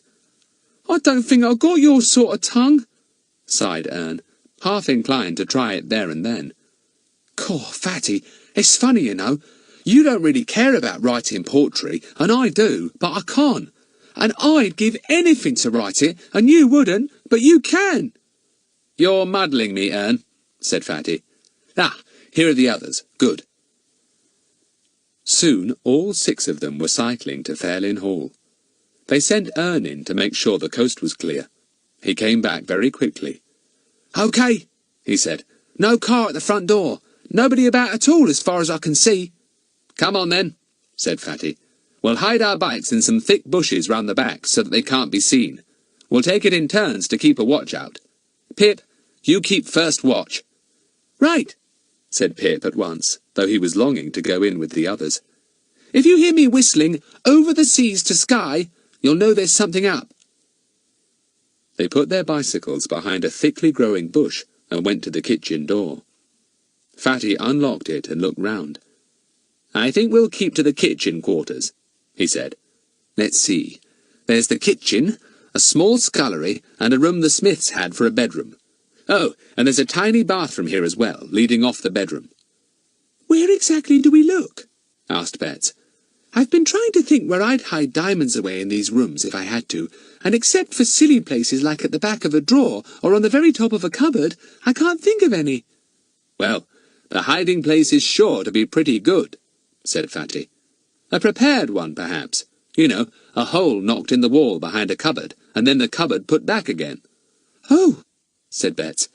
"Well, I'm pretty sure I shouldn't find that." The 5 began to hunt carefully. Every mat, every scrap of carpet was turned back. Every bit of furniture was moved. Then Bets went to a chest of drawers. "No good looking in the drawers of that chest, Bets, old thing," said Fatty. "The furniture belongs to the Smiths, you know. Hello, what's this?" Everyone turned at once. Fatty was down on his knees, trying to peer into a hole that was at the bottom of one corner of the kitchen wall. "It seems to go back a little way," he said. "Gosh, I can see something there. Bet, can you get your tiny hand in and feel?" Bets knelt down and tried to put her hand in at the hole. "I can feel something," she said excitedly. She stretched her fingers to the utmost and tried to get hold of whatever it was, with the very ends of her fingers. There was a sudden snap, and Bets screamed. "Oh, my finger! Something caught it!" "It's a mouse trap, isn't it?" said Larry with a squeal of laughter. "I know that snap. Mummy put a trap in my bedroom last night, and it went snap and caught a mouse."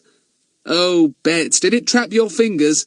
said Fatty in concern, as Bets stood up, squeezing the fingers of her right hand. "No, not quite. The trap part just missed them," said Bets. "Oh, Fatty, and I thought I was reaching out for a bag of diamonds, and it was just a mouse trap that the Smiths must have put into the hole." Fatty took his torch from his pocket and bent down to make sure, his cheek against the ground as he flashed the light of his torch into the hole. "You're right, Bets," he said. "It's a trap. What a disappointment. Still, a bag of diamonds wouldn't be pushed into a mouse hole, of course. The hiding place will be much cleverer than that. Call Pip in, Ern, and take his place." Pip came in, rubbing his hands. "It's cold out there," he said, stamping his feet. "Shouldn't be surprised if it's going to snow. Found anything?" "Not a thing," said Bets, "except a mouse trap." The hunt was a complete failure. Fatty gave up after a whole hour's search. It was getting dark, and he was the only one with a torch. "No go," said Fatty. "I think probably only professional police searchers could find the diamonds. They may even be embedded in one of the walls. A hole could have been made, the plaster put back and painted over. Short of pulling the walls to pieces and taking up the floor, I don't see that we can do anything else. I vote we go and have tea somewhere." "You can come and have it at our house," said Pip. "Mummy's gone out, and she said if we cleared away ourselves and washed up, she would leave a smashing tea on the table, and if we break anything, we've got to replace it." "Jolly nice of your mother," said Larry. "Shall we go to Pip's, Fatty?" "Yes, splendid idea," said Fatty. "I'd have liked you all to come to my house for tea, but Mummy is very, very distant to me at the moment. I really might be some third cousin she hasn't seen for years and doesn't want to know. Poor Mummy. She'll never get over my going to Mrs. Henry's disguised as a smelly rag-and-bone man. That overcoat did smell, you know." "It sure did," said Pip.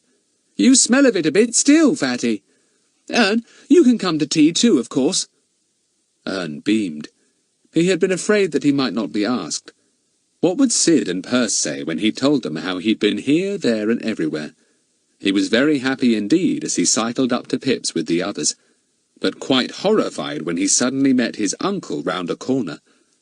Goon saw him at once and leapt off his bicycle.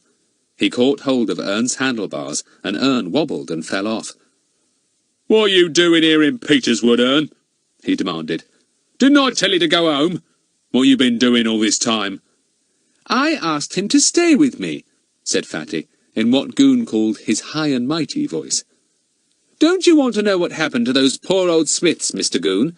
The ones you tried to turn out of their caretaking job?" "All I know is they've gone, and good riddance to 'em," said Goon. "Smith was a traitor. Didn't ought to be in any responsible job. The man that wrote those notes to warn me was quite right."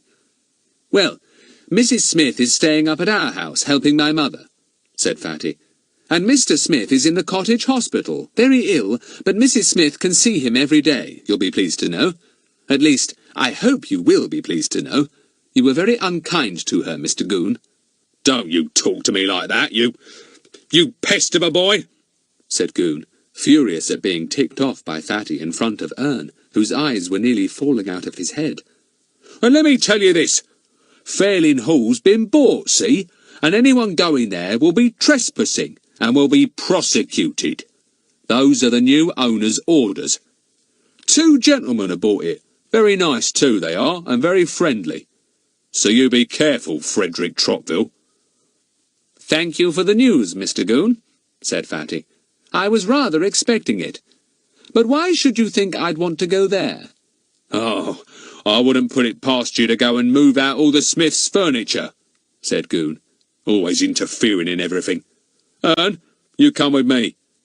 "I've been asked out to tea, Uncle," said Ern, edging away. He leapt suddenly on his bicycle and rode away at top speed. "Gah!" said Goon in disgust. "You made Ern as bad as you are. Just wait till I get my hands on him." Goon rode away angrily. That Frederick Trottville. Was he up to anything? Goon couldn't help feeling that there was still something going on that he didn't know about. Gah! The others laughed and rode off again.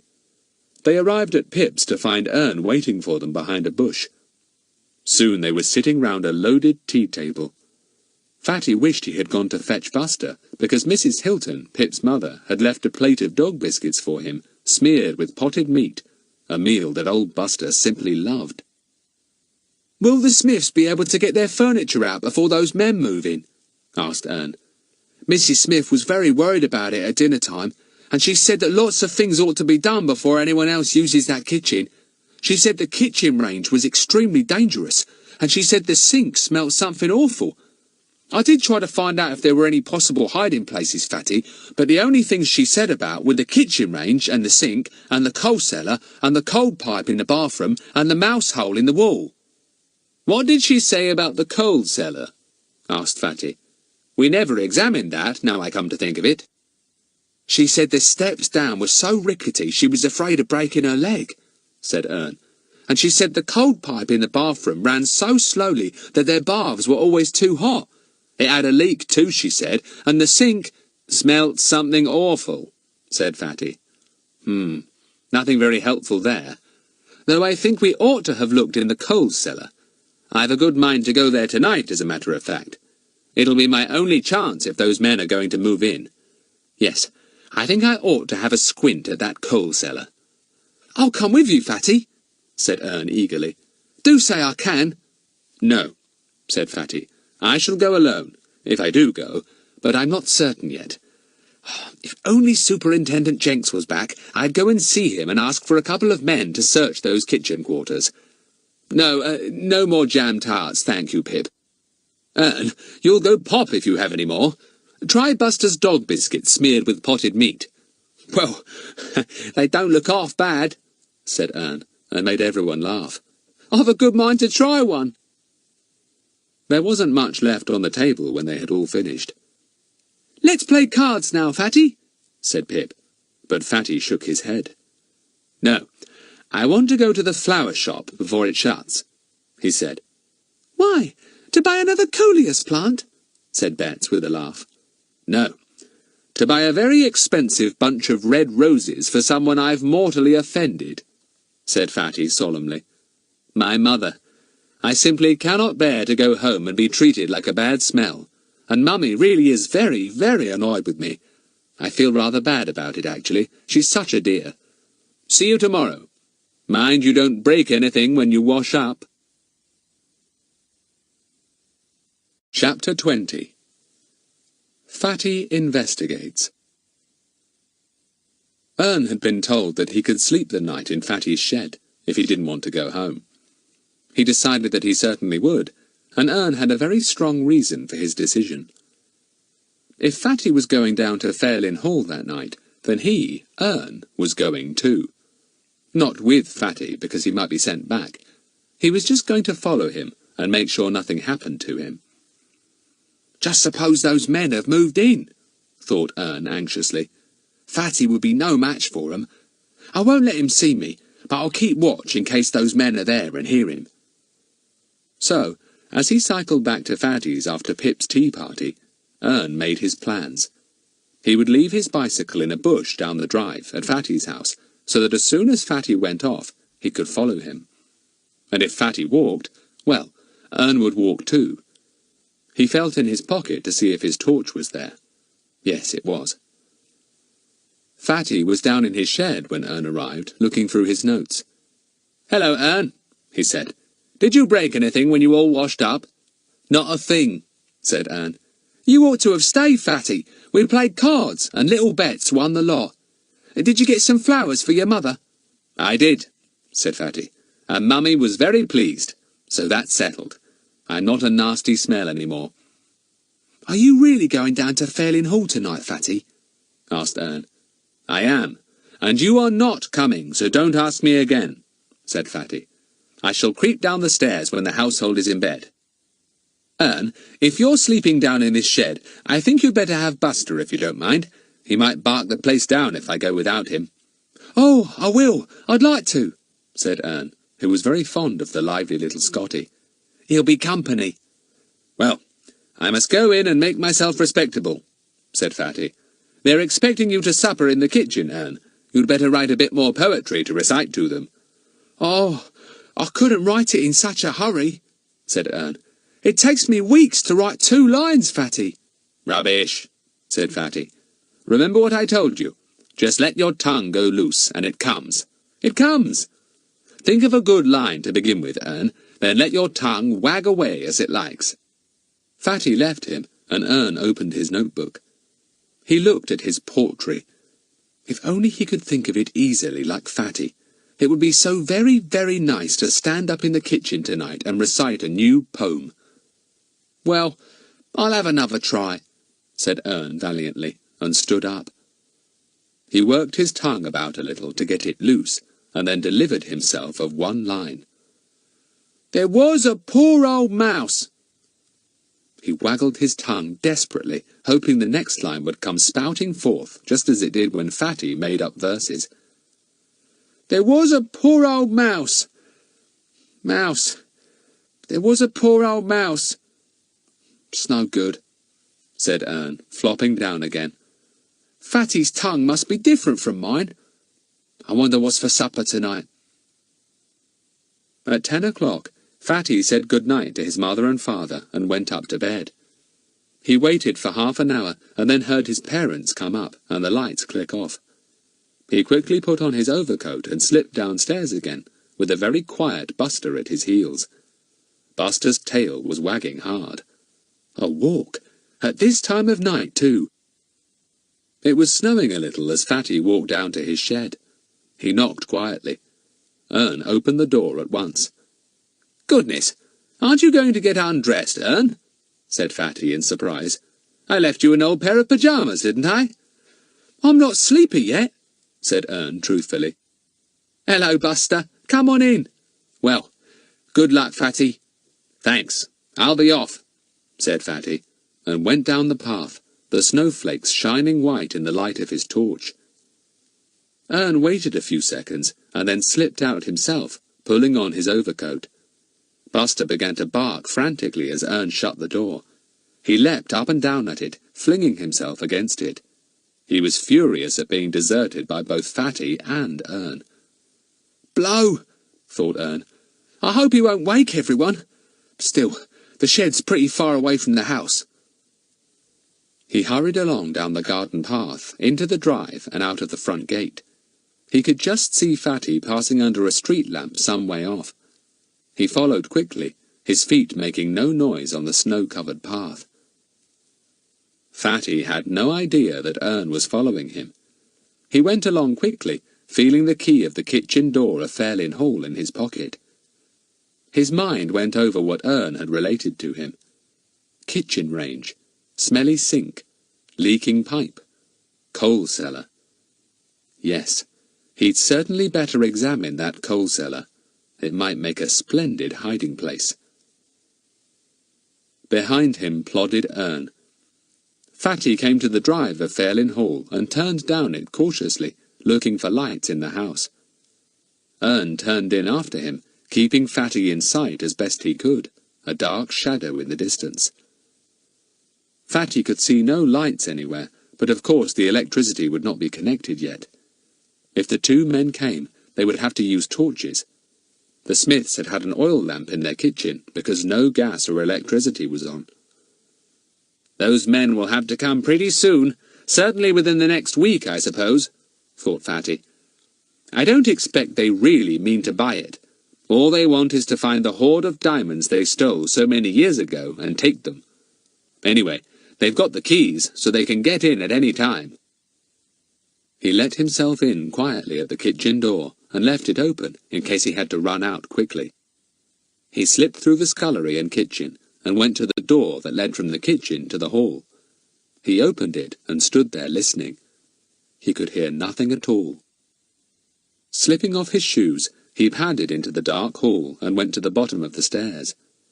There was no light to be seen anywhere, and the whole house was heavy with silence.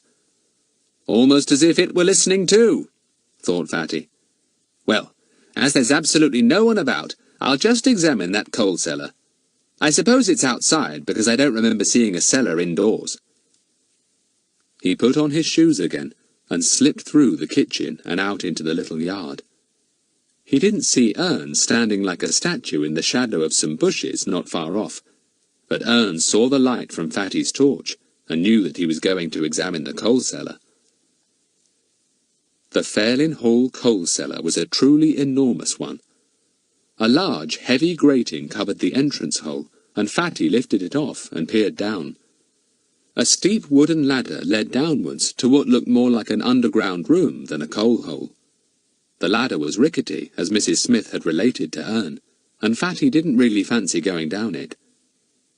He flashed his torch down the ladder, and came to the conclusion that if any diamonds had been hidden in the cellar, they would have been discovered, for there was very, very little coal left, only a sprinkling over the stone floor. Fatty went back to the house and flashed his torch over the kitchen range. Was there any hiding place at the back? No, not possibly. He went round the rooms methodically, trying to think of somewhere he hadn't examined that afternoon. He suddenly heard a small sound and stood still, listening. There it was again. What was it? Was it someone opening the front door and shutting it? Fatty's heart began to thump a little. If it were the two men, they would probably come into the kitchen quarters to search. He switched off his torch and stood in the tiny bathroom listening intently. Suddenly, he felt a soft touch on the top of his head, and he stiffened in fright. It felt like a moth settling on his hair, but no moths were about in January. There it was again, just a soft touch on his hair. Fatty put up his hand and felt the spot, and it was damp. He heaved a sigh of relief. Just a little drip of water from somewhere, probably from the leaking water pipe that Mrs. Smith had told Ern about. He stood there in the dark, listening for any further sound, but none came. He must have been mistaken. He took a step forward and switched on his torch again, looking up at the water pipe to see where the drip had come from. It's from that loose joint, thought Fatty, seeing a place where two pipes had been joined together. Gosh, it made me jump. He reached up his hand and touched the joint. It was rather loose, so no wonder the water leaked out. A sudden idea flashed into Fatty's mind, an idea that made him catch his breath. Could it be? No, it couldn't be what he was thinking. His hand shook a little as he held the torch up to the joint of the pipes. Why should there be a join there, held together by an iron band round the pipe? Could the pipe have been deliberately cut? Could something have been slid into it, then the cut ends fixed together by the joint, hiding whatever had been forced into the pipe? Fatty stood below the narrow little pipe, hearing the small noise that the tiny drip made every now and again. Mrs. Smith had said that the flow in the cold water pipe was very poor, very slow, so slow that they couldn't make their hot baths cool. Was that because the pipe had been stuffed with something that impeded the flow of the water? Stuffed with diamonds, perhaps? Fatty flashed his torch on the joint again. It didn't look as neat a job as the other joints he could see. A surge of excitement made his heart begin to beat fast. I believe I've got it, thought Fatty to himself. I really believe I have. My word, if Wilfred Hastily really did push all his diamonds into a water pipe and then sealed it up, he was a wizard at hiding things. I bet he put a few big ones in first, hoping they would jam together and not be taken down to the outlet. Phew! He had heard no more noises, and felt certain he was mistaken in thinking anyone had come into the house. He would surely have heard something more by now. He debated whether he should find the main water cock and turn off the water. Then he might be able to hack off the pipe joint, force the two ends of the little pipe apart, and peer into them. But where was the water cock? He hadn't the faintest idea. No good messing about, thought Fatty. I'll get back home, and tomorrow I simply must get in touch with the superintendent, even if I have to telephone to the back of beyond. He crept silently out of the little bathroom, shining his torch in front of him. And then he had the shock of his life. Someone pounced on him from a corner and gripped him so tightly that he couldn't even struggle. Then a torch was shone into his face, and a voice exclaimed, "Oh, so it's that big boy, is it? Why are you here again? What are you looking for? Go on, tell us, or we'll make you." Fatty saw two men. Yes, the two he had been on guard against and listening for. So he had heard something. What an idiot he had been not to go and investigate. He began to shout at the top of his voice, "Let me go! Let me go! Help! Let me go!" "There's nobody to hear you," said one of the men. "Shout all you like. Go on, shout." Chapter 21. Ern has a really exciting time. But there was somebody to hear Fatty, of course. Ern was still outside, shivering in the shelter of the bush he was hiding in. He almost jumped out of his skin when he heard Fatty's shouts. "They've got him! Somebody in the house has caught him!" thought Ern, shaking at the knees. "What shall I do? I daren't go in. I'll be caught too if I do. Oh, Fatty, what can I do to help?" He stole from the shelter of his bush and crept nearer to the kitchen door. He could hear a struggle going on as Fatty tried to kick the men on the shins. "You let me go! Oh, you brute! Let go!" Ern listened in anguish. He longed to go to Fatty's help, but what would be the sense of two of them being caught? Oh, poor Fatty! Ern strained his ears to hear what the men were saying. "Lock him in this cupboard," panted one of them. "My word, he's strong. Knock him over the head." "No, be careful. I don't want to spell in prison again," said the second man. "Shove him in." Ern heard a crash as Fatty was pushed violently into the big cupboard where the smith's brooms and brushes and pans still stood. Then there was a short silence. Not another sound from Fatty. "Lock the door on him," said a voice. "He's knocked out for a bit at any rate. My word, he gave me a kick that almost took off my kneecap. Now come on, we've got to find those stones. We know they're here somewhere."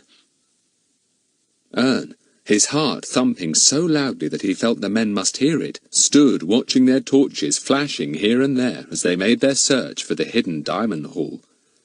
There was no sound to be heard from Fatty, not even a groan. Ern began to feel very anxious. "I must get help," he thought. "I really must. But how?" He stood and thought hard. "I'll go and stand at the front gate and stop the first person coming by," he decided at last, and he crept through the falling snow up to the gate. He waited, shivering, for a few minutes, and then, to his delight, saw someone coming. It was a small man hurrying along. Ern ran to him. "Please, will you help? 2 men have got hold of a friend of mine in that empty house there. They've hurt him and locked him in a cupboard. Please come and help him." The little man looked quite scared. "That's a matter for the police," he said. "Oh, no," said Ern, thinking of his uncle at once. "No, I don't want the police here." "Well, all I can do is telephone them for you," said the man, and hurried off. "It's the police you need." Ern was in despair. The last person he wanted to see was his uncle, the very last. He hurried back to the house, his feet making no noise over the snow. He peeped through the kitchen window. No sign or sound of poor old Fatty, but the men were obviously still there, for Ern could see the flash of their torches from the little bedroom. He debated whether he dared to go in and unlock the cupboard door. No, he daren't. He couldn't possibly get Fatty out without making a noise. Ern's heart sank down into his shoes. "I'm no good when there's trouble about," he thought sorrowfully. "No good at all. Fatty would know what to do at once. I wish I had better brains." And then he jumped violently as something brushed against his leg and then planted a wet lick on his hand. "Oh, what's that? Oh, it's you, Buster. Shh! How in the world did you get out?" Buster wagged his tail. He knew quite well how he had got out. He had leapt up onto the chest of drawers in Fatty's shed and had found the window open a little. He had squeezed himself through the opening and jumped to the ground. Then he had nosed his way after Ern's tracks and Fatty's, sniffing them easily all along the roads to Fairlyn Hall. But now Buster sensed trouble, and that was why he hadn't barked when he saw Ern. He put his paws up on the boy's knees and whined a very small whine, as if to say, "Where's Fatty? Please tell me what's up." Then Buster heard the men inside the house, and his ears pricked up at once. He ran to the door. He smelt Fatty's tracks. He smelt Fatty himself. Where was his master? What had happened to him? He ran to the cupboard and pawed at it. He knew Fatty was in there. The men heard him and ran out of the bedroom. They flashed their torches on the little Scotty, and at the same moment he leapt at them. One man felt a nip on his ankle, then the other felt a glancing bite on his hand. He hit out at the excited dog, who bounded all round them like a mad thing, barking and nipping them whenever he could. One man ran out of the kitchen into the hall, and the other followed. Buster went too, and Ern heard him chasing them all the way up the stairs. Ern was almost weeping in relief. He raced to the locked cupboard and turned the key. "Fatty, quick, come out!" he said. Fatty was lying on a collection of pails, pans, and brushes. He stared up at Ern, still half dazed. "Ern," he said in a weak voice. "What's up?" "Oh, Fatty, you've an awful bruise on your head," said Ern in distress. "Quick, I want to get you out of here. Can you stand? Let me help you." Fatty stood up with difficulty. Evidently the blow on his head had quite dazed him. Ern helped him anxiously out into the air.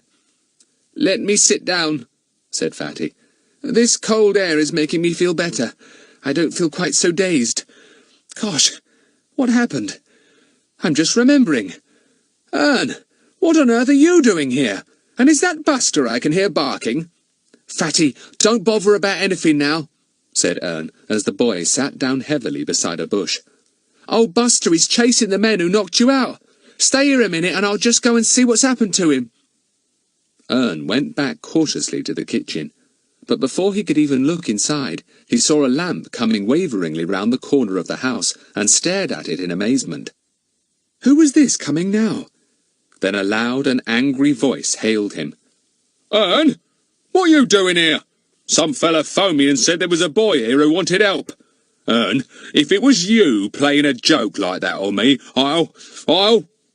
It was Goon. He leapt off his bicycle and strode towards the terrified Ern, who promptly fled into the kitchen. Goon padded after him, quite convinced that Ern had got him out here in the snowy night just for fun. And then Buster appeared at top speed. He had heard Goon's voice and had come to investigate. He leapt at the policeman in delight and nipped his trousers at the ankle. "What? That dog's here too? Is that big boy here as well?" thundered Goon. "What's going on? I never heard of such doings in my life. Oh, get off, you horrible little dog. Clear off, I say. Ern, get him off. Will you get away, dog?" But Buster was having the time of his life. No Fatty to call him off, nobody to stop him from harrying his old enemy all he liked. It was too good to be true. He chased Mr. Goon all round the kitchen, and then into the broom cupboard, where the angry policeman subsided among the same pails and brooms that Fatty had fallen on. And then Ern suddenly saw the two men peeping round the door, and he crouched in a corner in terror, praying that they would not see him. One flashed his torch into the cupboard, and saw the policeman there, with Buster on top of him. "Look there! The police!" he cried in alarm, and slammed the cupboard door at once. He turned the key, locking the door. "Well, thank goodness we've got rid of the dog and locked up the policeman," he said in a shaky voice. "I can't understand all this. Where's that boy gone that we knocked out?" "He's lying under the bobby, I expect," said the second man. "He was quite knocked out. The policeman must have fallen on top of him, trying to get away from that vicious little dog. Phew, what a night. Do we search any more, or what?" "No, we'll get back to Kuntan," said the first man. "My ankles are bitten all over. I must put some iodine on them." "Well, he can keep the policeman and the boy company till morning," said his companion. Then he turned sharply. "Hello? Who's this?" he said, and he flashed his torch onto the corner where Ern was crouching. And then Ern behaved magnificently. He reached up a hand and swept a whole row of kettles and pans off the shelf just above him. They clattered onto the floor with an awful din and startled the two men out of their wits. Then Ern leapt up into the air, hands above his head, and moaned in a horrible, hollow voice, "I'm coming! I'm coming!" The two men took to their heels and raced out of the kitchen door. This was absolutely the last straw. What with boys and policemen and dogs roaming about. And now this awful creature, whatever it was, clattering pans everywhere. The men were really terrified. Ern looked out of the door after them, hardly able to believe that his sudden mad idea had acted so well. Then he heard a loud shriek and wondered what had happened. Then came a crash and angry voices. "What's up now?" wondered Ern uneasily.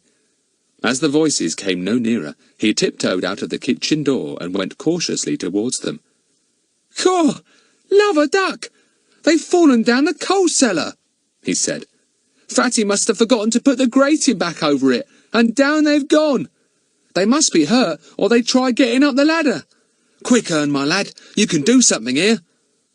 And Ern flew to where the big heavy grating lay on the snow-covered ground. He dragged and pulled and dragged, panting hard. At last he got it half across the cellar opening, and the men, who had been quite silent, hoping that perhaps their hiding place would not be discovered, suddenly realized what was happening. One gave a yell and began to climb the ladder, but the rickety rungs broke under his weight, and he fell back into the cellar again. Ern at last pulled the grating right across. Then he flashed his torch down at the two angry, frightened men. "You can stay there till you're fetched," he said, and looked about for something else heavy enough to drag over the grating to keep it down. He found the dustbin and dragged it there, and then filled it with stones from a nearby rockery. He was very hot and tired when he had finished. The men yelled and threatened him with all kinds of terrible things, but Ern was feeling on top of the world and took no notice. "Love a duck! There's the men down in the coal cellar, and Uncle in the cupboard with Buster on top of him. I've done a good night's work," thought Ern, hurrying back to where he had left Fatty. "If only poor old Fatty's feeling better." Fatty was decidedly better. He was standing up, wondering whether to go and join the row he could hear going on not far off. He didn't know that it was Ern well and truly imprisoning the men in the coal cellar. "Hello, Fatty," said Ern's voice. "You better? Come on, I'll take you home. You lean on me. No, don't ask any questions now. You'll be all right tomorrow. I'll answer them then." And so the still dazed Fatty, frowning with an enormous headache, went slowly home, leaning on Ern's shoulder. His head was in a muddle. All he wanted was to lie down and rest in bed. Good old Ern. He'd explain everything to him tomorrow. Fatty simply couldn't be bothered to worry about anything just then. Chapter 22. A most surprising finish. Ern slept the night in Fatty's room, so that if the boy wanted anything in the night, he could get it for him. He curled himself up in a chair, dressed as he was, meaning to keep awake and think over the exciting happenings of the night. "Caw! Think of Uncle in that cupboard with Buster barking in his ear." A very, very pleasant thought for Ern.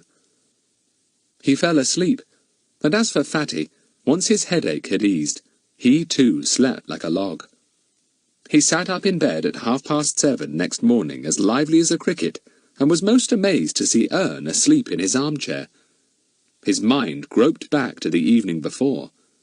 What had happened? "I can remember as far as being attacked by those men and being thrown into the cupboard, but all the rest is hazy," thought Fatty, and gently felt the bump on his head. "I suppose they knocked me out. How did I get here? Ern! Wake up, Ern!" Ern awoke with a jump and uncurled himself. He went to Fatty's bed. "Caw, Fatty, you got an awful bruise on your head," he said. "How'd you feel?" "Fine," said Fatty, getting out of bed. "Ern, how did I get back here? What on earth happened last night? How did you come into it? You weren't even there." "Oh, yes, I was, Fatty," said Ern. "You just listen. Get back into bed, and I'll tell you the best story you ever heard in your life." "Well, make it short," said Fatty. "I've simply got to phone the superintendent now." "Yes, you have, but there's no hurry," said Ern, grinning. "I've got everyone nicely in the bag for you." "What do you mean, young Ern?" demanded Fatty. "Don't sit there grinning. Tell me everything." "Well, My uncle's locked up in the cupboard where you were, said Ern, and Buster's with him, and the two men are imprisoned in the coal cellar. I scared them and they ran out and didn't see the opening and fell down it. Good thing you didn't put the grating back, Fatty. I pulled it across the hole, and my word, it was heavy, and I stood the dustbin on top as well and filled it with big stones from the rockery. Fatty was too astonished to say a word. He stared at Ern as if he couldn't believe his ears. Is this true? He said at last. How was it you were there? I followed you, said Ern. I was afraid something might happen to you. I left Buster in the shed, but he must have got out somehow. He chased those men all over the place. Ern, thank you, said Fatty. Thank you more than I can say. I made a mess of things, and you didn't. You did magnificently. My word, Ern, what a time you had. Cool, I did, said Ern. I dragged you out of that cupboard, Fatty, and put you outside in the drive. You did look awful. I was that upset and scared. Then, suddenly, I wasn't scared anymore, and, well, I suppose I sort of went mad and swept all the pans off the shelf, clitter-clatter, and booed at those men at the top of my voice and chased them. Ern began to laugh as he remembered. Honest, I didn't know I could do it. You'll have to write a poem about it, Ern, said Fatty, getting out of bed again. Well, I can see there's a lot of loose ends to tie up this morning. My word, fancy old Mr. Goon having to spend the night in a cupboard with Buster. I bet he didn't enjoy that. Fatty was soon very busy indeed. He felt perfectly all right now, though the bruise on his head was sore. He telephoned immediately to the superintendent's office, and oh, what a relief! He was there. Fatty was put through to him at once. "This is an early call, Frederick," said the superintendent's crisp voice. "What's up?" Plenty, said Fatty. Superintendent, will you turn up details of a big diamond robbery over 20 years ago, when a Wilfred Hastily of the Ivies, Peterswood, and two friends got away with an enormous haul of diamonds? "I don't need to turn it up," said the superintendent. "I was a young man then, and happened to be one of the men put on the job. Wilfred got a jail sentence and died in prison. One man fled abroad, and we never heard of him again. The other man went to jail and came out a few months ago. We meant to watch him, hoping he'd know where Wilfred had hidden the diamonds, but he was too wily and went to ground. What about it? It's a very old case now."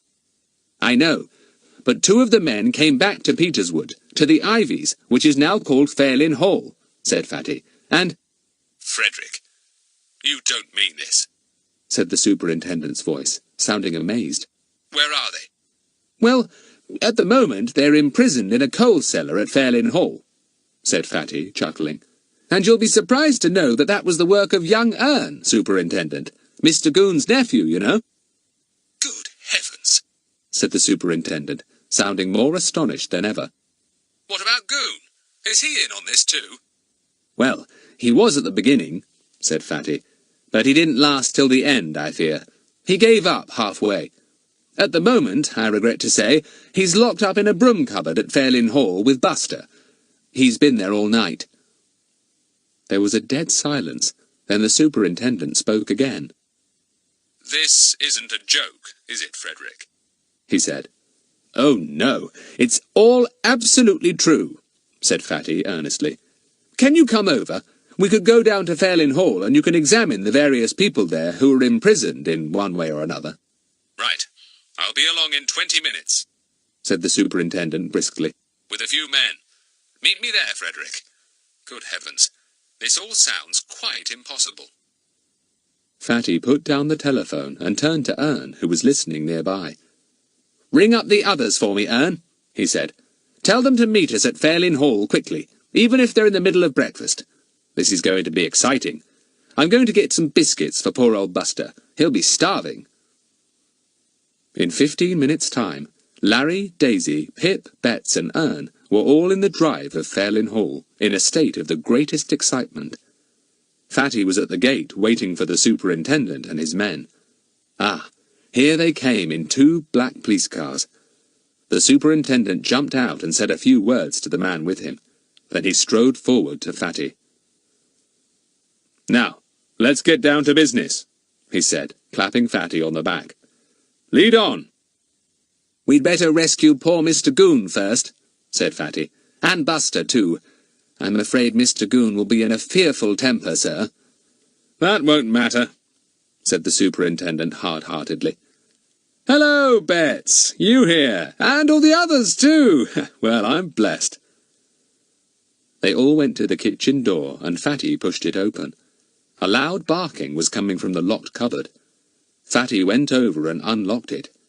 Out leapt Buster, mad with joy at seeing Fatty again, and being free once more. "Steady, Buster, steady," said Fatty.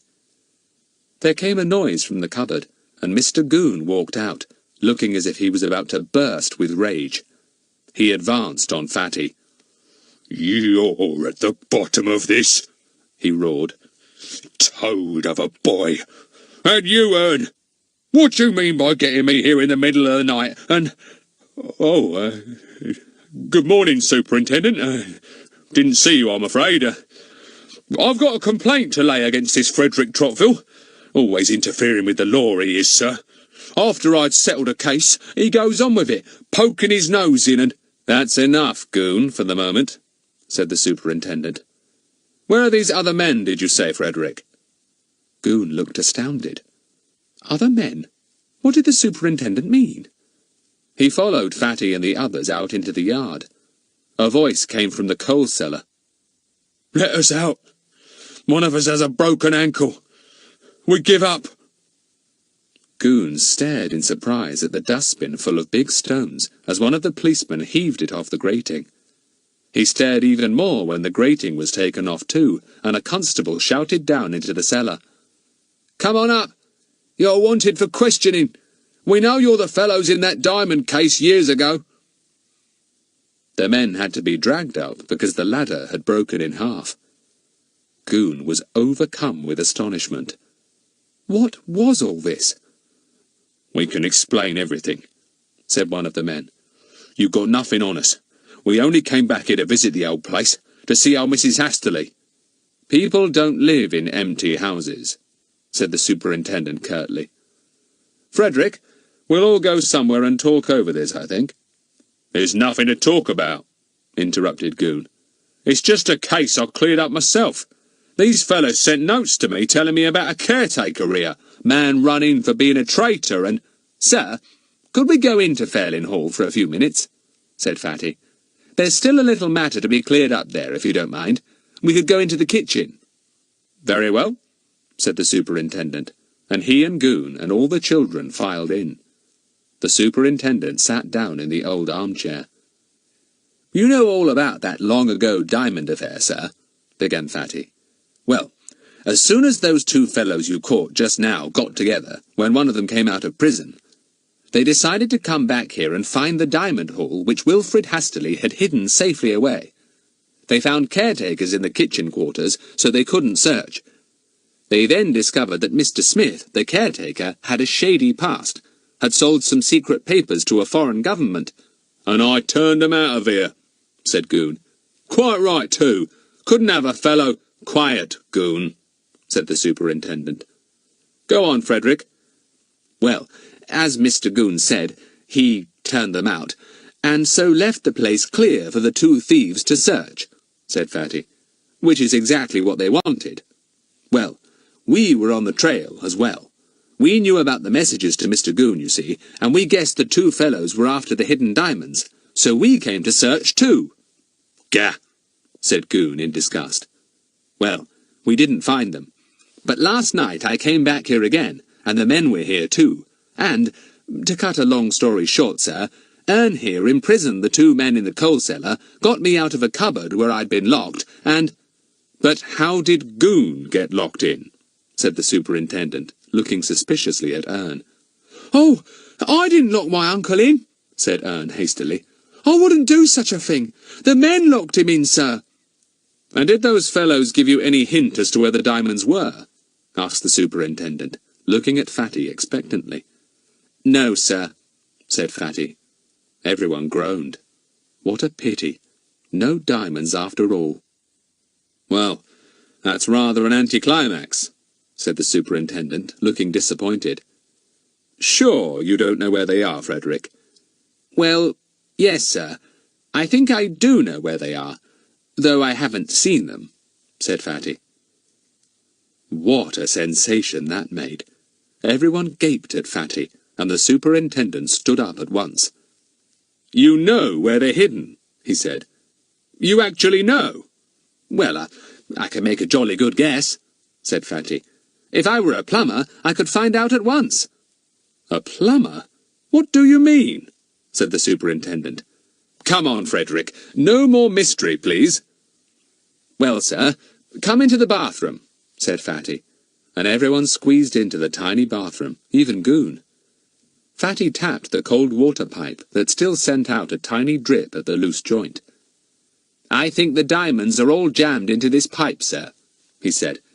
It was Mrs. Smith who first mentioned the pipe to me. She said the flow of water was very poor indeed.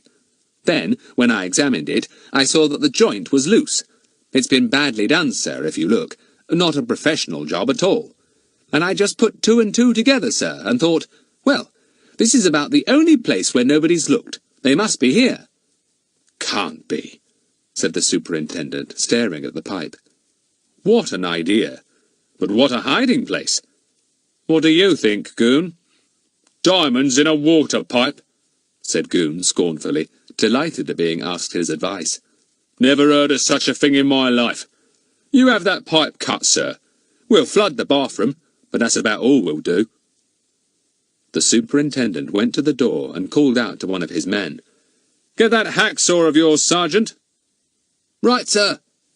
And in half a minute, in came the sergeant with an efficient-looking little saw.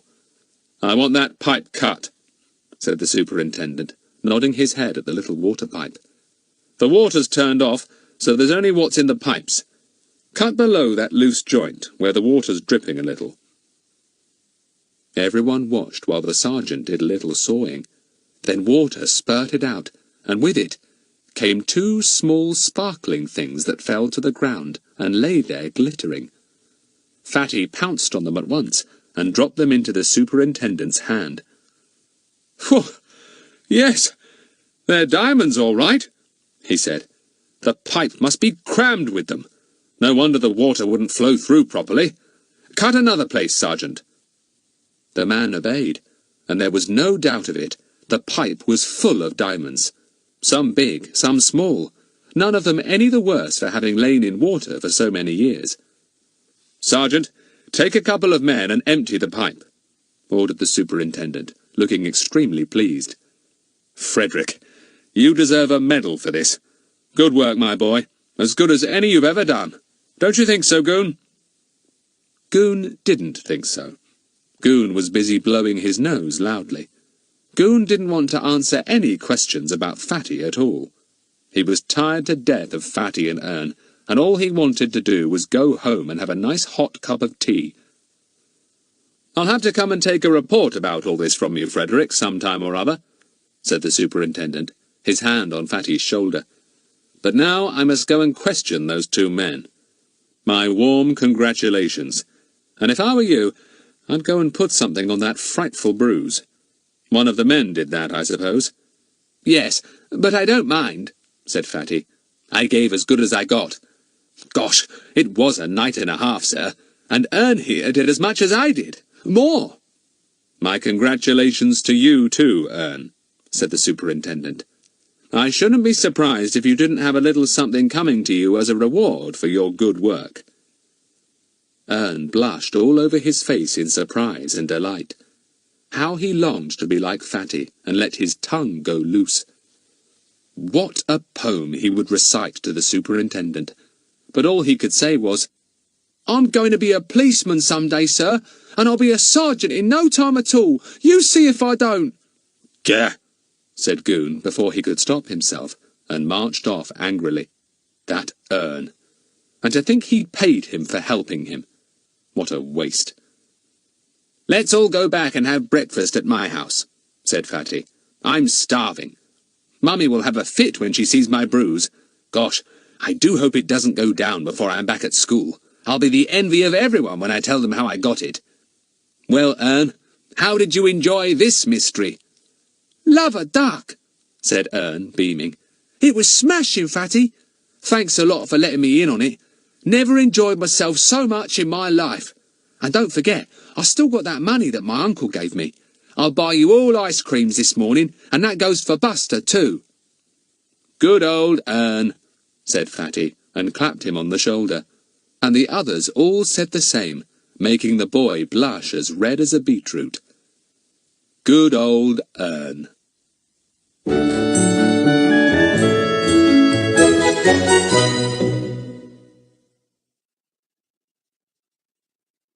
And dropped them into the superintendent's hand. "Phew! Yes, they're diamonds all right," he said. "The pipe must be crammed with them. No wonder the water wouldn't flow through properly. Cut another place, Sergeant." The man obeyed, and there was no doubt of it. The pipe was full of diamonds. Some big, some small, none of them any the worse for having lain in water for so many years. "Sergeant, take a couple of men and empty the pipe," ordered the superintendent, looking extremely pleased. "Frederick, you deserve a medal for this. Good work, my boy. As good as any you've ever done. Don't you think so, Goon?" Goon didn't think so. Goon was busy blowing his nose loudly. Goon didn't want to answer any questions about Fatty at all. He was tired to death of Fatty and Ern, and all he wanted to do was go home and have a nice hot cup of tea. "I'll have to come and take a report about all this from you, Frederick, sometime or other," said the superintendent, his hand on Fatty's shoulder. "But now I must go and question those two men. My warm congratulations, and if I were you, I'd go and put something on that frightful bruise. One of the men did that, I suppose?" "Yes, but I don't mind," said Fatty. "I gave as good as I got. Gosh, it was a night and a half, sir, and Ern here did as much as I did. More." "My congratulations to you too, Ern," said the superintendent. "I shouldn't be surprised if you didn't have a little something coming to you as a reward for your good work." Ern blushed all over his face in surprise and delight. How he longed to be like Fatty and let his tongue go loose. What a poem he would recite to the superintendent! But all he could say was, "I'm going to be a policeman some day, sir, and I'll be a sergeant in no time at all. You see if I don't." "Gah!" said Goon before he could stop himself, and marched off angrily. That Ern! And to think he'd paid him for helping him. What a waste! "Let's all go back and have breakfast at my house," said Fatty. "I'm starving. Mummy will have a fit when she sees my bruise. Gosh, I do hope it doesn't go down before I'm back at school. I'll be the envy of everyone when I tell them how I got it. Well, Ern, how did you enjoy this mystery?" "Love a duck," said Ern, beaming. "It was smashing, Fatty. Thanks a lot for letting me in on it. Never enjoyed myself so much in my life. And don't forget, I still got that money that my uncle gave me. I'll buy you all ice creams this morning, and that goes for Buster too." "Good old Ern," said Fatty, and clapped him on the shoulder. And the others all said the same, making the boy blush as red as a beetroot. Good old Ern.